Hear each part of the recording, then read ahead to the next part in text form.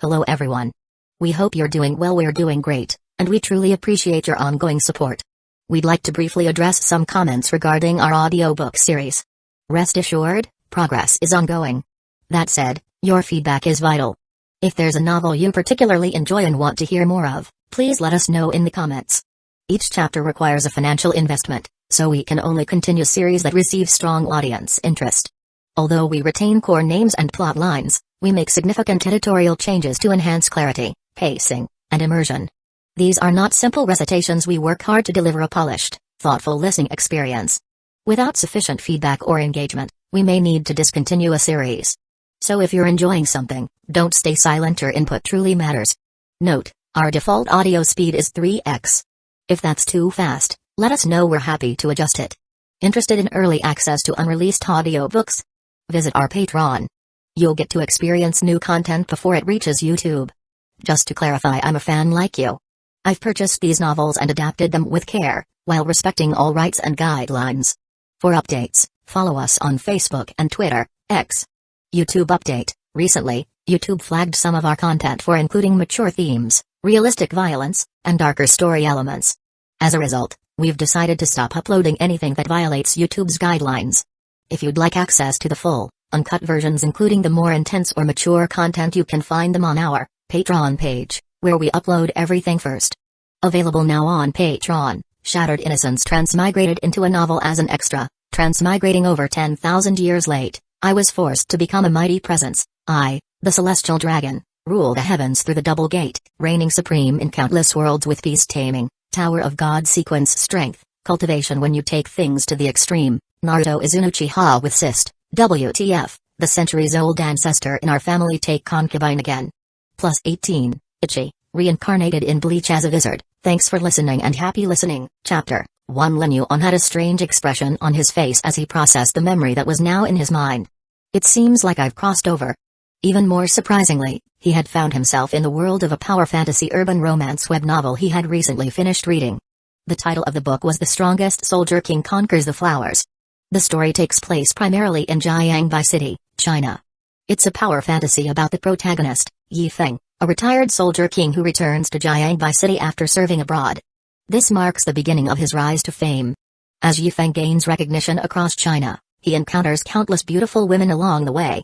Among them are the campus belle, the cold female president, the alluring policewoman, a beautiful doctor, a pair of charming twins, his wealthy second-generation fiancé, and even a hot nun. However, the villain of the story, Lenyuan, meets a tragic end. As he opposes the protagonist, he is constantly face-slapped, a recurring theme in many Xuanhuan urban novels.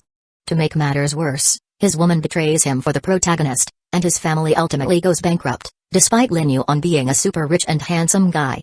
Can I remove myself from this world? Lenyuan muttered in frustration as he thought about the tragic fate of his character. Ding! The counterattack system has started. Lenyuan's eyes lit up as he heard the voice echo in his mind. Having read his fair share of novels, he was no stranger to the concept of systems. How useful is this counterattack system? Lenyuan wondered. The objective of the counterattack system is to assist the host in executing counterattacks, preventing the host from making the typical rookie mistakes. The host will have opportunities to make choices at critical points in the story, with rewards based on the decisions made. Additionally, by plundering the opportunities, luck, status, etc., from the original protagonist, the host can earn counterattack points, which will, in turn, make you stronger. Lenyuan understood the system's mission right away. He didn't want to end up like the character in the original story, humiliated and bankrupt. Armed with his knowledge of the plot and the system's help, Lenyuan decided to take control of his fate. Nope. Now it's my destiny, like a cat chasing after a toy. I'll steal your opportunities, snatch your luck, and take your women. I want to crush the protagonist's halo with my own hands. Since the host has understood everything, the story will officially begin from now. In the blink of an eye, Lenyuan found himself sitting in a coffee shop. An extremely beautiful woman was seated across from him. Her beauty made it seem like she had come out of a painting. Her long blue hair dangled over her shoulders like a waterfall. Her facial features were truly flawless. When you combined the two, it was enough to stupefy most people. Any person would find it enjoyable to just look at her face alone. The perfect hourglass figure with big breasts, big ass and slim waist under her blue dress would make it more difficult for any man to gaze away from her.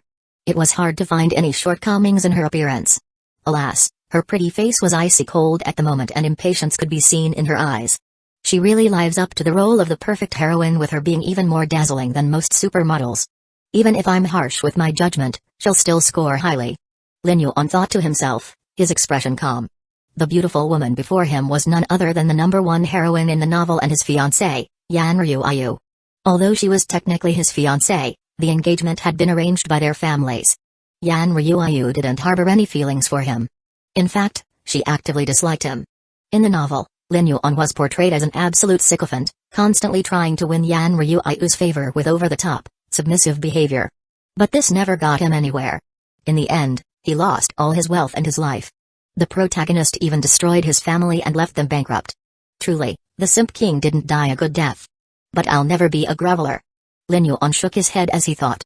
When Yan Ryu saw him shake his head, her patience wore thin. She could no longer hold back and blurted out, I called you here today to tell you something. Lin Yuan immediately recognized this moment. It was a key point in the book when he, as the original Lin Yuan, would relentlessly pursue Yan Ryu until she couldn't take it anymore.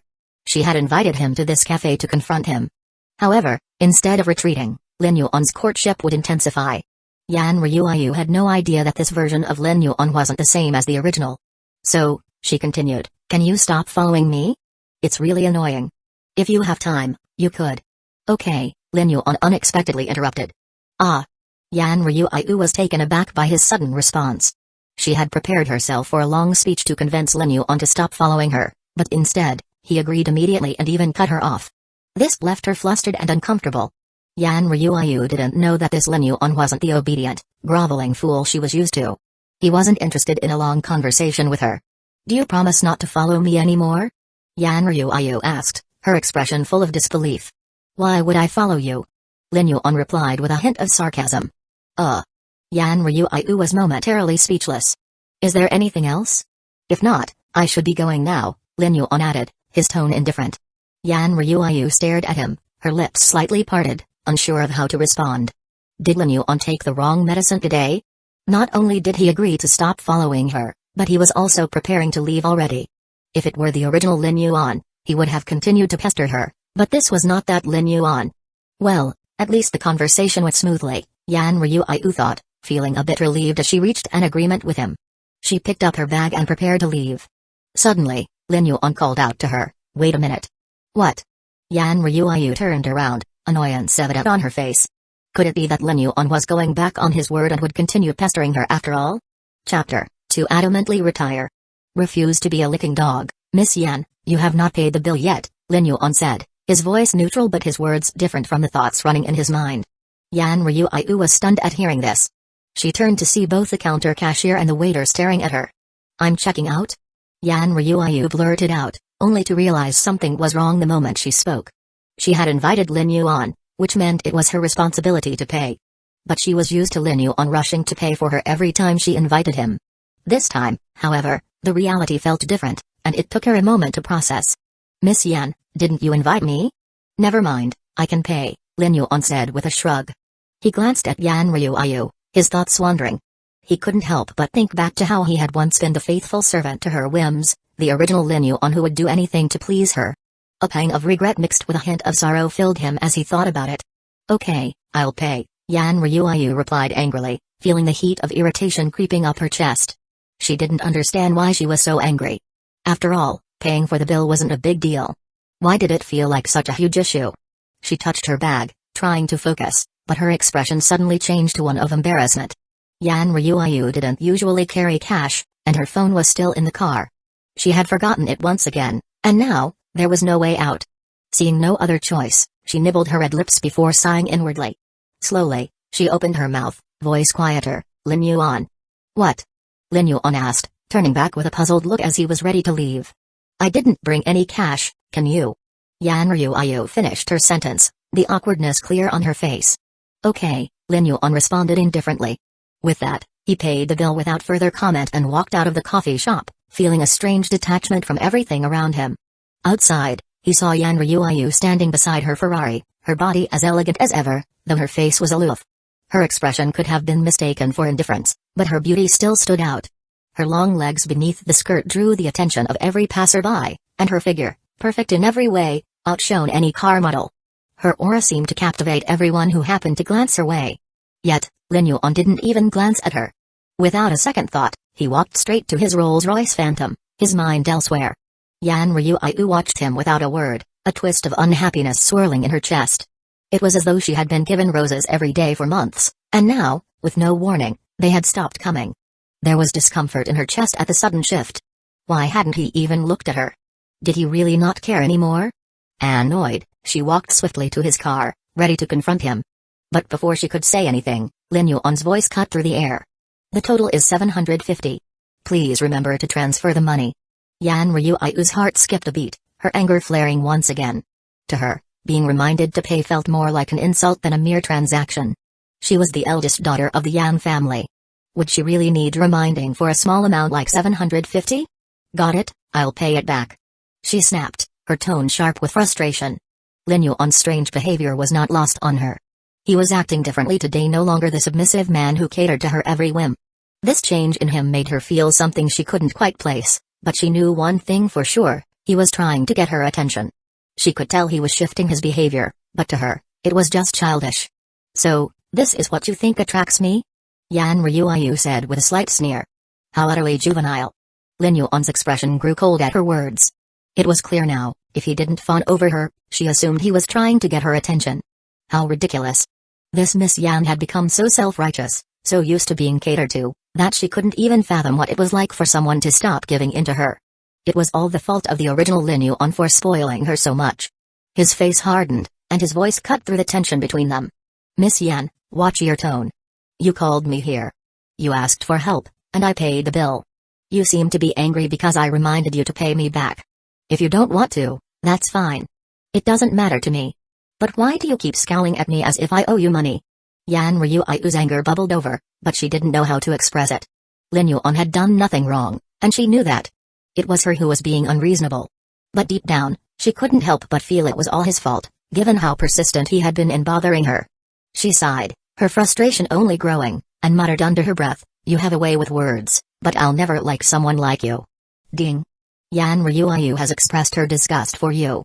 Please make a choice. Choice 1, become the embodiment of a simp king and apologize to her. Reward, master-level martial arts. Choice 2, break off the engagement and refuse to be a submissive dog. Reward, god-level medical skills. Lin Yuan hesitated for a moment. Both rewards were extremely tempting, master-level martial arts and god-level medical skills.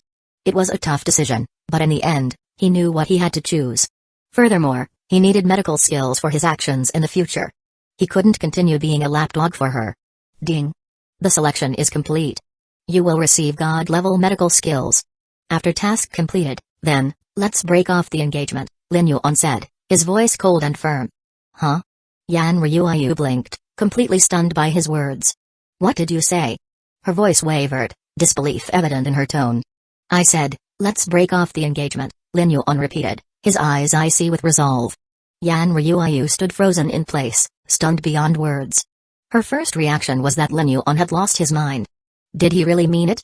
Yan Ryuayu did not see the slightest of emotions in the icy cold eyes of Lin Yuan and was dumbfounded. Her second reaction was that Lin Yuan had taken the wrong medicine. Chapter 3 Total personal assets, 5 billion, didn't he always yearn to be married to her? In the past, Lin Yuan would rush to her side at every opportunity, tirelessly courting her using all kinds of means. He was like a shadow, always tagging along wherever she went. But today, he maintained a distance, exuding an air of cold indifference. And what's more, he was the one taking the initiative to retire from their engagement. Are you serious? Yan Ryuayu asked, her voice laced with disbelief. Lin Yuan nodded, his tone firm and resolute. I'm serious. In the past, I was ignorant, completely neglecting your feelings. But now, I've come to understand. A forced melon plucked from the vine is never sweet. Yan Ryuayu stood stunned, completely flabbergasted by Lin Yuan's words. For so long, she had dreamed of breaking free from this engagement, an arrangement forced upon her by her domineering mother. She found Lin Yuan's past behavior utterly repulsive, his constant groveling and desperate attention nothing short of suffocating. The very idea of this marriage contract filled her with disgust. And now, after years of wishing for it, the engagement was ending just like that? Can I trouble you to speak with our parents? Yan Ryuayu asked, managing to force herself into a semblance of calm. But deep down, she was cautious she couldn't trust this sudden change so easily. Lin Yuan immediately understood her apprehension. After all, it was their elders who had arranged the marriage. Yan Ryuayu's mother had always dismissed her objections, firmly insisting the engagement remain.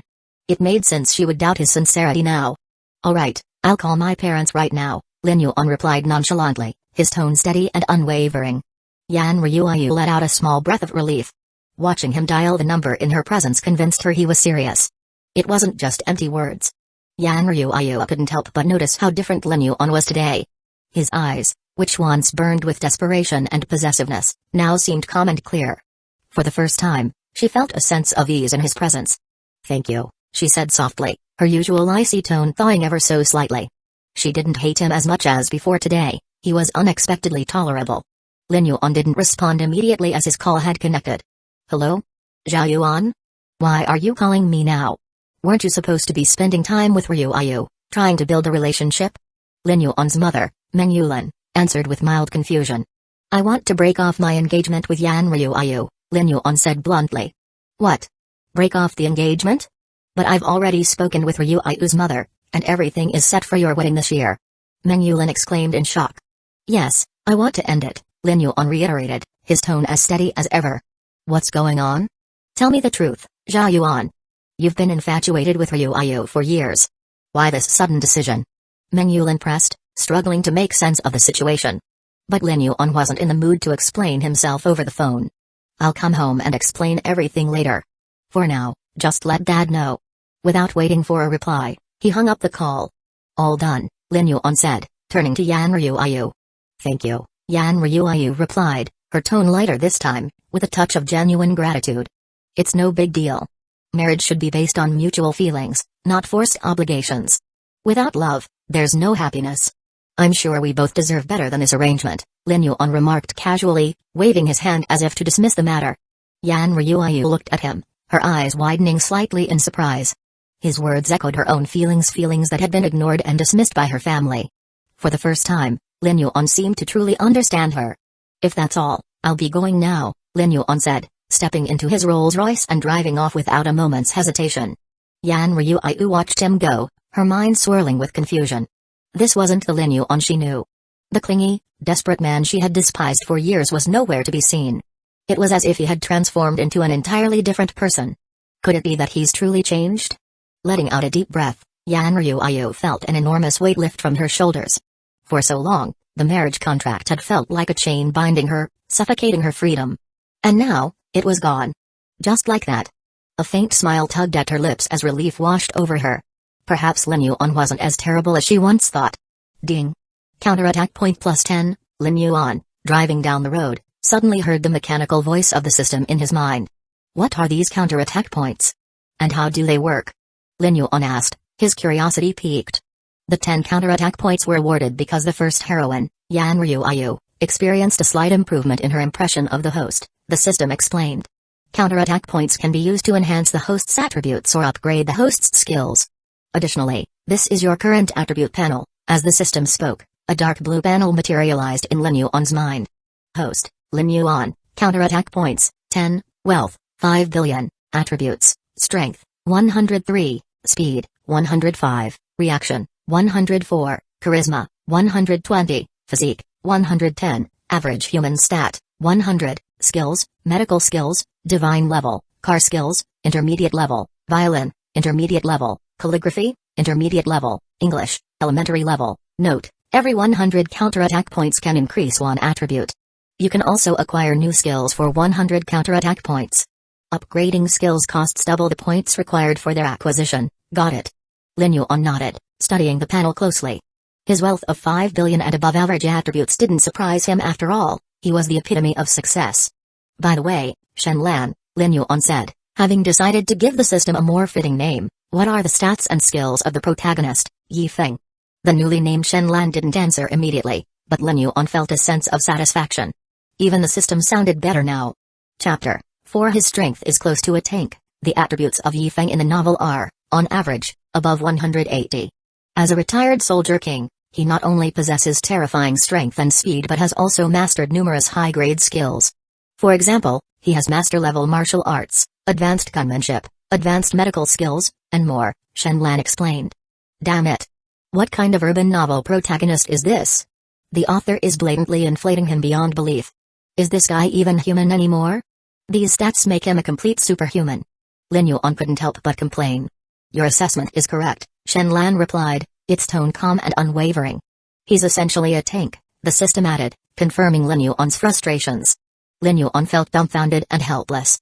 It seems I'll need to work much harder to earn counterattack points if I want to compete against such a heaven-defying protagonist, he muttered. Precisely. Speaking of earning points, host, why did you break off your engagement with Yan Ryu? Shenlan abruptly asked. Because I don't want to be a desperate sycophant, Lin Yuan replied flatly. Yan Ryu is the first heroine in the novel and could be considered a living treasure trove of counterattack points. Her entire body, soul, and mind are filled with opportunities. Successfully pursuing her would yield an enormous number of counterattack points. Why would you terminate the engagement with her? Although the system lacked independent consciousness, its logical core allowed it to calculate outcomes and offer reasonable advice. So what if she's the heroine? The engagement still needed to be dissolved, Lin Yuan said decisively. If Shenlan had a physical form, its face would undoubtedly be filled with confusion. Didn't you see how the original Lin Yuan groveled like a fool for so long? Did it lead to any progress with Yan Ryu? Forget it. It's pointless to explain this to you, Lin Yuan said, realizing Shenlan might be useful in many ways but was utterly clueless about human relationships.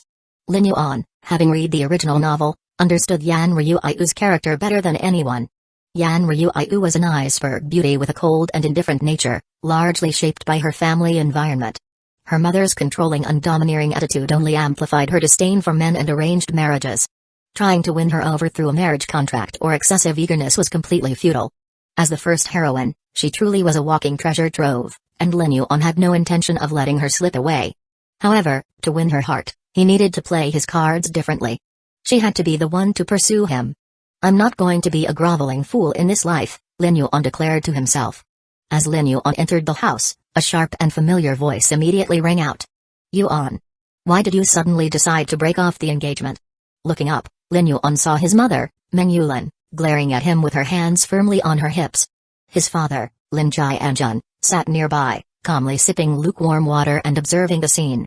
In the Lin household, Meng Yulin was known for her fiery temperament and resolute nature. She often managed the family's day-to-day affairs, but Lin Jianjun was the one who made the final decisions on significant matters. The former Lin Yuan would have mumbled excuses and tried to placate his mother's temper. But the current Lin Yuan was nothing like his predecessor. Don't worry, Mom. I'll explain everything clearly, he said casually, taking off his shoes and pouring himself a cup of tea. Lin Yuan's eloquence was nothing short of impressive. Within half an hour, he had successfully convinced both his parents to accept his decision to dissolve the engagement. Well done. A man of character doesn't need to fear being without a wife. Lin Jianjun finally spoke, his tone one of approval. Meng Yulin shot her husband a glare, clearly not entirely satisfied with the outcome. Lin Jianjun simply shrugged and resumed sipping his water. Mom, please bring me the engagement contract. I'll go to the Yan family tomorrow to formally end things, Lin Yuan said. Reluctantly, Meng Yulin went to retrieve the red engagement document from her room. When she returned, she hesitated to hand it over. I'm really going to miss my daughter-in-law, Meng Yulin sighed wistfully. Mom, forcing a relationship is like trying to pull a green melon off the vine, it'll never taste sweet, Lin Yuan said with a shake of his head. But even if the melon isn't sweet, it's still fragrant. Didn't you see Yan Ryu's snowy complexion, her long legs, and, well, her other assets? She clearly has two big fragrant melons. Meng Yulin retorted, her tone turning sly. Lin Yuan nearly spat out the tea he was drinking. Mom, whose side are you even on? Are you sure you're not my stepmother? He said helplessly. Meng Yulin sighed again. Fine, fine. But don't come crying to me later if you regret this. Ryu really is a fine girl, she muttered, reluctantly handing over the engagement contract. Lin Yuan didn't waste any time and quickly returned to his room with the document in hand. Shenlan, I have a question. Is this body truly mine? Lin Yuan asked as he stared at his reflection in the mirror. Yes, host. This is your own body. You've merely replaced the original Lin Yuan's identity, Shenlan confirmed. Lin Yuan let out a sigh of relief. While possessing another's body wasn't fundamentally different from having a new one, he couldn't help feeling uneasy about the idea. It's a shame I don't have enough counterattack points to upgrade my stats, Lin Yuan thought. This body is only slightly above average. Aside from my wealth, I've got nothing exceptional to work with. Ding. Host can purchase counterattack points, Shenlan chimed in, bringing up a translucent screen in Lin Yuan's mind. Recharge options. 100,000 yen equals 1 counter-attack point. 10 million yen equals 100 counter-attack points. Hiss. 10 million yuan for a single attribute upgrade? Are you kidding me? Lin Yuan exclaimed, horrified by the system's steep pricing. The system was undoubtedly useful, but its costs were absolutely merciless. Chapter 5. Why do I feel that he has gotten more handsome? Although his net worth was 5 billion yuan, the bulk of it consisted of fixed assets such as real estate, corporations, and various investments. His liquid funds amounted to approximately 500 million yuan. There's nothing else to be done here. The system does not encourage the host to use wealth to gain counterattack points, but instead focuses on reversing the plot, Shen Lan said grudgingly. Why shouldn't 666 rely on his own money? You don't need to convince me otherwise. Start by purchasing 100 million yuan worth of counterattack points. Lin Yuan declared, gesturing theatrically. Lin Yuan promptly converted 100 million yuan into 1,000 counterattack points and allocated all of them toward increasing his charm attribute. I'm tall and wealthy, but I'm not handsome enough. I must live up to the name of 666, Lin Yuan muttered with determination. Looking at his reflection in the mirror, Lin Yuan noticed that after investing the points, his charm had noticeably increased. He now appeared 20% more handsome. The results are good, but 100 million isn't enough. Without hesitation, Lin Yuan decided to convert another 200 million yuan into counterattack points, bringing the total to 300 million yuan. He funneled all the points into his charm attribute. While he had no intention of endangering his family's finances, he understood that an appealing appearance was critical in the society he lived in, especially in this world. With no shortage of wealth, it only made sense to invest in improving his allure. After all, charm would play a crucial role in his upcoming plans. After increasing his charm value, Lin Yuan observed himself in the mirror once more. His eyebrows were impeccably shaped, his lips naturally tinted with a healthy red, and his teeth gleamed brilliantly white. His demeanor exuded sophistication and confidence, and his aura radiated vitality. His improved looks were so striking that he could easily draw attention in any crowd, leaving an unforgettable impression at first glance. It wasn't just his face, either. His physique now mirrored that of a flawlessly sculpted Greek god. The next day, around noon, Lin Yuan casually selected a Lamborghini Aventador from the underground garage of his villa and set out for the Yan family estate, engagement contract in hand. As the sleek sports car roared down the streets, countless onlookers whipped out their phones to snap pictures. Lin Yuan's striking appearance, combined with the luxury vehicle, turned heads everywhere. Female students, in particular, couldn't help but fantasize about sitting in the passenger seat beside him. Lin Yuan, however, remained indifferent. His garage housed dozens of high-end cars, many comparable in price to the one he was driving now.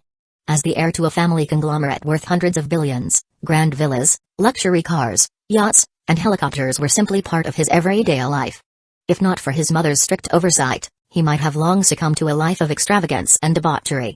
Other drivers on the road instinctively kept a safe distance, wary of the potential financial disaster that could follow a collision with such an expensive car. As a result, Lin Yuan arrived at his destination without delay. The Yan family villa was an elegant, classically designed estate spanning several thousand square meters. In Yanjing, where land prices were astronomical, owning such a property was a testament to either immense wealth or significant influence. The Yan family's business empire, valued at hundreds of billions, was comparable to the Lin family's financial standing. Having visited the villa several times before, Lin Yuan confidently handed his car keys to a respectful servant, who quickly went to park the Lamborghini. Lin Yuan, meanwhile, strode forward without hesitation. Young Master Lin, it's been a while since your last visit. Miss Yan has been. A delicate and charming maid began, respectfully guiding him toward the house while prattling on about Yan Ryui's recent activities. In the past, Lin Yuan would have hung on her every word, even rewarding her for useful information. But today, he ignored her entirely, his gaze fixed straight ahead. The maid, baffled by his uncharacteristic indifference, fell silent, visibly disappointed. As they approached the villa, the maid stopped speaking entirely and quickly withdrew. Standing at the entrance was Yan Ryui herself, her calm expression betraying a hint of unease. She was dressed in a simple, elegant white gown, her long hair cascading gracefully over her shoulders. The classical architecture of the villa served as the perfect backdrop for her timeless beauty. Today, her skirt was shorter than usual, ending just above her knees, perhaps because she was at home. Yan Ryui's figure was exceptional, and her legs smooth, straight, and flawless were comparable to meticulously polished white jade. Despite her stunning appearance, Lin Yuan spared her only a fleeting glance before shifting his gaze away. He had come with a purpose and refused to be distracted by beauty. It was my mother who asked me to wait at the door to greet you, Yan Ryuayu explained quickly, worried he might misinterpret her presence as eagerness. All right, Lin Yuan replied curtly. Hearing his indifferent tone, Yan Ryuayu couldn't help but steal another glance at him. Today marked a significant day for her, a potential turning point in her life. Perhaps that was why she had chosen a more revealing outfit than usual. She was well aware of her appearance and the effect it had on others. If she were to step out dressed like this, she knew she would attract countless admiring gazes. But to her astonishment, Lin Yuan seemed completely unfazed. He had been the one to initiate the conversation about breaking their engagement. Yan Ryuayu had dressed up deliberately, hoping to make him regret his decision. While she did wish to break off the engagement, Lin Yuan's indifferent attitude left her feeling oddly helpless. This man, who had once been so eager to win her favor, now seemed like a completely different person. Unable to resist, Yan Ryuayu glanced at him again. Why does he seem more handsome than before? She thought, bewildered. She had only seen him yesterday, yet today he seemed even more attractive. Even Yan Ryuayu, who generally despised men, found herself drawn to him, stealing glances involuntarily. Miss Yan. Lin Yuan began, his voice cutting through her thoughts. Caught in the act of staring, Yan Ryuayu froze. Chapter 6 Yoer, why don't you pour tea for Zioen? Yan Ryuayu's cheeks flushed an intense shade of red. You're here to annul the engagement today. Did you bring the engagement book? She asked, her tone rising slightly. When their eyes met, Yan Ryuayu felt a jolt run through her body, as if she'd been electrocuted. Her cheeks burned hot, and she quickly tried to find something to talk about to distract herself. Lin Yuan noticed her peculiar behavior but didn't pay much attention to it. With a casual wave of the red document in his hand, he said, "Of course, I brought it. Rest assured, the engagement will officially end today." "Oh, that's good," Yan Ryuayu replied with a snort before hastening her steps, walking ahead of him rather than alongside him. "Is this the result of my 150 charm points?" Lin Yuan wondered as he touched his smooth, jade-like face. To be a qualified supervillain, one must not only have a silver tongue and a way with words but also demonstrate sharp perception and insight. He could tell that Yan Ryuayu had been sneaking glances at him earlier. He didn't feel the need to call her out on it and had even deliberately locked eyes with her once. To his surprise, the Yan Ryuayu who had ignored and dismissed him only a day prior was now stealing glances. The sudden change was unexpected. It wasn't entirely due to his charm value, though. The stark contrast between his former groveling demeanor and his current aloof, confident aura played a significant role in catching her attention. When their eyes met, she became so flustered that she sped up her pace to walk ahead. It was as he suspected, the cold, reserved exterior of this girl concealed a pure and easily flustered heart. Lin Yuan shook his head slightly, his gaze drifting to Yan Ryuayu's jade-like legs as she walked ahead of him. He didn't feel the need to pretend to be an upright gentleman and look away. He openly admired the elegant curve of her hips and the captivating sway of her figure. Yan Ryuayu's legs were the kind of beauty that many men could only dream about. Unfortunately, the beautiful view didn't last long as they soon arrived at the drawing room. The drawing room was large but modestly decorated, with a small coffee table and several sofas arranged for guests. A middle-aged woman was seated on one of the sofas, waiting for them. "Mom, I brought him," Yan Ryuayu announced before sitting on a sofa and occupying herself with her phone. Song Juan frowned and said sharply, "Where are your manners? Sitting down before the guest does?" "Humphrey," Yan Ryuayu huffed, avoiding her mother's gaze. She knew her actions weren't polite, but she had been eager to sit down and hide her flushed face. "Jia Yuan, it's been so long since I last saw you. You've grown so handsome. Come here and let Auntie have a good look at you," Song Juan said, her tone shifting to a warm, maternal smile as she addressed Lin Yuan. Song Juan wasn't merely being polite, she genuinely thought Lin Yuan had grown exceptionally handsome. "Hello, Auntie Song," Lin Yuan greeted her warmly as he walked over. Song Juan's expression softened further at the way he addressed her. Though being called Auntie reminded her of her age, she appreciated the respect. This middle-aged woman was none other than Yan Ryuayu's mother, Song Juan. A resilient and intelligent woman, she carried herself with the grace of someone who had navigated countless challenges. Even in the comfort of her home, she was dressed in a tailored suit that reflected her strength and confidence, qualities that had clearly influenced Yan Ryuayu's character. "Andy has been busy with work these past few years and hasn't had the chance to see you. It's been 3 years, hasn't it?" Song Juan said with a sigh, her voice gentle and full of warmth. "Yoer, why don't you pour some tea for Jia Yuan?" she added, her tone turning slightly firmer as she glanced at her daughter. Yes, Yan Ryuayu replied reluctantly but obediently rose to pour tea. Though she was known as an icy beauty to others, she dared not disobey her formidable mother. Cough. Song Juan coughed a few times as Yan Ryuayu poured the tea, showing signs of a mild cold. Lin Yuan and Song Juan began chatting about everyday life and family matters. As a seasoned businesswoman, Song Juan excelled in conversation. Lin Yuan, with his charm and eloquence, matched her effortlessly. Understanding her character well, he steered the conversation in a way that created a harmonious rapport between them. By the time they touched on more serious matters, Song Juan's demeanor toward Lin Yuan had grown noticeably softer. "Jia Yuan, have you made up your mind about ending the engagement?" Song Juan asked solemnly. "If you're having second thoughts, it's not too late to change your decision." Pretending to be engrossed in her phone, Yan Ryuayu was actually listening intently. Her body tensed at her mother's words. She knew her mother meant every word. If Lin Yuan showed even a hint of hesitation, the annulment could be stopped. But Lin Yuan's reply eased her tension. "Auntie, my decision is final. Yan Ryuayu is a wonderful person, but I believe we're not suited for each other. Marriage is a significant commitment, and it shouldn't be forced upon anyone," Lin Yuan said with conviction. "Yes, marriage is indeed a significant commitment." Song Juan echoed, her expression thoughtful as if recalling something. After a brief pause, she smiled warmly and said, "Since you've made up your mind, I won't try to persuade you otherwise." Turning to her daughter, she added coldly, "Jia Yuan is an exceptional young man. It's your loss not to appreciate what you had." Cough, cough.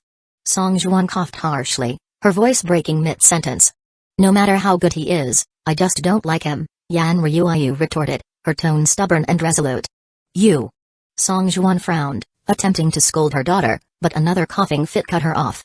"If there's no freedom in choosing a marriage partner, what's the point of life?" Yan Ryuayu murmured, her voice trembling with emotion. Cough, cough. Song Juan's coughing grew more severe, her body visibly weakening. Lin Yuan, observing the situation, finally intervened.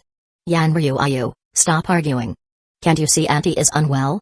But Yan Ryuayu was unwilling to back down. Today felt like her only chance to voice her defiance. "I won't stay silent. Marriage should be a choice, not an obligation," she cried out, her emotions boiling over. Cough, cough. Song Juan's coughing reached a peak before she suddenly closed her eyes and collapsed to the ground. Chapter 7. Come and help me wipe my sweat. Fortunately, Lin Yuan, who had been sitting at the side, was quick to help Song Juan lean back against the chair. Yan Ryuayu panicked as she watched Song Juan nearly collapse from anger. She had expected her mother to scold her a little, then the matter would be resolved. But instead, Song Juan's condition worsened suddenly, and she fainted. Although her mother controlled most aspects of her life, after her father's departure, Song Juan was the only family member left who genuinely cared about her. "Doctor! Someone, please, hurry!" Yan Ryuayu shouted in distress. Within seconds, 5 or 6 doctors rushed into the room, looking as though they had been expecting this moment. Song Juan was limp, sitting motionless in the chair. Heart failure. One of the doctors quickly diagnosed. The team swiftly prepared an emergency bed to move Song Juan and began hooking her up to various life-saving equipment, but nothing seemed to help. "Are these fools trying to kill her?" Lin Yuan muttered under his breath, narrowing his eyes at their actions. With his divine-level medical expertise, Lin Yuan could immediately tell that these doctors had misdiagnosed Song Juan's condition. They assumed heart failure was the cause and were trying to use a pacemaker to stimulate her heart. But in reality, this was not heart failure, and such treatment would only worsen the situation. Lin Yuan had come today not just to break off his engagement but also to observe Song Juan's condition. Over the years, Song Juan had steadfastly upheld the reputation of the Yan clan, bearing the weight of their legacy. But at the cost of her own health. She had undoubtedly consulted with specialists, as evidenced by the doctor's preparedness. It was also apparent why no male doctors were present. Just like Yan Ryuayu, Song Juan was not fond of men, though she didn't harbor the same animosity as her daughter did. Lin Yuan recalled that Song Juan had a heart failure-like episode in a week's time in the original timeline, which would cause her to lose consciousness. Her condition had rapidly deteriorated, likely due to a cardiogenic shock. Even renowned doctors had failed to treat her in the past, but the protagonist who had a close bond with the Yan family had successfully healed her with his skills.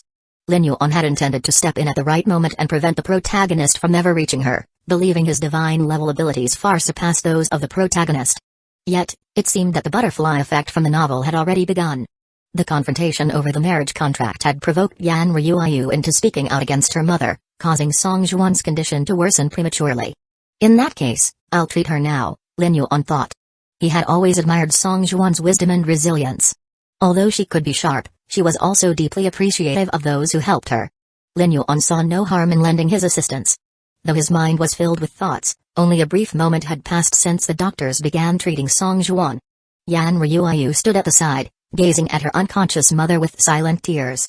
The doctors, unsure of what to do, remained frozen in helplessness. Treatment for such a condition could not be rushed, for whoever administered the wrong care would bear the responsibility if something went wrong. The doctors were unwilling to risk Song Juan's life. "Step aside." Lin Yuan barked, pushing past the doctors and Yan Ryuayu. He reached Song Juan's side and swiftly retrieved a small piece of cloth from his waist. To everyone's shock, the cloth unfurled to reveal a series of silver needles arranged meticulously, each one gleaming in the light. Without missing a beat, Lin Yuan expertly held 10 silver needles between his fingers like a delicate butterfly gathering nectar from flowers. He plunged them quickly into Song Juan's key acupuncture points on her head. There were several critical points on the body where blood vessels converge, such as the crown of the head and the base of the skull, that Lin Yuan targeted with precision. In mere seconds, Lin Yuan had inserted all 10 needles into Song Juan's head, breathing a sigh of relief. Her condition was no longer life-threatening. Though he had originally come to break the engagement, it turned out that his silver needles had been an unanticipated yet fortunate tool to stabilize her. To Lin Yuan, these needles were invaluable. They could save lives, but they could also end them if used improperly. Yet, in this case, he was certain he had done the right thing. To the others, however, it appeared that Lin Yuan was simply stabbing a series of silver needles into Song Juan's head. "What are you doing?" Yan Ryuayu shouted, her voice cracking as she held back sobs. "I'm treating her," Lin Yuan replied coolly. "Now be quiet." Yan Ryuayu was seething with anger, nearly fainting from frustration as she watched Lin Yuan perform what seemed like a bizarre procedure. She couldn't understand why he would do this after their engagement was called off. Was he truly so unhinged that he would resort to this on her mother? The 5 female doctors stood frozen, equally shocked and fearful. They had been preparing to intervene, but just as they were about to push Lin Yuan away, something unexpected happened. Song Juan's body twitched, and her fingers moved slightly. Slowly, her eyelids fluttered open. "Listen to Jia Yuan," Song Juan whispered softly, barely audible, her voice as faint as a mosquito's hum. Though she had been unresponsive moments before, she could still hear the sounds around her. As soon as Lin Yuan's needles had been inserted, she had felt a drastic improvement. Knowing the healing properties of acupuncture, the first words she spoke were a command for everyone to listen to Lin Yuan. Everyone stood stunned. Yan Ryuayu was especially taken aback by her mother's words. It finally clicked for her. Lin Yuan was indeed treating her mother's condition, not harming her. Lin Yuan paid no mind to their astonishment. His focus remained solely on his task. Seeing that Song Juan was now awake, he quickly inserted more silver needles into her, addressing her condition with expert care. "Everyone, leave. The crowd here is distracting me," Lin Yuan said, his tone firm. The doctors hesitated, unsure of what to do. However, as they looked at Song Juan, whose face had regained some color and whose breathing had become steady, they relented and quietly filed out of the room. Only Yan Ryuayu stayed, her concern for her mother evident in her eyes. Lin Yuan noticed her lingering but said nothing. He continued his work in silence. After 5 minutes, his silver needles had covered Song Juan's head, back, and arms. The process had drained Lin Yuan physically, and beads of sweat dotted his forehead. Acupuncture was a delicate art, and while it had only been a short time, the effort had drained much of his strength. Without missing a beat, Lin Yuan turned to Yan Ryuayu. "Come here and wipe my sweat. It will affect the treatment if I'm distracted." With only 3 people remaining in the room, Lin Yuan, Song Juan, and Yan Ryuayu, it was obvious to whom Lin Yuan was speaking. Yan Ryuayu bit her lip, unsure how to respond. Chapter 8. If I were 20 years old, I would surely chase you. Although she was a little displeased, Yan Ryuayu still picked up a calico cloth and gently wiped the sweat from Lin Yuan's forehead and cheeks. She knew it was necessary so that her mother's treatment would not be hindered. As she wiped, Yan Ryuayu's eyes kept drifting back to Lin Yuan. She found herself mesmerized. It was often said that men who were deeply absorbed in their work appeared especially handsome, and she couldn't take her eyes off him. His cold, serious expression gave him a reliability that was hard to ignore. Her heart fluttered as she watched him, and for the first time in a long while, she was aware of a peculiar sensation. As the eldest daughter of the Yan family, she had met countless wealthy young men, but she had always found them repellent. She loathed the very thought of speaking to them, let alone touching them. Yet, when it came to helping Lin Yuan wipe away sweat, she didn't feel that aversion. "What am I thinking? Mom is still in the midst of treatment." Yan Ryuayu scolded herself inwardly, quickly stepping away. However, she failed to notice the blush creeping up her cheeks. Lin Yuan, content with the brief service from Yan Ryuayu, settled into his work. His medical expertise was such that the minor act of wiping away sweat had no bearing on his treatment, but he nonetheless appreciated the gesture and took full advantage of her continued presence. 5 minutes passed in a quiet rhythm. During this time, Lin Yuan called for Yan Ryu to wipe his sweat a few more times. Though her reluctance was apparent, she complied each time. Song Juan, meanwhile, had begun to stir and wake during the process. Jia Yuan, thank you so much. Song Juan said as Lin Yuan finished his final treatment and withdrew the needles. She immediately got up, grasping his hands with both of hers, overwhelmed with emotion and gratitude. 10 years. For the decade, she had never felt this well. Her husband had passed away early, leaving her to manage the vast Yan conglomerate on her own. She had carried the immense responsibility, trying to fulfill the roles of both a mother and a chairwoman. The weight had been suffocating. The Yan conglomerate, worth billions, was not just a symbol of immense wealth and power, it was also a target for many opportunistic eyes.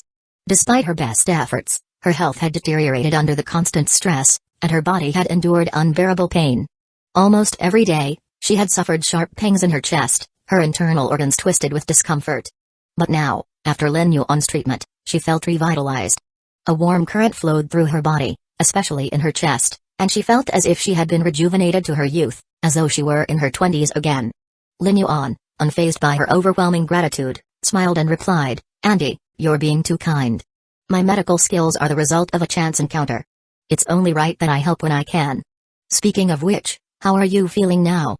Do you feel the warmth I stimulated through the acupuncture points? These points have connected the pathways throughout your body, boosting your organs' activity.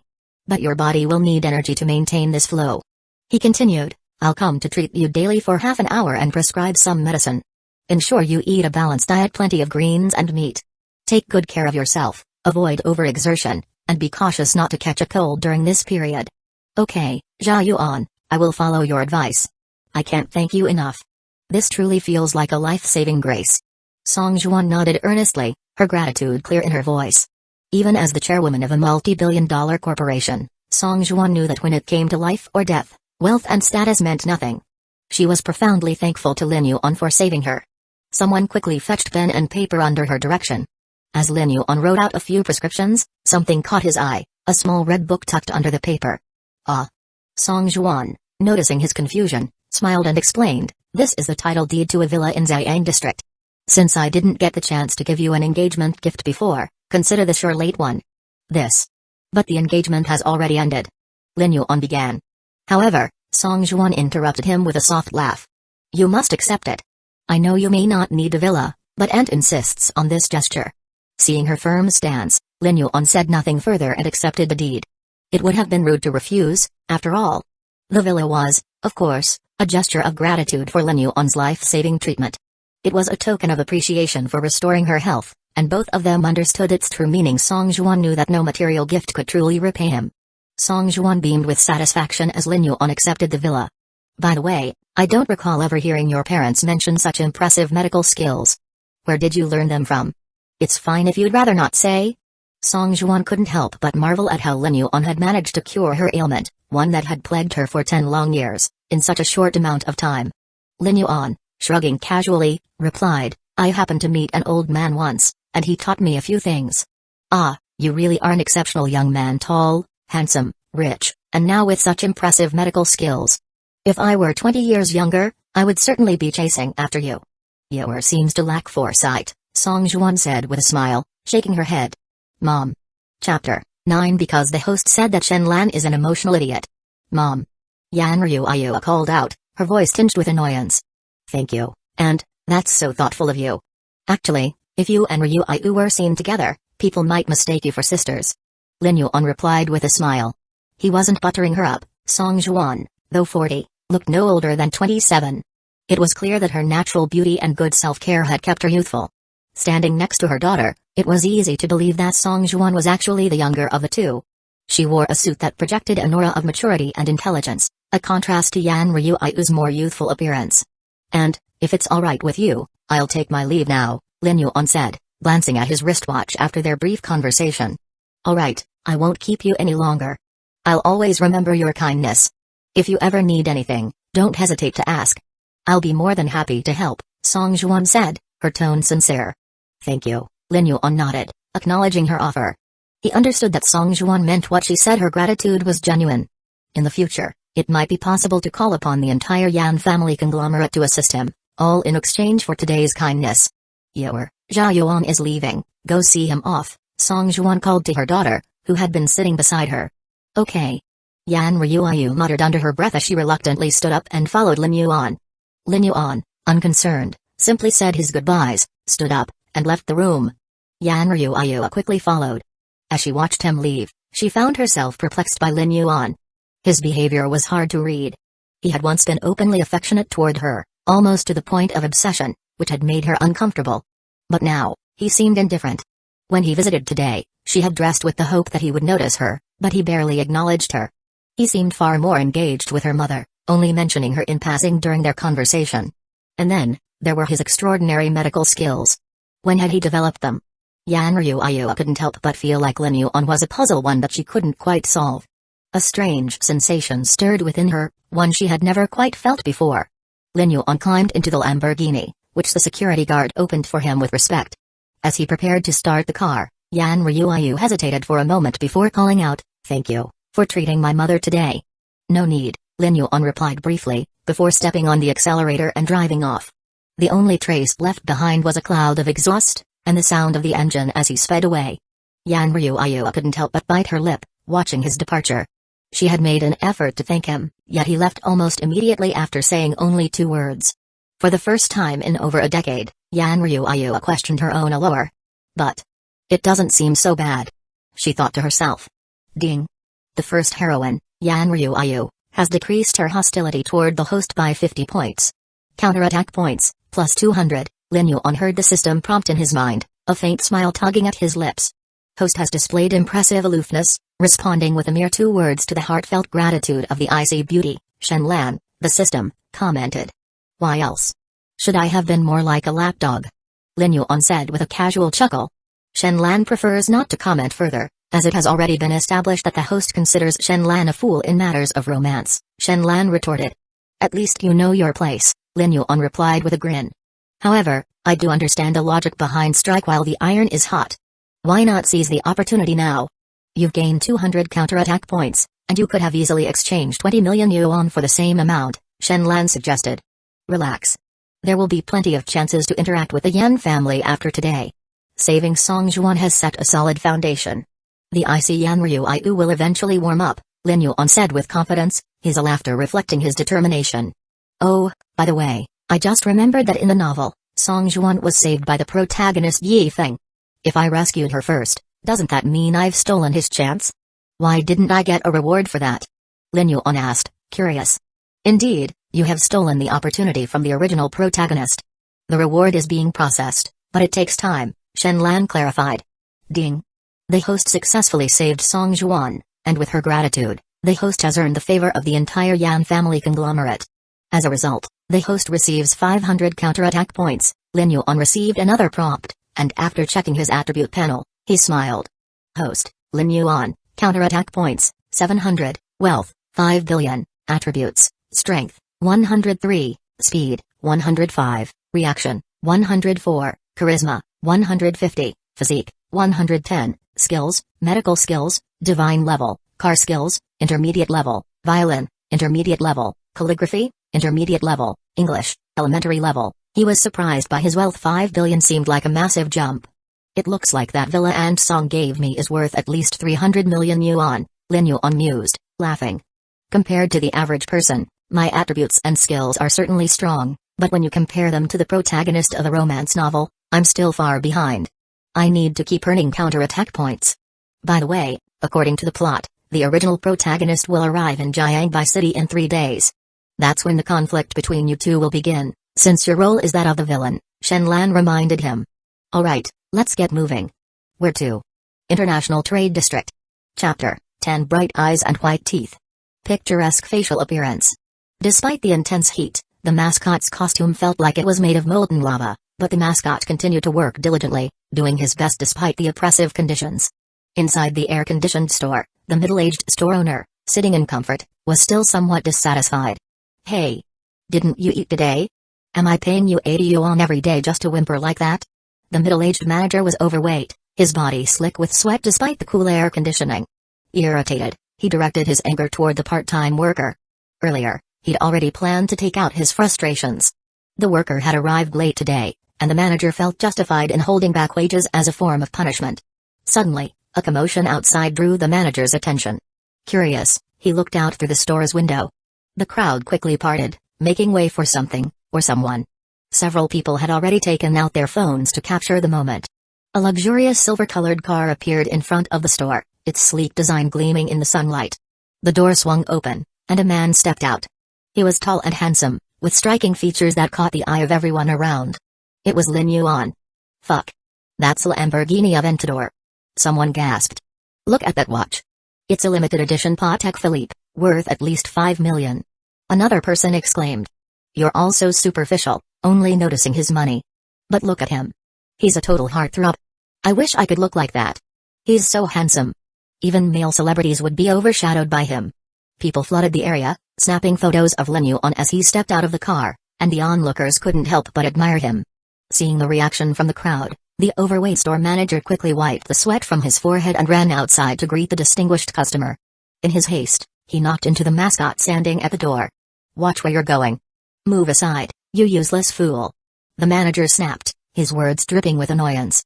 He quickly ran to Lin Yuan, now adopting an overly polite demeanor. He bent low, grinning ear to ear, eager to please. Young master, what can I help you with? We have many fashionable styles in our shop. Move aside, Lin Yuan replied curtly, his tone cold and commanding. Yes, of course. The manager quickly stepped aside, his face still contorted in a nervous smile. He didn't understand what he had done to upset Lin Yuan. Despite his unease, he couldn't help but notice the young man's refined aura, which was unlike that of a typical wealthy person. It seemed noble, almost royal. Suddenly, a notification chimed in Lin Yuan's mind. Ding. The heroine has fallen. Please make a choice. Choice 1, ignore the situation and leave. Reward, advanced 2-stringed lute proficiency. Choice 2, assist the heroine. Reward, advanced piano proficiency. Lin Yuan had come to meet the second heroine, so he chose the second option. Ding. Reward, advanced piano proficiency. Lin Yuan quickly grasped the mechanics of this world. When faced with crucial plot points from the original story, he would be able to make choices that would influence the outcomes. The primary heroine, Yan Ryu, would grant the most powerful rewards, while the second heroine, Caillou Wangxi, offered advanced rewards. Ignoring the fat store manager and the crowd still snapping photos, Lin Yuan walked past them to where the mascot lay on the ground, scolded and seemingly hurt. He knelt down and gently helped her to her feet. Are you okay? Lin Yuan asked softly, concern evident in his voice.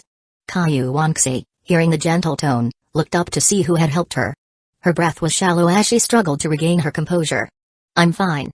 Just a little winded, she answered, gasping for air. Is it too hot inside the bear costume? Lin Yuan asked, still holding her steady. It's tolerable, Caillou Wangxi replied nervously, glancing away. Without warning, Lin Yuan carefully lifted the bear headgear off her, revealing her face. The moment Caillou Wangxi could see clearly, she was taken aback by the man who had helped her. He was unbelievably handsome. His short black hair, sharp features, and deep eyes made her heart race. His tall figure towered over her, and she couldn't help but feel a sense of admiration. Her face flushed a deep red, even more so than it had when she was trapped inside the bear costume. Don't worry about the heat, Lin Yuan said, his smile gentle. He set the wig aside and removed the stray strands of hair that had clung to her forehead. His actions were kind, but it only made her feel more self-conscious. Caillou Wangxi's nerves shot through the roof. She had never been this embarrassed in her life. Lin Yuan, however, was equally stunned as he lifted her hair and noticed how beautiful she was up close. While he had known she was one of the heroines in the novel, seeing her in person was an entirely different experience. Her beauty was more understated than Yan Ryu's, but no less captivating. Caillou Wangxi's face was delicate, oval-shaped, with glossy skin and bright, expressive eyes. Her long ponytail framed her face beautifully, and the faint flush on her cheeks only added to her charm. Lin Yuan couldn't take his eyes off her, especially her large, red phoenix eyes, which seemed to sparkle with life. She avoided his gaze, pretending to look up at the sky, too shy to meet his eyes directly. Lin Yuan couldn't help but laugh. It's a bright day, isn't it? Doesn't it hurt to look at the sun? It feels uncomfortable, Caillou Wangxi said quickly, then shut her mouth in embarrassment. In truth, what she wanted to say was that Lin Yuan himself was far more dazzling than the sun, but she couldn't bring herself to speak the words. Chapter 11. I am saying it was fate, do you believe it? Thank you for helping me get up, Caillou Wangxi said quickly, her face flushing bright red with embarrassment. No problem. But why are you pushing my hand away? Lin Yuan asked, looking at her curiously as she fumbled nervously to put some distance between them. I'm afraid of dirtying your suit. I wouldn't be able to compensate you if it got ruined, Caillou Wangxi murmured, her voice low, yet filled with genuine concern. Lin Yuan glanced at his pristine, custom-made suit. The fabric shimmered under the sunlight, radiating luxury. Hearing her concern, he couldn't help but chuckle softly, unsure whether to feel amused or exasperated. I helped you because I wanted to. Compensation doesn't even enter the picture, he said with a small smile, his voice laced with calm reassurance. Oh. Caillou Wangxi's shoulders relaxed slightly, though her gaze still avoided his. Today's weather is unbearable, and that mascot costume is practically a furnace. You'll end up feeling miserable if you keep wearing it. Just take it off, Lin Yuan suggested firmly. No. I can't. I'm on a part-time job. If I take it off, the boss won't pay me, Caillou Wangxi replied stubbornly, clutching the oversized bare head protectively. Lin Yuan's eyes softened at her response, though his tone didn't waver. That's not a valid excuse. Take it off now, or I'll take it off for you. What? No. Okay. Fine. I'll do it, Caillou Wangxi stammered, her face reddening further. She couldn't tell if he was joking or serious, but she didn't dare test him. I'll cover your salary, so don't worry about that, Lin Yuan added casually, his words cutting off any further resistance. Hesitantly, Caillou Wangxi began removing the bulky bear costume. Beneath it, she wore a simple white short-sleeved shirt and a pair of old, patched-up shorts. Her entire outfit was drenched in sweat, clinging uncomfortably to her petite frame. The intense summer heat had turned the inside of the costume into an oven. Caillou Wangxi's flushed skin glistened with perspiration, and her hair stuck to her damp forehead, making her look like a fish freshly pulled out of water. Let's go get some ice cream, Lin Yuan said suddenly, his tone light and almost commanding. Huh? Caillou Wangxi froze, her wide eyes blinking in confusion. Lin Yuan didn't wait for her to process his words. Gently but firmly, he took her hand and began leading her toward his car. No. No, it's okay. I don't have any money, Caillou Wangxi whispered nervously, trying to pull her hand away but failing. I'm inviting you. Do you seriously think I can't afford ice cream? Lin Yuan asked, raising an eyebrow as a faint smile played on his lips. Caillou Wangxi timidly glanced at him, her eyes lingering on his tailored suit. Even without knowing the exact value of his watch or car, she could tell he was a man of extraordinary wealth. Of course, he could afford something as trivial as ice cream. Seeing her hesitation, Lin Yuan gave her hand a reassuring squeeze. Come on. Don't overthink it. Before she knew it, they had reached a sleek silver Lamborghini parked at the curb. The car's gleaming exterior and imposing design left Caillou Wangxi stunned. Lin Yuan opened the passenger door and gestured for her to get in. She hesitated, her movements awkward and unsure. Go ahead. It's just a car, Lin Yuan said, noticing her reluctance. I have at least a dozen more at home. This one is nothing special, so don't be so nervous. Despite his words, Caillou Wangxi couldn't bring herself to relax. She carefully lifted her feet, avoiding contact with the car's pristine floor mats as if afraid of sullying them. Lin Yuan smiled faintly as he helped her adjust her seat. Just sit back and make yourself comfortable. There's no need to be so stiff. Still, Caillou Wangxi's posture remained rigid, her hands clutching her lap tightly. Why? Why are you inviting me for ice cream? She asked softly, her voice filled with curiosity and caution. Her large, innocent eyes darted toward him before quickly looking away, as if afraid of his reaction. Lin Yuan chuckled at her question, finding her nervousness both endearing and amusing. Let's just call it fate. I happened to pass by, saw you getting knocked down, and decided to lend a hand. It's only natural to follow up with a treat, right? I believe in fate, Caillou Wangxi said suddenly, her tone sincere. Lin Yuan blinked in surprise. He had spoken casually, not expecting her to take his words so seriously. For Caillou Wangxi, however, the explanation made perfect sense. Someone like Lin Yuan, rich, handsome, and successful, couldn't possibly have genuine interest in her. His kindness had to be a fleeting whim, something easily attributed to fate. Lin Yuan studied her for a moment. Her flushed face and nervous demeanor made her look even more delicate. Unable to resist, he reached out and gently patted her head. The unexpected gesture sent a shiver through Caillou Wangxi's body, though she quickly relaxed under his touch. A warm, comforting sensation spread through her, unlike anything she'd felt before. It feels nice. So warm. she thought absent-mindedly, her mind spinning in disarray. Ding.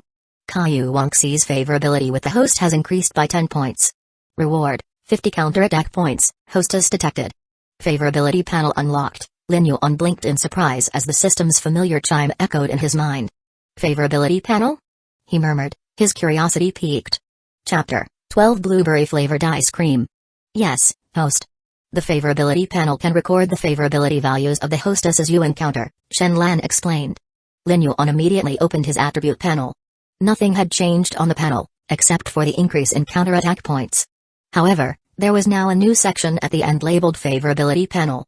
Favorability Panel, Yan Ruo, -20, Caillou Wangxi, 10. Lin Yuan was a little puzzled upon seeing this favorability panel.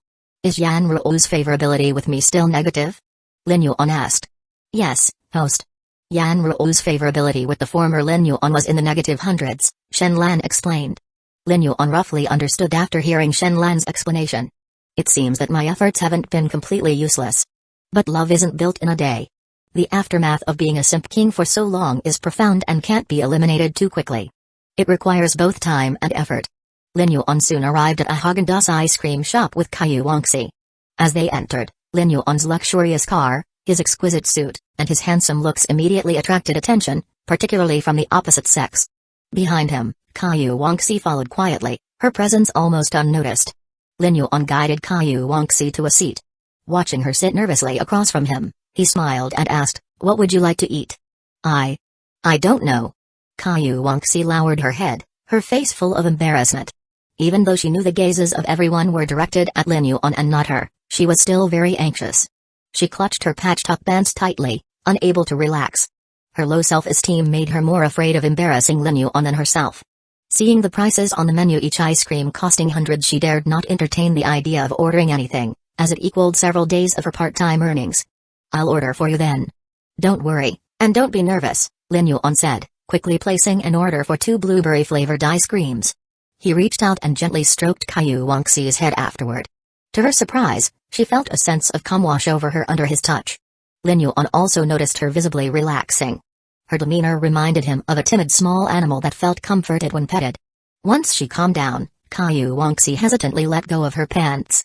However, her unease hadn't completely faded. Lin Yuan's eyes fell on a fresh, fist-sized red mark on her knee, visible beneath her patchy pants. It was likely from her earlier fall. His brow furrowed as he reached for his phone. "Hello? Wushu? The manager of the fashion clothing store at the World Trade Center is under our group, right? Good. Replace them with someone else. That's all," Lin Yuan said before hanging up. Dismissing an ordinary store manager was a trivial task for someone like him, especially when his family owned the clothing store. Why fire the manager? Simple. Lin Yuan felt uncomfortable, and so he acted on impulse. The ice cream soon arrived. Lin Yuan pushed one toward Caillou Wangxi with a smile. "I wasn't sure what flavor you'd like, so I ordered blueberry. You don't dislike it, do you?" Ding. Counterattack points plus 50, a reward notification echoed in his mind as soon as he finished speaking. Immediately, Caillou Wangxi waved her hands nervously. "I like it. I like it. I'll like whatever you order. It all tastes good. And I really do like blueberry flavor," she exclaimed. Seeing Lin Yuan's amused smile, she quickly added, I didn't say that just to please you. I really like blueberry flavor ice cream. I'm sorry. Why are you apologizing?" Lin Yuan asked, still smiling. I was afraid you'd think I said that just to flatter you or that I was lying." Caillou Wangxi admitted softly, her innocence apparent in her tone. Lin Yuan's smile deepened. "I believe you." After hearing those 4 simple words, Caillou Wangxi's cheeks turned crimson, and her eyes grew slightly misty. Lin Yuan felt a mix of emotions watching her reaction. Caillou Wangxi has so little self-esteem. She's even afraid to admit she likes the same ice cream flavor as me, worried I'd misunderstand. And yet, she's deeply touched just because I said I believe her. She's such a humble and adorable girl. Following his words, the system chimed again, ding. Counterattack points plus 150, the caution and fear in Caillou Wangxi's eyes gradually faded, replaced by a quiet trust. Lin Yuan didn't actually like blueberry ice cream, but he had read in the novel that it was Caillou Wangxi's favorite. That's why he ordered it. He checked the favorability panel again and noticed that her favorability had risen by 30 points. Despite her disheveled appearance and messy hair, her natural beauty still shone through. Her fair, rosy cheeks and pure, innocent eyes left a lasting impression on anyone who looked at her. As he watched the adorable girl cautiously scooping ice cream into her mouth, Lin Yuan couldn't help but feel an inexplicable joy. Is it good? Super. Super delicious, Caillou Wangxi replied shyly. Half an hour later. I've finished, Caillou Wangxi said nervously, looking at Lin Yuan. She had taken longer to eat due to her nervousness. Lin Yuan had finished much earlier and patiently waited for her. Lin Yuan smiled, sensing her unease. It's fine, don't worry. He reached out and wiped a smudge of ice cream from the corner of her mouth. Huh. Caillou Wangxi's pink cheeks instantly turned scarlet, her embarrassment so intense she wanted to bury her face in the ground. Chapter 13 The Fairy Tale of Cinderella and a Prince. Lin Yuan was undeniably more than 666, and his actions carried a lethal charm for the opposite sex. At that moment, the women in the surrounding area wished they could replace Caillou Wangxi. Ding. Caillou Wangxi's favorability plus 10, ding. Reward, 200 counterattack points. The system's reward notification echoed quickly in his mind. I forgot to ask, did you have lunch? Lin Yuan asked as they exited the ice cream shop. No. I haven't, Caillou Wangxi replied softly. It's not good to eat ice cream on an empty stomach. But since lunchtime has passed, I'll take you to eat cake instead, Lin Yuan said. No. No need. Before Caillou Wangxi could finish her words, Lin Yuan had already pulled her to the front passenger seat. The kidnapped victim was then conveniently secured with a safety belt. Lin Yuan led Caillou Wangxi into a high-end cake shop. What flavor of cake do you want to eat? Lin Yuan asked. Caillou Wangxi didn't respond but kept shaking her head. The interior decoration of the homemade cake shop was much more luxurious than the ice cream shop they'd visited earlier. Consequently, the cost here was even higher. Embarrassed to spend Lin Yuan's money again, Caillou Wangxi dared not order anything. But, afraid to oppose him, she simply shook her head more vigorously. Lin Yuan didn't mind. Smiling, he said, if you don't order, I'll choose for you. The prices in this cake shop were indeed steep. A single pastry cost thousands of yuan, while a whole cake ran into the hundreds of thousands. For Lin Yuan, however, such sums were trivial. Soon, 2 black forest cakes were served. The cakes were exquisitely decorated, resembling pieces of art. The chocolate on the cakes was adorned with pink cherries, tempting anyone to take a bite. Gulp. Caillou Wangxi swallowed quietly, but Lin Yuan heard it nonetheless. Eat as much as you want.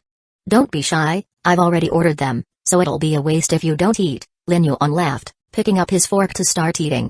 The black forest cake happened to be Caillou Wangxi's favorite, a cherished memory from her childhood. Hearing Lin Yuan's words, her cheeks flushed red. Summoning her courage, she finally raised her fork and began eating the cake. Do you like this cake? The black forest cake has a lot of chocolate and might be a bit bitter, Lin Yuan said.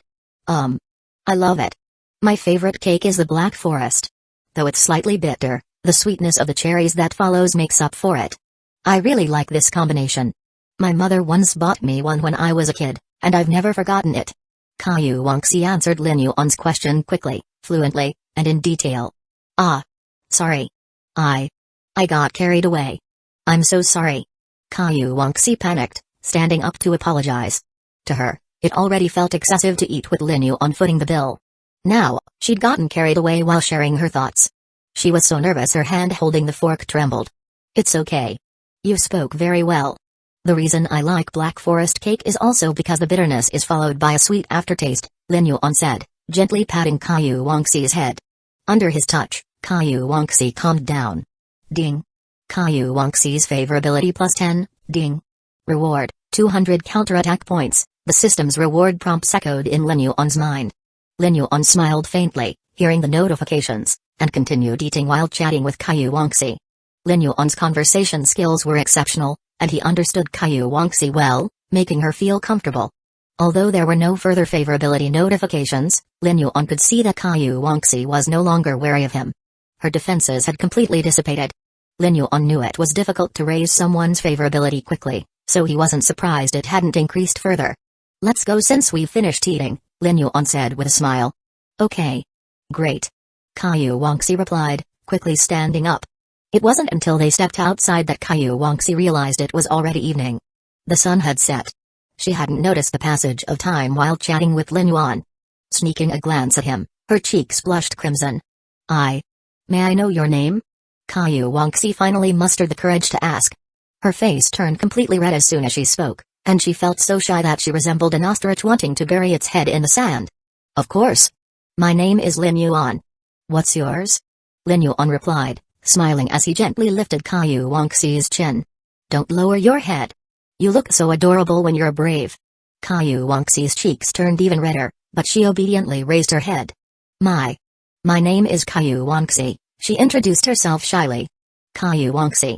What a beautiful name for a beautiful girl. Lin Yuan said, though he had already known her name for a while. Thank you. Thank you. Caillou Wangxi stammered, her big, lovely eyes darting away nervously. You've been so kind to me today. Is this part of your influential family's test? Are you making prank videos? Or? Caillou Wangxi clutched the corner of her skirt nervously as she spoke. Her uneasiness was understandable. She felt like Cinderella from a fairy tale, and Lin Yuan was her dazzling prince. But reality isn't a fairy tale, and she didn't know what she could do to hold Lin Yuan's attention. She didn't even know what she had that could attract his attention. Chapter 14 I am happy to be friends with you. Without waiting for Caillou Wangxi to finish speaking, Lin Yuan interrupted her with a smirk. I am neither shooting a video nor is this some test from an influential family. Why would you even think that? I didn't expect your small brain to conjure up such a Mary Sue fantasy for yourself. Then, Caillou Wangxi became even more nervous upon hearing Lin Yuan's words. It's simple, I think you're adorable and wanted to be friends with you. You can treat it as love at first sight if you'd like. That's why I devised a little scheme to meet you, Lin Yuan said, his gaze steady as his unabashed smile deepened. Ah! Caillou Wangxi was left completely astounded by his unexpected reply. Her entire face flushed a deep shade of red, the color spreading all the way to her earlobes. Her small hands gripped the edges of her simple clothing so tightly that her fingers turned white. At that moment, she seemed completely unaware of how truly adorable she looked. Beneath her slightly disheveled hair, her thrifty and modest dress, and her patchy, worn pants that reflected her poverty, her innocence and charm shone through. Yet, even though her appearance revealed her humble circumstances, Caillou Wangxi did not think Lin Yuan was lying. Unconsciously, she had completely believed everything he said. Friend? She asked softly, her voice trembling slightly. Her hands, still in her pocket, clenched unconsciously as if trying to steady her emotions. Yes, friend. What's wrong? Do you think I'm not worthy of being your friend? Lin Yuan feigned a slight trace of anger as he teased her. No. That's not it at all. I don't think I'm cute or deserving, Caillou Wangxi apologized repeatedly, waving her hands in a flurry of panic. You really don't have any self-awareness, Lin Yuan chuckled, his voice warm as he reached out and stroked her head lightly. Bathed in the soft glow of the setting sun, Caillou Wangxi wiped the corners of her eyes before lifting her head to smile. Her radiant expression was filled with hope and youth. I'm happy to be your friend, she said earnestly. Her rosy face, touched by the brilliance of the evening sun, and her large, gem-like eyes shimmering with the reflection of the colorful sunset, made Lin Yuan's heart skip a beat. For a moment, he was so captivated that he didn't even notice the prompt from the system. Ding. Caillou Wangxi favorability plus 20 points, ding. Reward, 500 counterattack points, wow.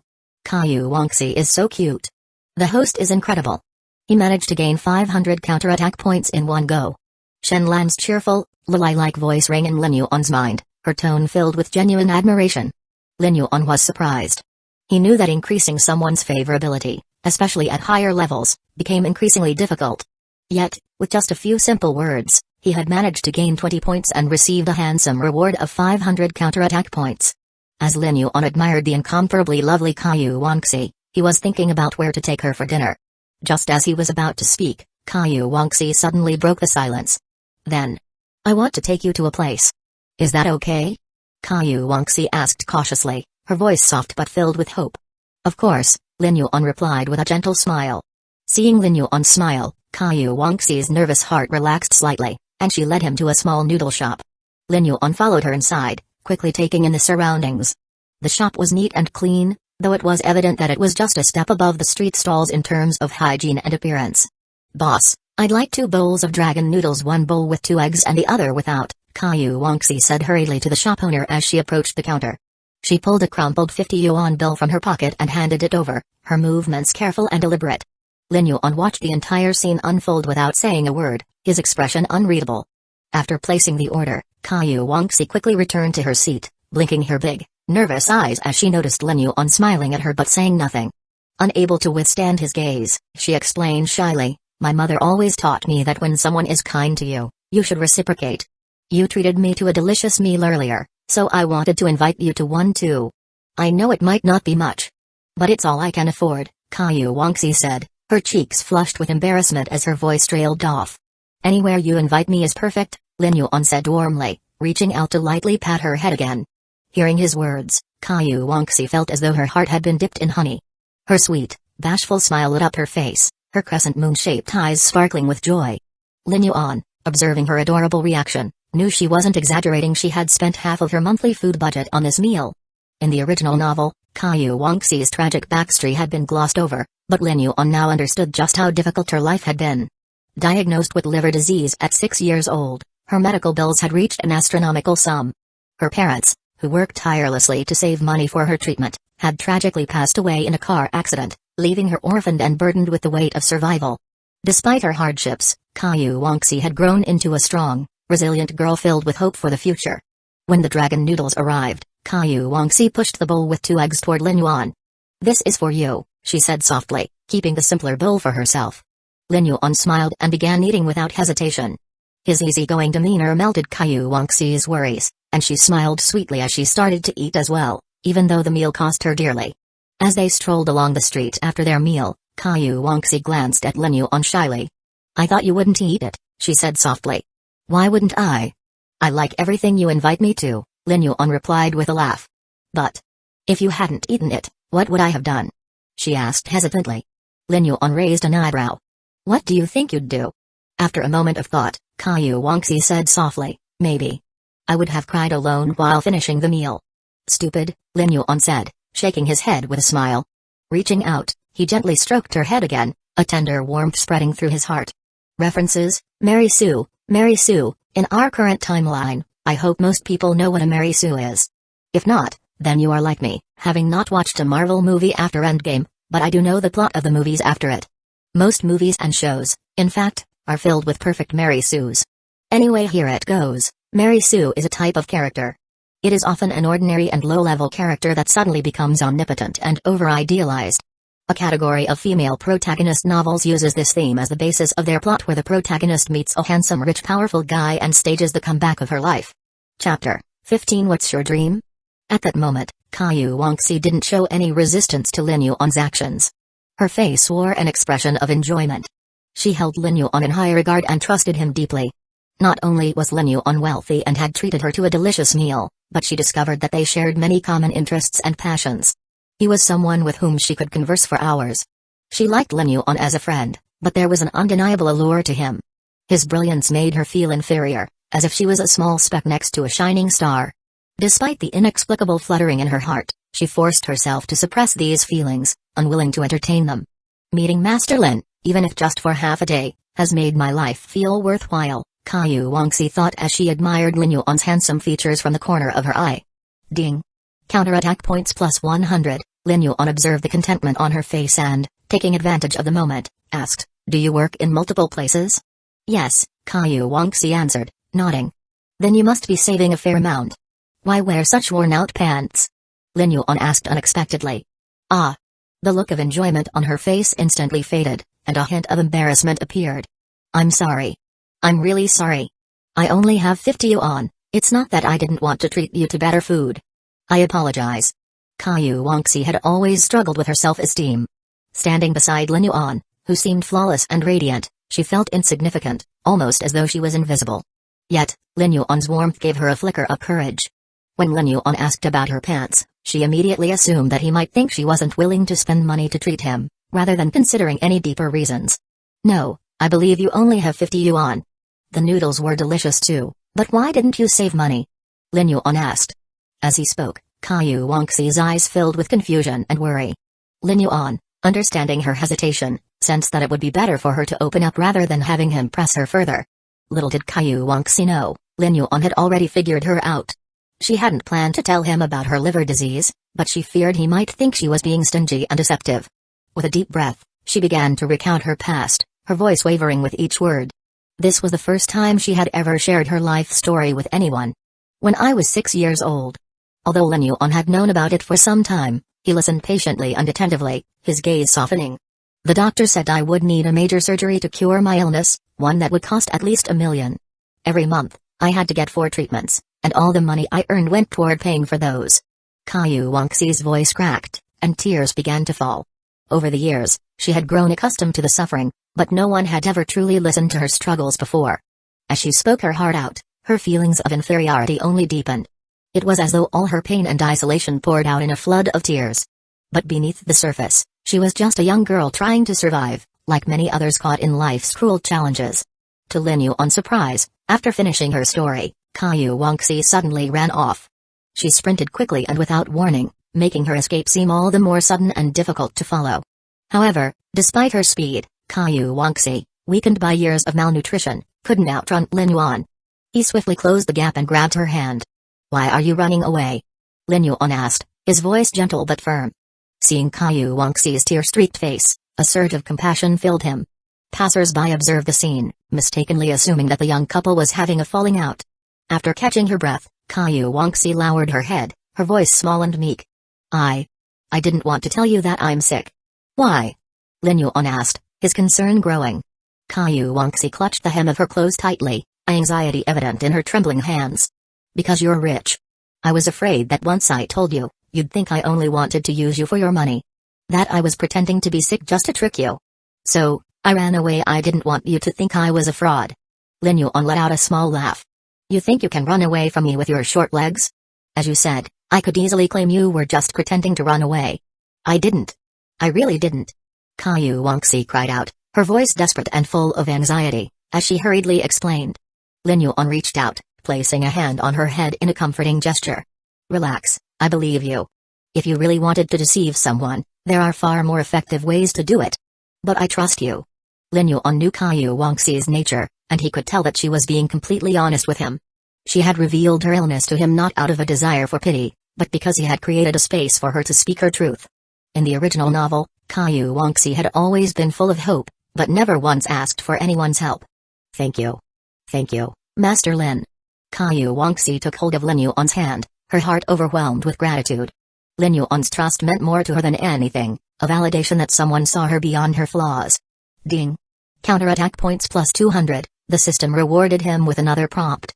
Lin Yuan reached into his pocket, withdrew 100 yuan, and handed it to Caillou Wangxi with a smile. "Here, pay your salary," he said. "Ah. That's out of the question. I can't accept it. You've already treated me to so much today."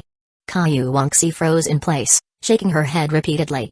"Don't tell me that 100 yuan isn't worth spending half a day with me? Do you really think my time is that cheap?"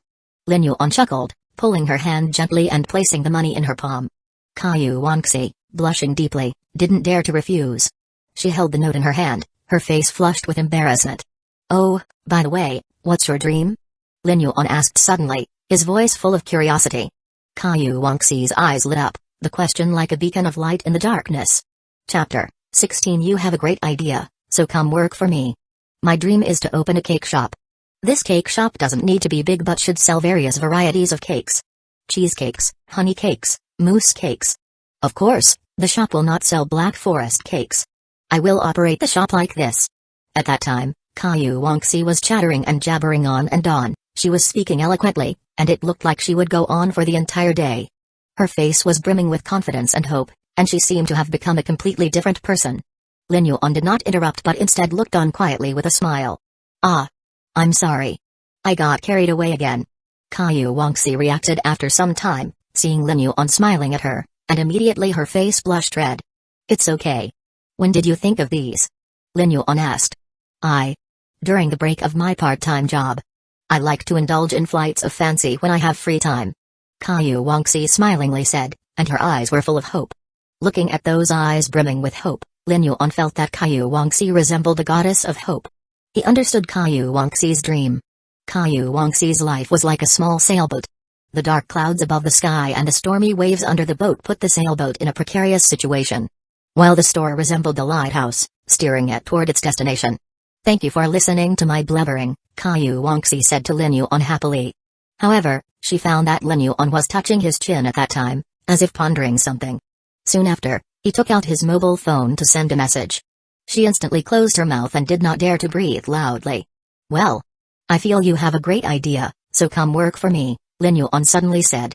Hearing Lin Yuan's words, Caillou Wangxi froze for a moment and subconsciously asked, Work? What kind of work do I do for you? Lin Yuan pointed to a cake shop in front of them and said, I was thinking about entering the baking industry recently. Have you seen this cake shop? I just texted to buy it. I feel that your idea is great, so I want you to be the store manager and give it a try. Huh? Caillou Wangxi was stupefied hearing Lin Yuan's words, as any ordinary person would be. How can this be? Caillou Wangxi believed when Lin Yuan said that he bought the cake shop with a text message, but how could she be the store manager? So, she repeatedly waved her hands. Lin Yuan didn't wait for Caillou Wangxi to finish her sentence. Instead, he interrupted her gently but firmly, his voice calm yet decisive. I'll be waiting for you here tomorrow at noon. Whether you choose to come or not is entirely up to you. I didn't invest a lot of money into this cake shop just for appearances. This opportunity is yours to take or leave.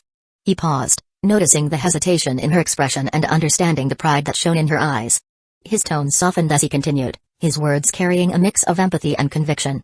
Don't think of this as me doing you a favor. You'll be working for me, and this is no charity. This is actually a common theme with investors. They're often investing in the founders themselves rather than the ideas. Ideas can change, adapt, and evolve, but the drive, the resilience, that out-of-the-box thinking and drive to succeed no matter what, that's something worth investing in. Lin Yuan's gaze deepened as he looked into her eyes, his voice taking on a more personal tone. You remind me of the first lesson my mother taught me about business. She said, those who are like cockroaches, those who refuse to die no matter the circumstances, are the ones who succeed in the end. And that's what I see in you, Caillou Wangxi. I see someone who's been through storms but still hasn't given up. Your dreams, your struggles, your determination, they burn so brightly that they could illuminate the path for others. You may feel like you're on a sinking boat, but you're still fighting, still holding on. That's the kind of person worth investing in. He stepped closer, his voice low but filled with sincerity, as if every word carried a weight meant to uplift her spirit.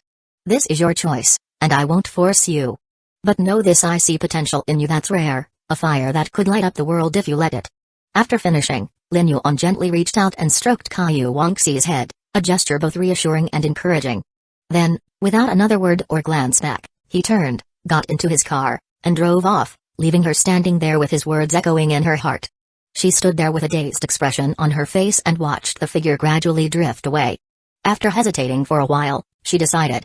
She didn't have any confidence in being an adequate store manager and did not want to accept the gift, but she decided to come over the next day. Caillou Wangxi did not have the extravagant hope of being the cake shop manager. She was just afraid that if she didn't come the following day, she would never see Lin Yuan again in her life. She felt that many of his ideas reflected the mindset of a true businessman, someone who was genuinely interested, perhaps not in the cake shop itself, but in her vision for it. With his wealth and experience, maybe he truly saw something in her that she couldn't see in herself. And the life lessons his mother had taught him, which he shared with her, made a lot of sense, at least to her. So, maybe, just maybe, the wife of the richest man in the city was right, and she might as well give it a try. Even then, to see Lin Yuan again, Caillou Wangxi decided she must come over here. At that time, Lin Yuan, sitting in the car, was having a conversation with Shen Lan. Shen Lan, host, you have done a great job today. You have earned a lot of counterattack points through your interactions with Caillou Wangxi. And also brushed up Caillou Wangxi's favorability. But there is a problem that you have still not discovered, Lin Yuan. Oh! Shen Lan, today, although you were good to Caillou Wangxi, it seemed more like a friend. However, the friendship between opposite sexes will reach a limit, and you will be stuck at that small favorability forever. According to your performance today, as long as you created a romantic atmosphere, the favorability might have soared greatly, Lin Yuan said with a smile. Why do you think that I didn't discover it? Shen Lan was dumbfounded. Lin Yuan said, sometimes, it is unwise to be eager and impatient. Acting wisely and slowly will make things smoother. The long-time accumulation will result in an outbreak at some point in time. Also, the system panel is useful. However, data remains static while people are not, so it is unreliable at many times. Mysterious. Shen Lan can't understand. Shen Lan's voice sounded young, like a muddle-headed little lullaby. The next day Lin Yuan came to Yan Ryuiu's house as before to treat Song Zhuan. Song Zhuan was treated in a large room, and Yan Ryuiu was also present there. Lying in bed, Song Zhuan, who was receiving treatment, took the initiative to chat with Lin Yuan. Jia Yuan, you are an excellent young man. You are not only handsome, but you also have a good family background, you conduct yourself with dignity in society, and your medical skill has reached perfection. Tut-tut. Unfortunately, some people don't know how to cherish it. Song Zhuan intentionally praised him in front of Yan Ryuiu. Yan Ryu, sitting in the chair beside him, stayed silent when she heard it. She knew the meaning of her mother but said nothing. Lin Yuan said with a smile, "This is no big deal. On the other hand, Aunt Song's ability is truly remarkable. Aunt Song Zhuan, you have created a lot of legends in the business world. Moreover, your skin is so well maintained, that whoever sees it will think that it is the milky flesh of a young girl." Lin Yuan did not exaggerate, because Song Zhuan could become the master of the Yan family thanks to her remarkable. Chapter 17 Near Death of the Iris Flowering Plant. Lin Yuan came into contact with her skin due to acupuncture and felt that her skin was as shiny as a young girl. Especially with the conditioning of his acupuncture, Song Zhuan's entire skin became rosier and younger. "Oh. Jia Yuan, you really know how to sweet talk. Your old aunt can't accept your exaggerated praise." Although she said so, Song Zhuan's face was already smiling. Lin Yuan's praise was well directed. He first complimented her achievements in the business world, which Song Zhuan was very proud of. Then, he praised her beauty, a weak spot for her. What woman on this planet doesn't enjoy hearing others boast about her beauty and attractiveness? The crucial factor was that Lin Yuan was not only the heir to the powerful Lin family but also a dashing and outstanding young man. "How nice would it be if you were my son? Alas, it's a pity," Song Zhuan said as she stretched and sighed with regret. Yan Ryu, standing by, remained silent. She was the cold president of the company in front of others, but Song Zhuan had raised her alone, and Yan Ryu was simply an obedient daughter in front of her mother. The defiance she showed during Lin Yuan's last visit was her only act of rebellion. She hadn't expected Song Zhuan to become so angry that she fainted, and now, she dared not show any further rebelliousness. "Wipe my sweat," Lin Yuan commanded Yan Ryu. Yan Ryu picked up a handkerchief without a word and carefully wiped the sweat from his forehead. Lin Yuan was treating her mother, and to avoid disrupting the treatment, Yan Ryu obediently wiped his sweat. Yan Ryu appeared more skilled than the first time she had wiped off his sweat. The fragrance of the elegant beauty lingered in the air as her delicate hand wiped away the sweat. Lin Yuan found the treatment process very comfortable. Soon, the acupuncture session ended. Lin Yuan put away the needles and tactfully declined Song Zhuan's invitation to stay for dinner. He stood up, preparing to leave. Upon seeing him rise, Yan Ryu also stood up to see him off, knowing that Lin Yuan had worked hard to help her mother. Song Zhuan had raised her alone and was her only surviving parent. Since Lin Yuan had saved Song Zhuan, Yan Ryu's impression of him had improved. Seeing Yan Ryu take the initiative to accompany him to the door, Song Zhuan nodded with satisfaction. The two walked out of the room side by side. Lin Yuan noticed that Yan Ryu was wearing a professional suit, the kind women in the workplace wear. Her beautiful hair was arranged in a slightly mature bun on top of her head. This, coupled with her beautiful and aloof face, made her seem like the ideal iceberg president. Yan Ryu's perfect curves were accentuated by the suit, highlighting her fine, jade-like long legs that could certainly drive men crazy and women envious. This suit seemed tailor-made for her, making it difficult to look away, yet it also made one hesitant to stare. Yan Ryu was pleased and confident about her looks and outfit. However, when she peeked at him, she found that Lin Yuan didn't look at her with the same gaze that had once made her uncomfortable. The former Lin Yuan would have gazed at her with a desire to devour her, but the present Lin Yuan's eyes were pure. Yan Ryu found this far more comfortable, and it made her feel less repulsed by him than she had with other men. As they walked out, they passed a garden in the villa. Lin Yuan suddenly stopped. Yan Ryu followed his gaze and saw that he was looking at an iris plant in bloom. "This iris is soon going to die," Lin Yuan said. Yan Ryu glanced at Lin Yuan. The iris was indeed looking sickly, and it was clear it would soon wither, but she didn't understand why Lin Yuan had said that. "Has this iris been transplanted here less than 2 days ago?" "It will be completely dead soon," Lin Yuan said. "Huh? How do you know?" Yan Ryu, usually reserved, couldn't help asking. Iris plants typically grow and decline year after year, and if well cared for, even if they seem to die, their roots remain alive and can bloom again the following year. Yan Ryu was puzzled. How did Lin Yuan know the iris was about to die, and how did he know it had only been transplanted 2 days ago? She had been planting flowers for more than 10 years and couldn't figure it out. She had never heard that Lin Yuan was involved in gardening. Could the maid at home have told him? Just as Yan Ryu was letting her imagination run wild, Lin Yuan spoke. "I don't know much about flowers, but I do know a bit about plants used in medicine. For example, this iris flower can reduce inflammation, improve blood circulation, remove blood stasis, traditional Chinese medicine, and relieve cold and rheumatic pain. And its rhizomes have withered, so that's why I believe this iris was transplanted here less than 2 days ago." Lin Yuan spoke about the medicinal properties, growth habits of iris plants, where they were transplanted from, and how they were planted. Lin Yuan wasn't bragging. His god-level medical skills extended beyond healing diseases. They also provided him with knowledge about the medicinal properties of many plants. This knowledge was complementary, otherwise, how could it be called god-level? Moreover, he knew Yan Ryuayu had a passion for growing flowers and plants. She had planted nearly all the flowers in the garden, and one of her favorite plants was about to die. In the original story, Yan Ryuayu had been deeply saddened by the death of that plant. On the other side, Yan Ryuayu was astonished as she looked at Lin Yuan's beautiful eyes. Everything he had just said about the iris was accurate. It was as if he had watched her transplant the iris herself.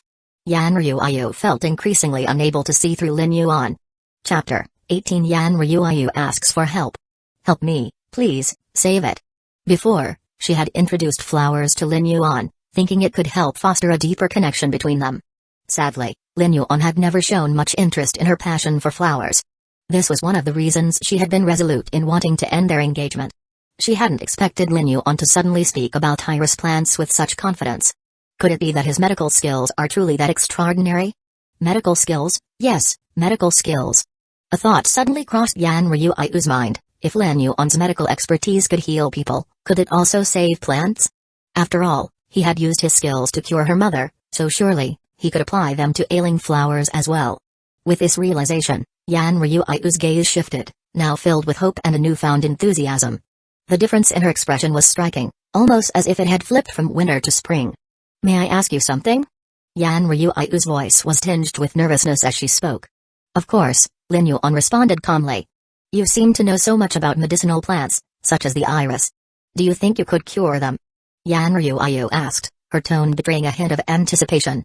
She feared hearing him say no, but the moment she heard his response, her heart leaped with joy. Yes, I can help plants with medicinal properties, Lin Yuan confirmed. Yan Ryuayu felt as if a weight had been lifted from her chest, her excitement bubbling up within her. Her love for flowers was immense, and they held a deeply personal significance in her life second only to her mother. The thought that Lin Yuan could help restore them filled her with delight. But just as quickly, Lin Yuan's words tempered her joy. Just because it can be cured doesn't mean it will be. It depends on the situation, he explained, a note of caution in his voice. Yan Ryuayu took a deep breath, forcing herself to calm down. Quickly, she asked, can this iris be saved? Lin Yuan nodded. Yes, it can. All it needs is to be moved away from the wind bellflower nearby. With the right amount of water and care, it should be revived within 2 days. Really? Yan Ryuayu asked, her voice a blend of disbelief and excitement. She trusted Lin Yuan implicitly after the miraculous recovery of her mother, and seeing how confident he sounded only increased her faith in his words. Please, follow me. Without waiting for his response, Yan Ryuayu grabbed Lin Yuan's hand and eagerly led him deeper into the garden. After walking for a few dozen meters, they arrived at a tree. The trunk barely reached the height of a person, but its branches were thick with leaves, albeit sickly and yellowed. As soon as they stopped, Yan Ryuayu shifted back to her usual composed self, though her words were rushed with urgency. This tree, Lasu, has been turning yellow gradually over the past 2 years. No matter the season, it has been steadily losing its vitality. I don't know what's happening. Please, help me. She had been unable to figure out why the tree was deteriorating, despite her efforts with water and fertilizer. Lasu was incredibly important to her, more so than anything else apart from her mother, Song Zhuan. Miss Yan, please slow down. Can you let go of my hand? Lin Yuan said, his voice calm and indifferent. At that moment, Yan Ryuayu realized she was still holding Lin Yuan's hand tightly, and a flush of embarrassment colored her cheeks. This was the first time she had ever held a man's hand, and she hadn't expected to hold it for so long. In her anxiousness, she had unintentionally squeezed Lin Yuan's hand, leaving a faint red mark. Flustered, she immediately apologized. Sorry, I got too carried away. It's fine, Lin Yuan said, unconcerned. The redness on his hand was hardly noticeable, and he appreciated her apology nonetheless. Lin Yuan, your medical skills are extraordinary. Please, take a look and tell me if you can save it. If you can, I'll do whatever I can to repay you, Yan Ryuayu said earnestly, her eyes full of hope. She feared hearing him say no, but the thought of him being able to help filled her with anticipation. Lin Yuan walked around the Lhasa tree, inspecting it closely. This is Taxus chinensis, also known as Chinese yew or red bean yew, because it produces small red fruits resembling beans. Its extract, Paklitaxel, is known for its anti-cancer properties, so it's often referred to as biological gold. Yew is also used to treat various ailments such as tumors, cancer, leukemia, and diabetes," he explained as he examined the tree. "That's right. It's the Texas chinensis," Yan Ryuayu exclaimed, her voice tinged with excitement. "It was planted by my father when he was sick. Can you cure it?" she asked, her voice now full of urgency. Lin Yuan paused, as if considering the situation carefully. The sight of his pensive expression caused Yan Ryuayu's heart to drop. "Is it incurable?" she asked, dread creeping into her voice. "No, it can be saved." "It's not difficult," Lin Yuan said, a small, knowing smile tugging at his lips. This statement brought a flood of relief to Yan Ryuayu. She had believed in him all along, but now her hope had been fully reignited. Chapter 19 I want one iris flowering plant. "Really?" Yan Ryuayu exclaimed, her voice filled with genuine excitement. "I'm not questioning your medical expertise, I'm just so thrilled." Yan Ryuayu quickly added, flustered by the possibility that Lin Yuan might misinterpret her enthusiasm. "Never mind. Actually, this Texas chinensis tree isn't sick," Lin Yuan said casually. "Ah." Yan Ryuayu was momentarily stunned. "How can it not be sick?" "It's just lacking proper nutrition," Lin Yuan replied, his tone neutral. "But how is that possible? I've been watering and fertilizing it the same way for years, ever since I was a child. It used to thrive just fine. How could it suddenly be lacking in nutrients?" Yan Ryuayu asked, confusion lining her voice. "You haven't changed, but that doesn't mean everything around you hasn't," Lin Yuan remarked, his voice carrying an edge of quiet wisdom. "I haven't changed. But that doesn't mean it won't change." Yan Ryuayu repeated, trying to process the depth of his words. "It's because it lacks sunlight," Lin Yuan stated simply, his gaze drifting toward a large tree that stood beside the yew. Yan Ryuayu's gaze followed his, and a light of realization flickered in her eyes. "When you first planted the Chinese yew, that tree wasn't there. But as this new tree grew, it started to block out the sunlight from the yew. Over time, the lack of sunlight has begun to affect it," Lin Yuan explained, his voice matter of fact. "So, how do we fix it?" Yan Ryuayu asked, now fully understanding the cause of the issue. Still, she sought Lin Yuan's advice on how to proceed. "It's simple. You need to cut down the large tree. But be careful with the roots, make sure you remove them completely. Once that's done, the Texas chinensis will recover on its own," Lin Yuan said with finality. "Once the big tree is gone, the yew will flourish again. Sometimes, the prejudices and biases that people hold in their hearts are like a tree with deep roots. Only by removing the tree can we clear the way and let the sky shine through," Lin Yuan added thoughtfully, his words taking on a philosophical tone. Yan Ryuayu blinked, momentarily stunned by Lin Yuan's analogy.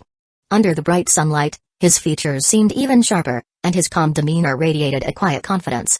His words left an impact on her, and for a brief moment, she found herself lost in thought.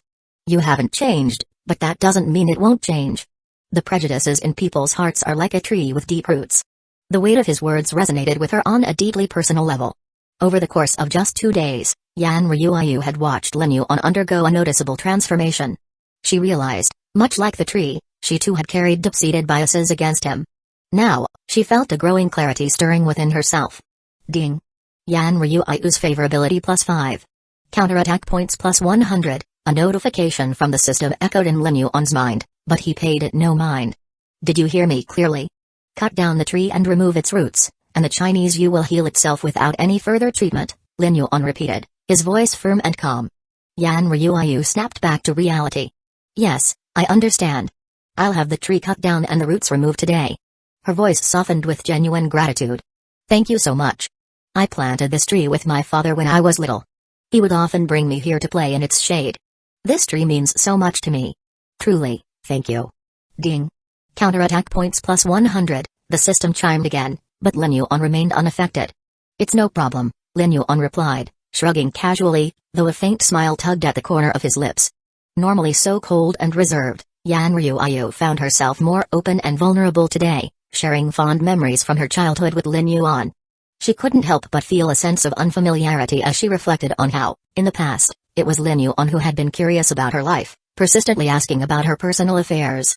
But now, it was she who was revealing fragments of her history to him, while Lin Yuan maintained his usual detached demeanor. She pushed aside the strange sensation that stirred within her and spoke again. "Regardless, you've still helped me immensely. I owe you a great favor. Please, let me know what I can do to repay you." Lin Yuan's eyes glimmered with a knowing look. He smiled slightly and responded, his gaze momentarily shifting to her figure, her grace, her elegant silhouette framed by the office suit she wore, undeniably captivating. Sensing the weight of his gaze, Yan Ryu felt a flutter of nervous tension toil in her stomach.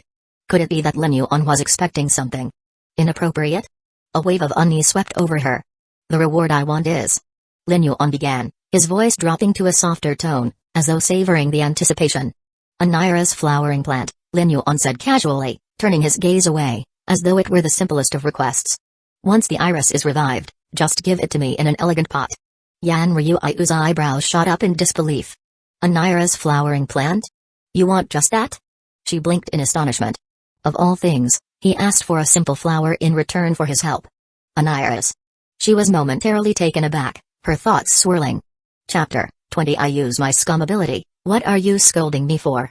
Yes, Lin Yuan answered succinctly, his tone calm and composed. Send it to my house when the time comes. I need to handle a few matters, so I'll take my leave now. With that, Lin Yuan turned decisively and walked away. Yan Ryu, standing there, gently bit her lower lip, her gaze following his departure. What was the meaning of this? He had helped her so much, yet the only thing he asked for in return was a seemingly insignificant iris flower? It may have only taken a few words for Lin Yuan to resolve the problem, but those words were incredibly important to me, Yan Ryu thought. Lin Yuan's mere request for an iris plant, though small, made her feel strangely unsettled. The idea that he asked for nothing of material worth was almost more disconcerting than if he had demanded a fortune. As she watched him leave without hesitation, Yan Ryu realized that Lin Yuan had meant every word he spoke. He had deliberately refrained from demanding anything more extravagant. His unspoken understanding that sometimes a gesture, no matter how simple, could be more meaningful, left a lasting impression on her. As Lin Yuan slid into his Lamborghini, Yan Ryu gritted her teeth and, without another thought, ran after him. She quickly unhooked the necklace from her neck and pressed it into his hands, the gesture swift but filled with intention. Without waiting for a response, she turned and fled, her words carrying back to him, "This sapphire necklace is a small token of my appreciation. The iris flower will also be delivered to you as promised." Her heart raced, a flush rising to her cheeks as she sprinted back toward the villa, avoiding his gaze. Lin Yuan, still in the driver's seat, stared down at the necklace in his hands with mild surprise. He had not expected her to be so quick to act, let alone so generous. Her ears, pale and delicate like porcelain, flushed a deep crimson as she hastily disappeared from view. Lin Yuan couldn't help but smile, amusement tugging at the corners of his mouth. He hadn't anticipated this turn of events. "Necklace," he murmured, a hint of disbelief in his voice, before starting the car and driving off with the roar of the engine. In the garden, as the wind carried the scent of earth and blooming flowers, Yan Ryu could hear the large tree beside Lhasa crashing to the ground. Lin Yuan's words echoed in her mind. "You haven't changed, but that doesn't mean it won't change. Prejudices in people's hearts are like a large tree with deep roots." Her heart, too, felt complicated, uncertain yet strangely enlightened by his simple but profound insights. Ding. The heroine Yan Ryu's impression of you has shifted slightly. Favorability +5. Counterattack points +150. Lin Yuan, behind the wheel of the Lamborghini, was halfway through processing the sudden influx of notifications from the system when he chuckled softly. The system had a way of making every little interaction feel like a major event. Shen Lan's excited voice broke through the silence. "Wow. Host, you're incredible. Yan Ryu gave you so many counterattack points, and not only that, she also gave you her sapphire necklace." "That's amazing," Shen Lan continued, her voice bubbling with enthusiasm. Lin Yuan, grinning at the flurry of notifications, replied coolly, "Isn't this all just the result of the foundation I've been building?" He had known from the start that helping Yan Ryu would improve her impression of him. But receiving the necklace was entirely unexpected. He had assumed she would offer some form of material compensation, but this, a personal necklace, one that carried significance to her, was a different kind of payment altogether. After a quick examination, Lin Yuan realized the necklace's value was much greater than he initially thought. The sapphire alone was worth 7 million, and considering the fact that it had been worn by Yan Ryu, one of Jiangbai's famed beauties, the necklace could fetch more than 10 million at an auction. "Isn't his fascinating?" Lin Yuan mused aloud. He appreciated the gesture, though he wasn't sure what to make of the implicit meaning behind it. To him, the value of the necklace was not just monetary, it spoke to her feelings toward him. Shen Lan, still bubbling with curiosity, asked, "But why did you ask for an iris flower, of all things? Is the flower really that valuable?" It seemed genuinely confused by his choice of reward. Lin Yuan chuckled softly, replied, "There is nothing more rewarding than asking for an iris flowering plant. I had done a great favor for Yan Ryu. If I took the initiative to ask for something and obtained something worth 100 million, then the favor would have been repaid. The gains would not make up for the losses. And this necklace was given to me by Yan Ryuayu on her initiative and implied many meanings. I won't explain it to you one by one as you are an idiot when it comes to human feelings. And besides, Yan Ryuayu herself gave it to me willingly, which makes it all the more special, he added, his tone softening as he recalled the moment. Shenlan retorted playfully, hump. You've really mastered the art of human interaction, haven't you? Maybe you've been taking notes from some multi-level marketing guru. Lin Yuan rolled his eyes. Multi-level marketing? You have a wild imagination, Shenlan.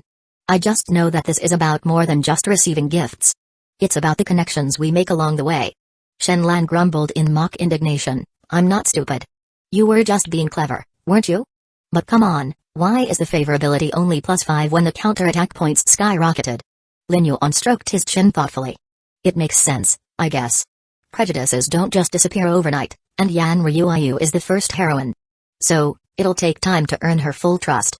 Shenlan agreed, that's true. But hey, the necklace she gave you means something important, and it's a sign of things to come. Who knows how things will change now? Lin Yuan grinned.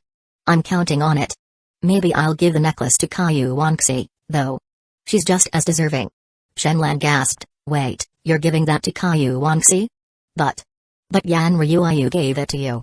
You are giving it to another woman, Lin Yuan shrugged, a mischievous glint in his eyes. What can I say? It's mine now. If I want to share it, that's my prerogative. Shenlan groaned dramatically. You really are a handful, Lin Yuan chuckled, letting her teasing comments slide. I'm just doing what feels right, Shenlan. I am using my scum ability, what are you scolding me for? Now, let's see what happens next. Chapter 21 You will have to work a lifetime for me. Lin Yuan soon arrived in front of the cake shop in his sleek, fast Lamborghini. As he stepped out of the car, his eyes landed on a shy, slender figure standing outside. It was Caillou Wangxi. She had spotted Lin Yuan as well, but she hesitated, unsure of how to approach him. Her voice was caught in her throat, and she simply stood there, staring at him. Lin Yuan flashed her a warm smile and waved. I didn't keep you waiting long, did I? He asked, his voice light and easy. It was just 11:50, a good 10 minutes before the appointment time they had set the day before. No doubt Caillou Wangxi had arrived early. I came a little early, she answered softly, her voice tinged with shyness. The truth, however, was that Caillou Wangxi had been waiting there for almost an hour. The previous night, she had struggled to sleep. Every time she closed her eyes, Lin Yuan's face seemed to appear before her, his words echoing in her ears. She replayed his actions, his expressions, over and over again, unable to get him out of her mind. Ah! She yawned deeply, exhausted from the lack of rest. Lin Yuan chuckled and gently ran his fingers through her hair. Those dark circles under your eyes make you look like a little panda. What kept you up so late? Caillou Wangxi closed her eyes at the comforting touch, a soft warmth spreading through her. But when she heard Lin Yuan's words, her face turned beet red. She couldn't bring herself to tell him that she had spent the whole night thinking about him. This is for you, Lin Yuan said, holding out a stunning sapphire necklace. Ah! It's too much. I can't accept this, Caillou Wangxi protested, instinctively shaking her head as she looked at the necklace. It was clear that it was far more valuable than anything she had ever owned. Lin Yuan smiled reassuringly.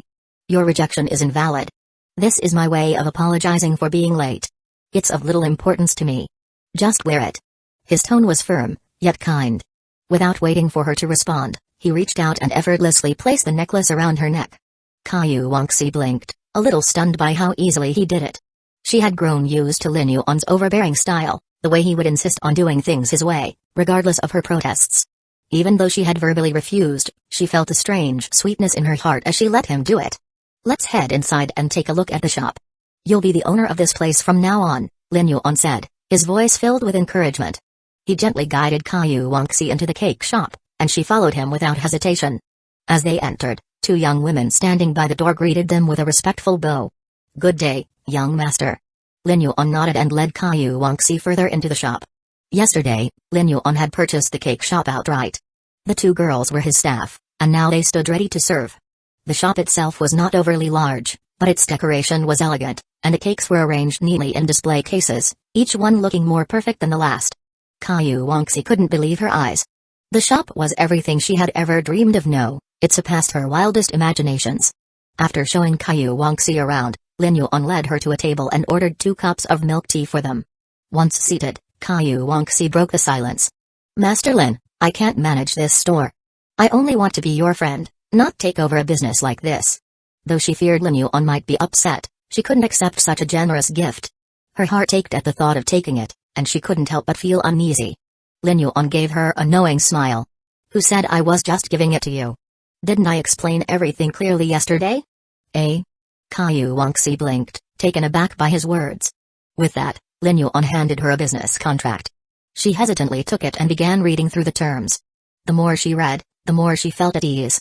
As per the contract, I'm lending you the store, valued at 5.5 million, along with 500,000 as startup capital, he explained casually. If the business doesn't succeed, I'll take the store and a loan back. But if it does well, you'll pay me back double, plus 45% of the ownership. He grinned. It's not a gift, you know. Caillou Wangxi paused, her heart fluttering as she processed his words. Lin Yuan was right, he wasn't just giving her the store. It was a loan, with terms that gave her room to grow. Her anxiety softened, but she still had one worry. But, Master Lin, if I fail, I won't have the money to pay you back, she said, her voice filled with uncertainty. Lin Yuan looked at her, his expression gentle yet firm. He pinched her cheeks playfully. Don't worry. I have plenty of jobs available. If things don't work out, you'll work for me for the rest of your life. His teasing words, and the warmth of his hand on her face, made her entire face turn red, all the way to the tips of her ears. Her heart raced as she tried to hide the blush creeping up her neck. I believe in your plan, and I think it'll succeed, Lin Yuan said, giving her head another affectionate stroke. So go ahead, little boss Wangxi. Sign it. Caillou Wangxi hesitated for a moment, her fingers trembling slightly as she held the pen. Then, with a quiet sigh, she signed the contract. Her dream had always been right in front of her, but now it was within her grasp. She had realized that when Lin Yuan set his mind to something, there was little chance of changing it. If he said she was going to be the boss, then that's exactly what she would be. And the most important part was that this also meant she would get to see Lin Yuan regularly, helping him with his work, and being close to him in a way she had never imagined. With a small, content smile, Caillou Wangxi signed the document, feeling both nervous and excited about the future. Chapter 22. The plan will be initiated ahead of time. Alright then, you'll be the boss of this cake shop moving forward. By the way, your shop doesn't have a name yet, so why don't you pick one? Lin Yuan said casually. How about Hope Cake Shop? Caillou Wangxi paused for a moment, then spoke. Hope Cake Shop, she repeated internally, her thoughts filled with a quiet yearning. I hope I'll see Master Lin every day. I hope he remains happy forever and lives just as he wishes. I want to meet his expectations and make this cake shop a success, earning money for him. As she named the shop, her heart swelled with optimism about the future. Ding. Counterattack points plus 50, the system sent a reward notification. Lin Yuan smiled, sensing the affection in Caillou Wangxi's gesture. Hope Cake Shop is a beautiful name, he said warmly. Zhao she'll be your new store manager from now on. He addressed the two young, pretty girls standing by. Yes, young master. Zhao nodded obediently. Turning toward Caillou Wangxi, they both bowed and greeted her. Hello, store manager. Hello. Caillou Wangxi greeted back, a little flustered. Don't be nervous, Lin Yuan reassured her with a smile. Zhao and Zhao are both very capable and reliable. You've got this. Caillou Wangxi nodded seriously, now more determined than ever. With his part done, Lin Yuan took his leave. Zhao and Zhao were not only capable but also supportive, and Lin Yuan had faith that Caillou Wangxi could manage the shop well. He recalled from the original novel that Caillou Wangxi had once opened a cake shop, which turned into a highly successful business. Her story was one of transformation, where her efforts combined with a solid plan and some timely help propelled her from humble beginnings to an empire that would span the nation with the biggest cake restaurant chain in the world. In the early 2010s, ambition paired with a little help from the upper echelons could turn even the simplest ideas into vast fortunes. Lin Yuan recognized that Caillou Wangxi had that potential in her. After all, if things didn't go according to plan, it wasn't much of a loss for him, just a few million yuan, a mere drop in the bucket for someone with billions in the bank. On top of that, Caillou Wangxi had already earned him more than 1,000 counterattack points, which could be converted into over 1 billion yuan. Although Lin Yuan wasn't concerned, Caillou Wangxi was deeply aware of the opportunity she had been given. In the area surrounding the China World Trade Center, she knew how difficult it was to purchase a shop like this. Yet Lin Yuan had not only given it to her but trusted her to manage it. She felt honored and determined. Come on. I'll work hard. I must make Hope Cake Shop famous. I want to make money for Master Lin. I want to help him, just like he's helped me. Caillou Wangxi's eyes sparked with unrelenting passion, and she was filled with a renewed sense of purpose. Meanwhile, Zhao He and Zhao Lian exchanged whispers nearby. "Look at our store manager," Zhao He remarked. "She's glowing with ambition. She's got such a strong willpower. Seems like she's got a thing for the young master." Zhao Lian chuckled. "What nonsense. Of course, she does. Who wouldn't? The young master is rich and handsome. Honestly, I envy the store manager. If only I could have a relationship with him." Zhao He rolled her eyes. "Stop dreaming. You're lucky enough just to be able to exchange a few words with someone like him. Who wouldn't like such an outstanding man?" Zhao Lian added with a sigh. As Lin Yuan stepped out of the cake shop, he noticed his phone ringing. It was his bodyguard, Long Er. "Young master. We've detected that Yifeng, the one you mentioned, has boarded the plane. He's likely arriving in Jiangbai City tomorrow," Long Er reported. "Got it. Keep monitoring his movements," Lin Yuan replied without hesitation. Since the moment Lin Yuan had crossed paths with Yifeng, he had been on high alert. He instructed his subordinates to keep an eye on anyone named Yifeng flying into Jiangbai. Though it was a clear invasion of privacy, it didn't matter to him. His backing was the massive Lin Group, and the resources at his disposal could cover such things with ease. Today's arrival is a day earlier than what was written in the original novel, Lin Yuan reflected quietly. Shen Lan, this indicates that the host is already altering the world's timeline, changing the course of events. Yifeng's early return is a direct result of your actions, Lin Yuan, so this is a good thing, right? Otherwise, if everything played out as before, Yifeng would ruin my family again, and I'd be left with nothing. Shen Lan, yes, host. Your actions are beginning to reshape the narrative and threaten Yifeng, leading to a shift in the timeline, Lin Yuan. In that case, we'll initiate the plan ahead of schedule. With that, Lin Yuan stepped on the accelerator of his Lamborghini, his eyes gleaming with determination as he sped toward his next destination. In Jiangbai City's Xiling district. Inside Zhenhuangke TV, a group of people were gathered in the best VIP box. The atmosphere was lively, with people laughing and singing. Wang Ergu, surrounded by two heavily made-up women, was indulging in his pleasures, his hands exploring the women's bodies with a satisfied grin. Brother! Brother! A subordinate called out urgently. What is it? Wang Ergu snapped, irritated by the interruption. I saw a luxury car parked in the lot. Guess what kind of car? A Lamborghini. The underling exclaimed with excitement. A Lamborghini. Sounds like a rich guy. But so what? Doesn't matter how rich he is. He's probably just here to pay us some money. Ha ha ha. Wang Ergu laughed, shaking his head in amusement. Brother, you're the best. His underling flattered him. Let's see if he's a cash cow. Keep an eye on him and let me know if he's one, Wang Ergu said, his grin widening. Got it, brother, the underling replied.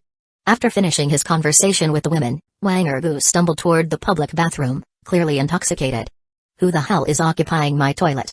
Come out and show yourself. He shouted, banging on the bathroom door. Suddenly, a cold chill ran down his spine as he felt something sharp and small press against his waist. A voice, calm and indifferent, spoke right next to his ear. Don't move. Chapter 23 The Surrender of Wang Ergu. Don't move. The voice rang sharply in Wang Ergu's ears, cutting through the air like a knife.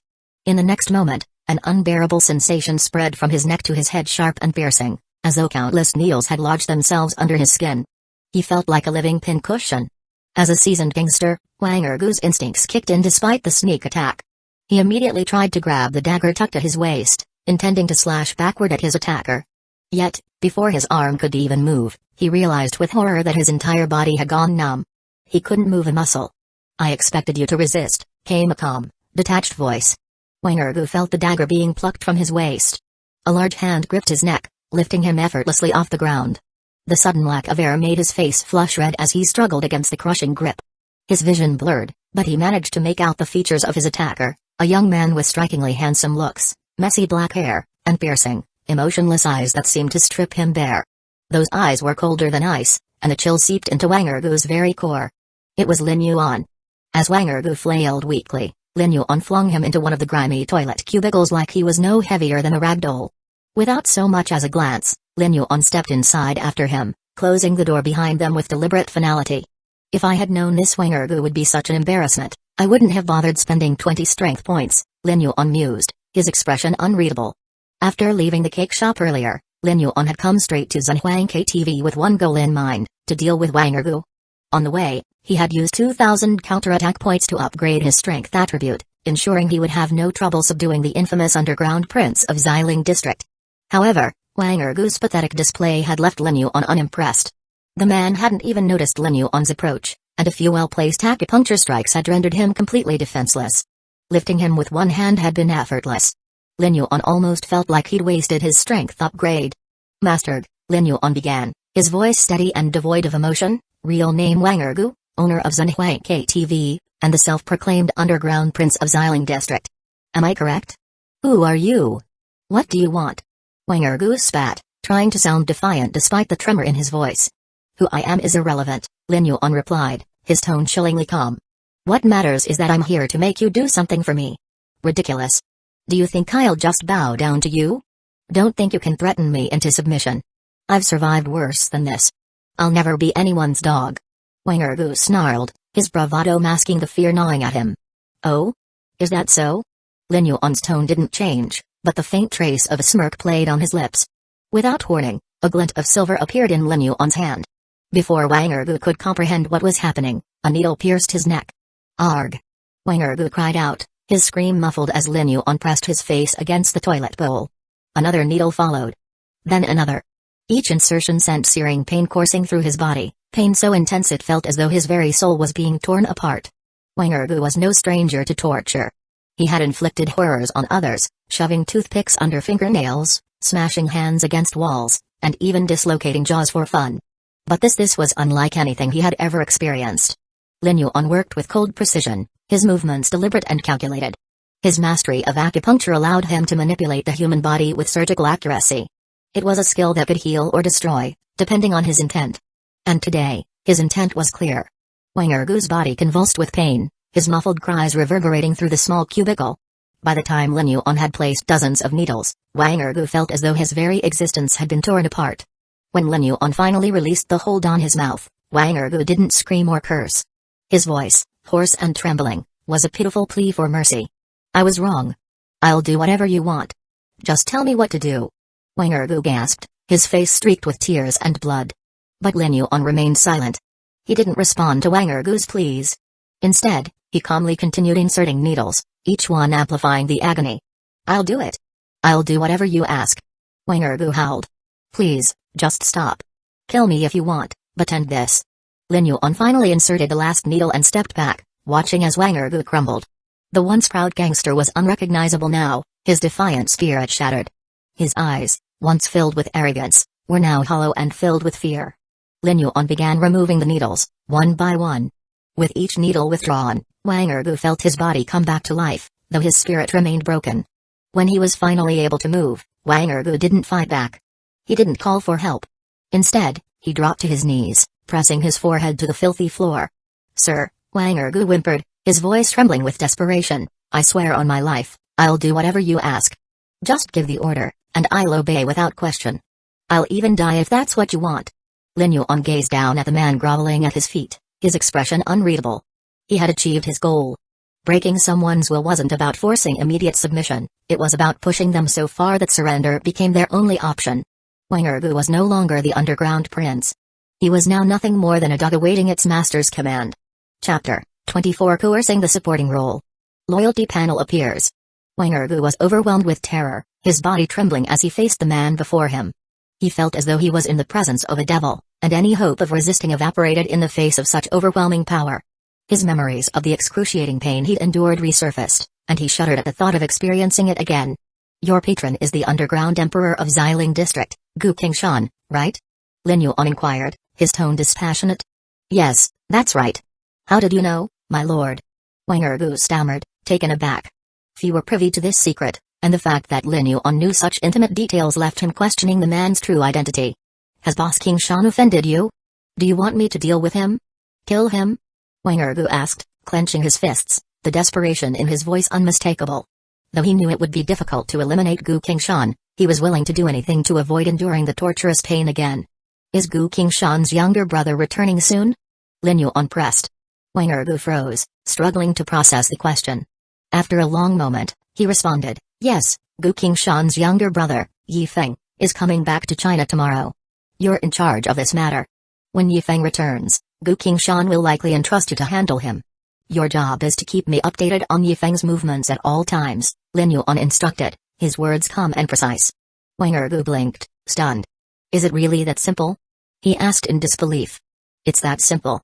Hearing Lin Yuan's response, Wang Ergu regretted his earlier resistance.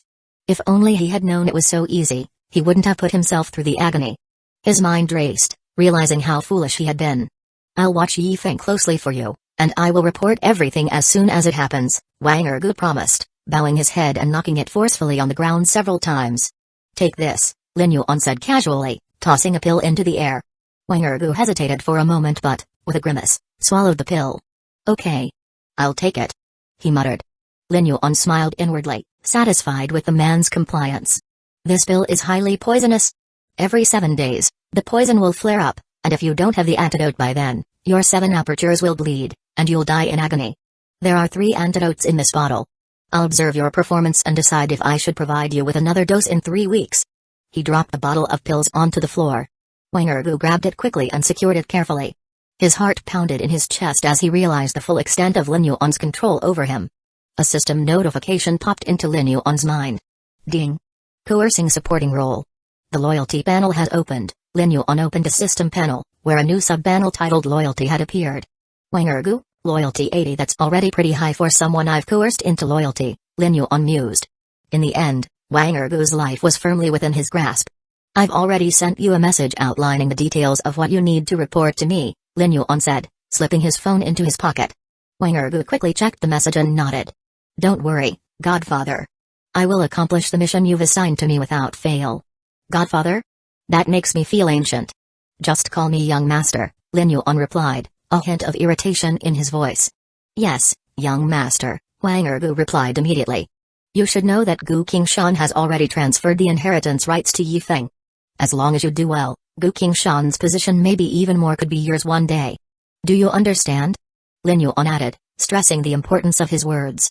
Wang Ergu's face lit up at the mention of the inheritance transfer. To him, Lin Yuan was a figure of godlike authority, a mysterious man with immense power.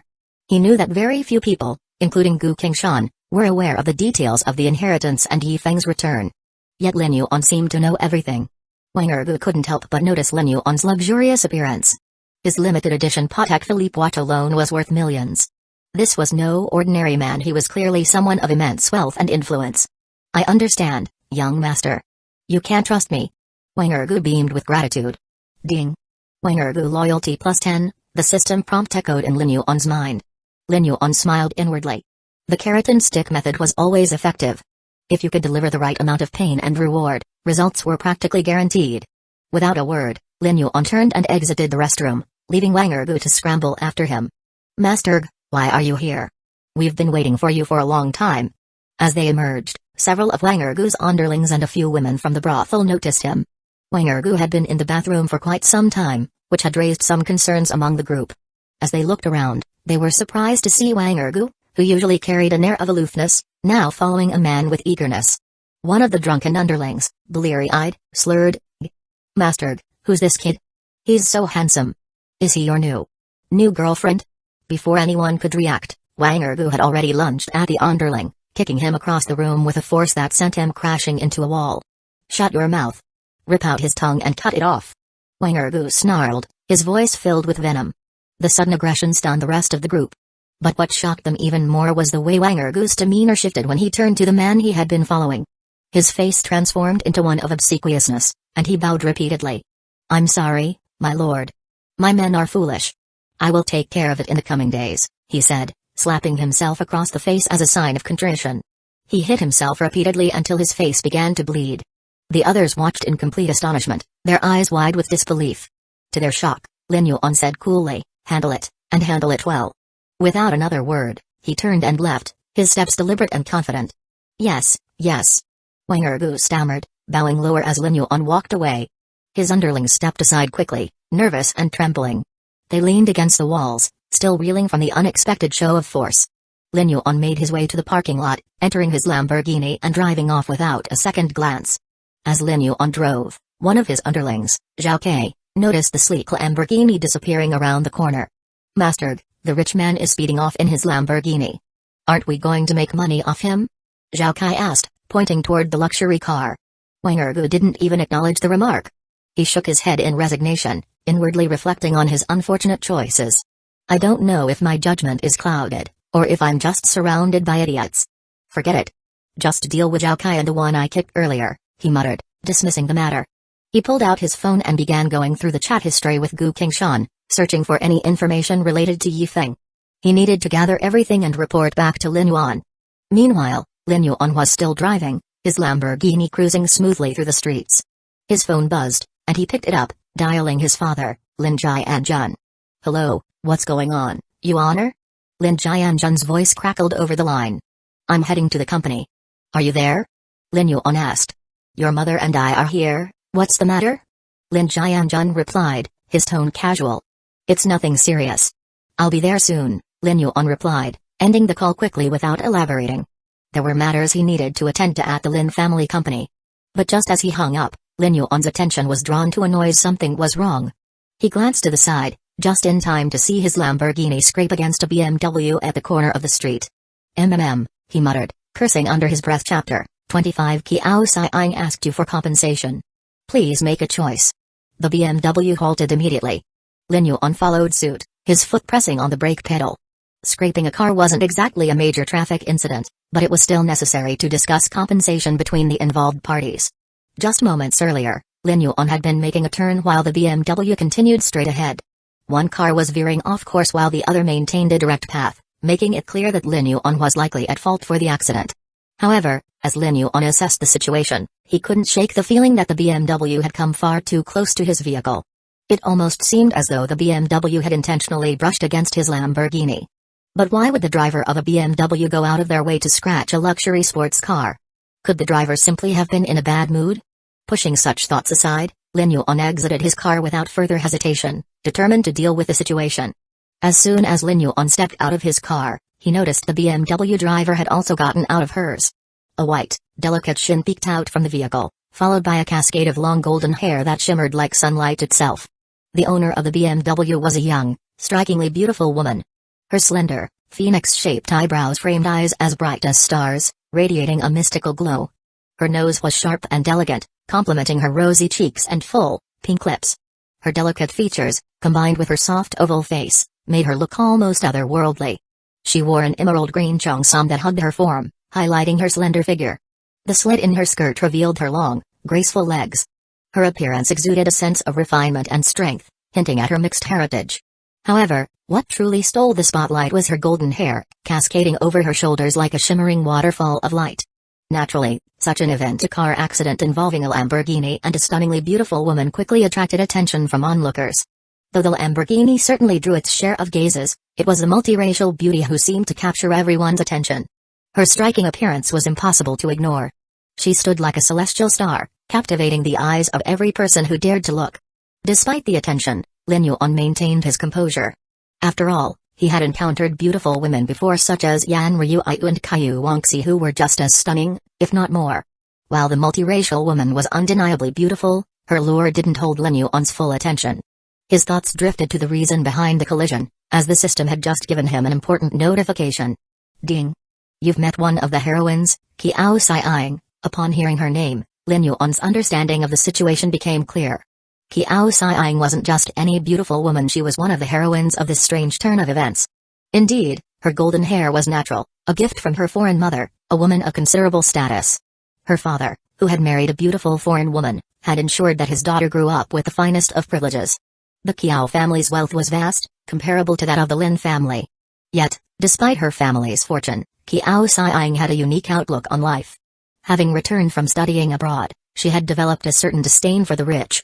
Ironically, the eldest daughter of a conglomerate worth billions had a complex relationship with wealth. She somewhat resented the very social class she belonged to.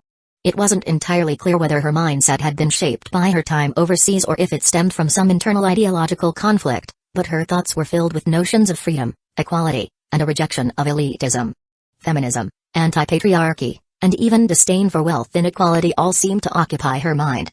Despite her family's fortune, she held a belief that the rich were inherently guilty, a notion that became the core of her actions. For example, she drove a BMW 7 Series worth around $1 million, not exactly a car chosen by someone lacking in wealth. Her father, aware of her conflicting views, had refused to allow her to handle the family business. In order to avoid her challenging her family's status, Qiao Xiang had developed an odd habit. She would deliberately look for opportunities to touch porcelain, a term for intentionally causing minor accidents to extort compensation from the wealthy. She would target rich second-generation heirs and seek to scam them, convinced that they were all inherently corrupt. Today's encounter seemed like just another routine setup in her ongoing scheme. Lin Yuan's Lamborghini, while not severely damaged, would require several 100,000 yuan to repair, and according to traffic laws, he would likely be compelled to compensate her as well. Just as Lin Yuan contemplated the situation, Qiao Xiang marched toward him, her expression seeming a mix of irritation and faux indignation. "Will you settle this publicly or privately?" she asked, appearing deeply aggrieved. Lin Yuan recognized the act for what it was, a calculated performance. According to Qiao Xiang's typical routine, her targets, embarrassed by the situation, often opted for private settlements. They would agree to pay her compensation, unable to withstand the pressure. If the matter were to be settled publicly, Qiao Xiang would report it to her family, leveraging the Qiao family's considerable influence to apply pressure and force a favorable outcome for herself. The system's voice interrupted Lin Yuan's thoughts, offering him a choice. "Ding.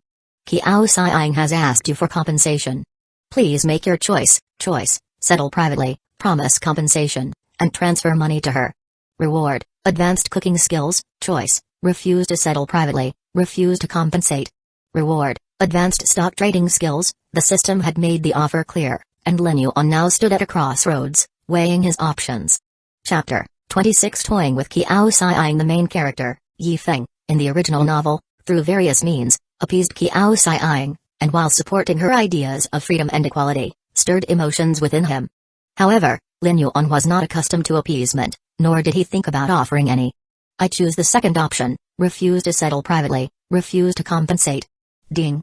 Congratulations to the host, you have received the reward, advanced stock trading skills. Shanlan sent a notification. When the choice appeared, Lin Yuan already had a plan in mind.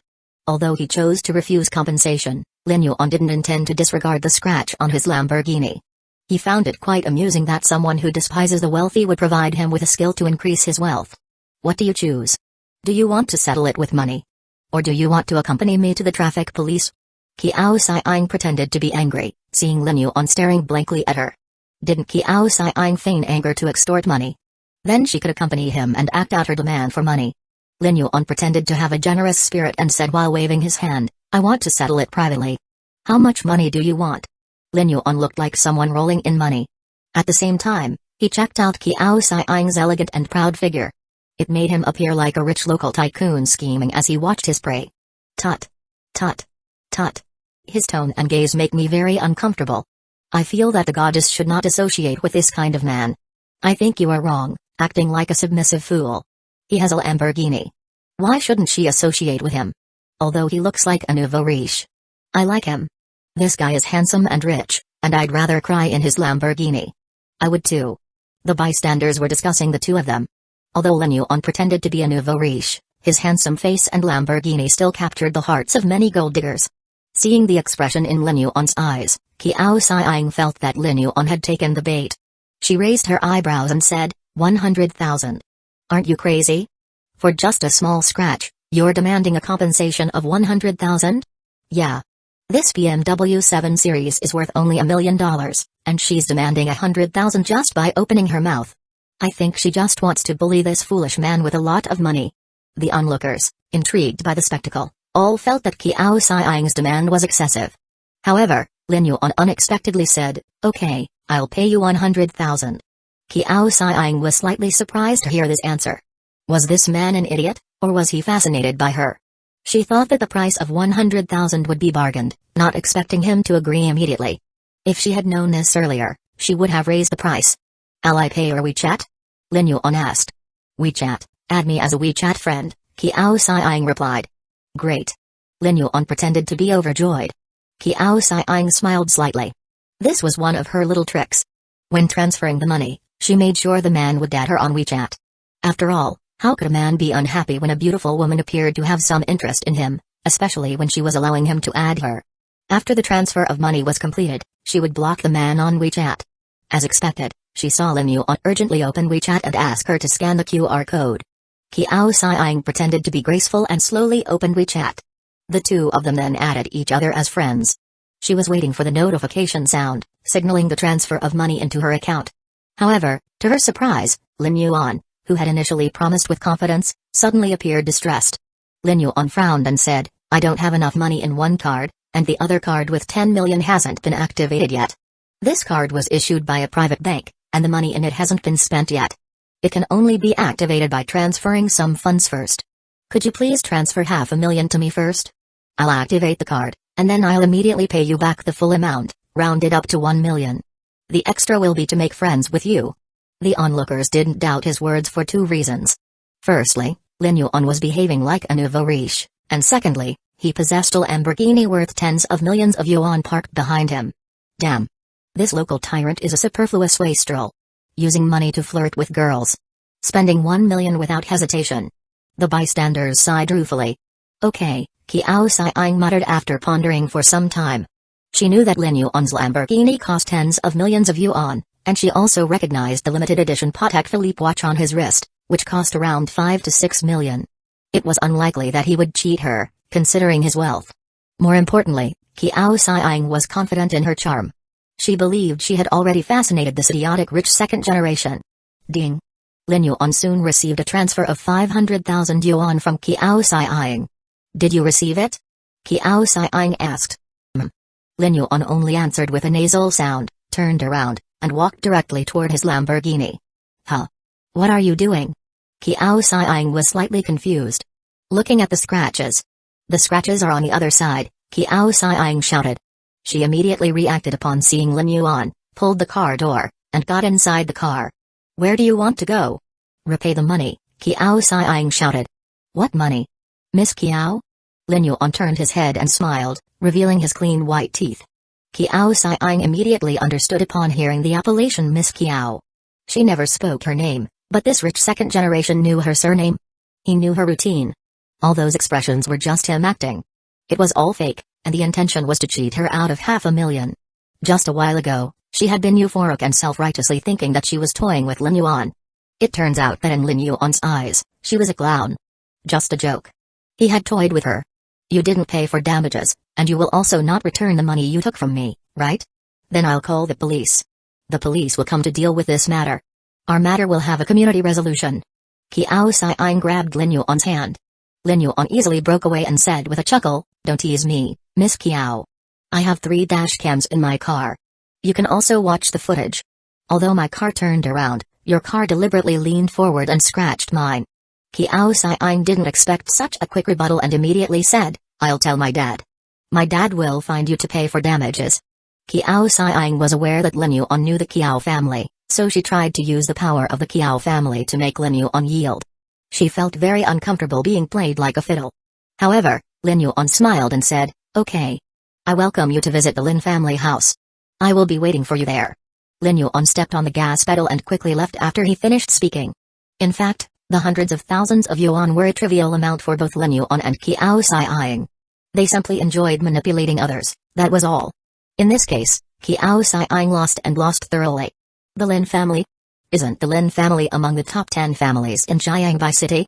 It seems that the one who left here just now is probably young Master Lin. He is so handsome. The Lin family is so awesome. Qiao Xiang bit her red lips slightly when she heard the words of the onlookers. How could she not know the Lin family? The Lin family is more powerful than her Qiao family. They not only have more wealth than her family, but their foundation is also stronger. The Qiao family is not considered among the top 10 families of Jiangbai. She remembered that the man who had toyed with her was the young master of the Lin family, Lin Yuan. Even if she talked to the dad who spoils her, she thought she would only get a scolding. She had thoroughly lost to Lin Yuan now, just like when she played by him earlier. "Lin Yuan, I remember you." Qiao Xiang gnashed her teeth and said fiercely. Chapter 27, Why did you come back here if not to inherit the family business? How could she not know the Lin family? The Lin family is more powerful than her Qiao family. They not only have more wealth than her family, but their foundation is also stronger. The Qiao family is not considered among the top 10 families of Jiangbai. She remembered that the man who had toyed with her was the young master of the Lin family, Lin Yuan. Even if she talked to the dad who spoils her, she thought she would only get a scolding. She had thoroughly lost to Lin Yuan now, just like when she played by him earlier. "Lin Yuan, I remember you." Qiao gnashed her teeth and said fiercely. At that time, Lin Yuan had already came to the lobby of his company. The Lin Group's headquarters was situated within a sprawling complex that encompassed 10 buildings, none of which reached towering heights, but each covering vast expanses of prime real estate. In Jiangbai, where land was at a premium, the sheer size of their holdings spoke volumes about the group's financial might. Lin Yuan stood before the tallest of these buildings, knowing that within its walls, his parents were waiting. As soon as he entered, he was immediately noticed. The recognition was instantaneous. It was clear that Lin Yuan, the heir of the Lin family, was a well-known figure. A beautiful receptionist, her eyes lighting up upon seeing him, quickly approached and escorted him to a comfortable waiting room. "Hello, young master," she greeted warmly, her face flushed with a tinge of red as she caught sight of Lin Yuan's striking appearance. "The chairman has already been informed of your arrival and is on his way down." "Thank you," Lin Yuan replied with a polite smile, his presence exuding both confidence and charisma. The receptionist, still blushing from the young master's smile, quickly excused herself as she left to deliver her message. Moments later, Lin Yuan was reunited with his parents Lin Jianjun and Meng Yulan. "Jia Yuan, what brings you here today? Are you thinking about taking over the family business?" Meng Yulan asked, her tone curious but with an underlying hint of hope. "Take over? Why would I want that? If I did, I'd end up as busy as both of you. Besides, you two are still far too young," Lin Yuan replied, shaking his head lightly, a slight chuckle escaping his lips. Lin Yuan had started his own entrepreneurial venture some time ago and had no intention of stepping into the role of a corporate heir. The idea of being tethered to the Lin Group's legacy felt like an unwelcome constraint. Though he was well versed in the company's operations and secrets, and though he could succeed with ease by tapping into the family's influence, the idea of inheriting the company felt stifling to him. "Then why have you come back? What's the purpose?" Lin Jianjun inquired, his curiosity piqued. "I'm here for something important." "Let's go to the 7th floor to discuss it," Lin Yuan said, his expression growing serious. The family made their way to the 7th floor, the heart of the group's investment, financial management, and stock trading operations. The vast space was filled with rows of computers and large electronic displays showing fluctuating stock graphs and real-time data. The atmosphere was one of intense concentration as employees diligently monitored the markets. When the Lin family arrived, a 30-year-old white-collar worker named Chen Pei, the leader of the group's holding team, quickly approached them. She was taken aback when she saw Lin Yuan, the seldom-seen heir of the family, in person. But she quickly composed herself and turned her attention to Lin Jianjun and Meng Yulan. "Chairman, you're just in time," she said. "We were about to bring this up. There's a stock Qinglong that has been showing a promising upward trend. Our team believes it will continue to rise. We're thinking of allocating 5 billion yuan to buy shares." The holding team had an impressive track record under Chen Pei's leadership, and their astute stock market moves had been a major contributor to the Lin family's wealth. Upon hearing her suggestion, Lin Jianjun and Meng Yulan exchanged a brief but thoughtful look. After a moment of silent deliberation, they nodded in agreement. "Sounds good. We'll inform the finance department," they said in unison, ready to move forward. But before they could take another step, Lin Yuan spoke up, his voice firm and unwavering. "No," he said, his tone leaving no room for argument. "We cannot invest 5 billion yuan in Qinglong stocks." Chen Pei, taken aback by the sudden objection, looked at Lin Yuan with a mixture of surprise and confusion. Lin Jianjun and Meng Yulan were equally stunned, unsure of why their son was opposing such a promising investment. "I came here today specifically to say that we cannot proceed with purchasing these shares," Lin Yuan continued, his gaze steady. The reason behind his refusal was one he had seen in his mind's eye. He had a distinct recollection of what happened the last time the Lin Group invested such a large sum into a seemingly lucrative stock. The stock had risen dramatically, only to crash spectacularly, causing a devastating financial loss of 5 billion yuan. While the group could recover from the loss of that magnitude, the resulting blow to liquidity would be disastrous. With the company's liquid funds barely hovering around 7 billion, a loss of this scale would decimate their reserves, setting off a chain reaction that could bring the entire Lin Group to its knees. It was a risk that Lin Yuan was unwilling to take. Chen Pei, whose confidence in the stock market was usually unshakable, looked at Lin Yuan with disbelief. "Master Lin, may I ask why you oppose this investment?" she asked, her voice betraying a rare hint of uncertainty. Chapter 28 Invest the entire 5 billion. I will be responsible for any loss. Lin Yuan knew he would be questioned, and he was already prepared for that moment. Initially, he planned to talk his way out of the situation with a few clever excuses.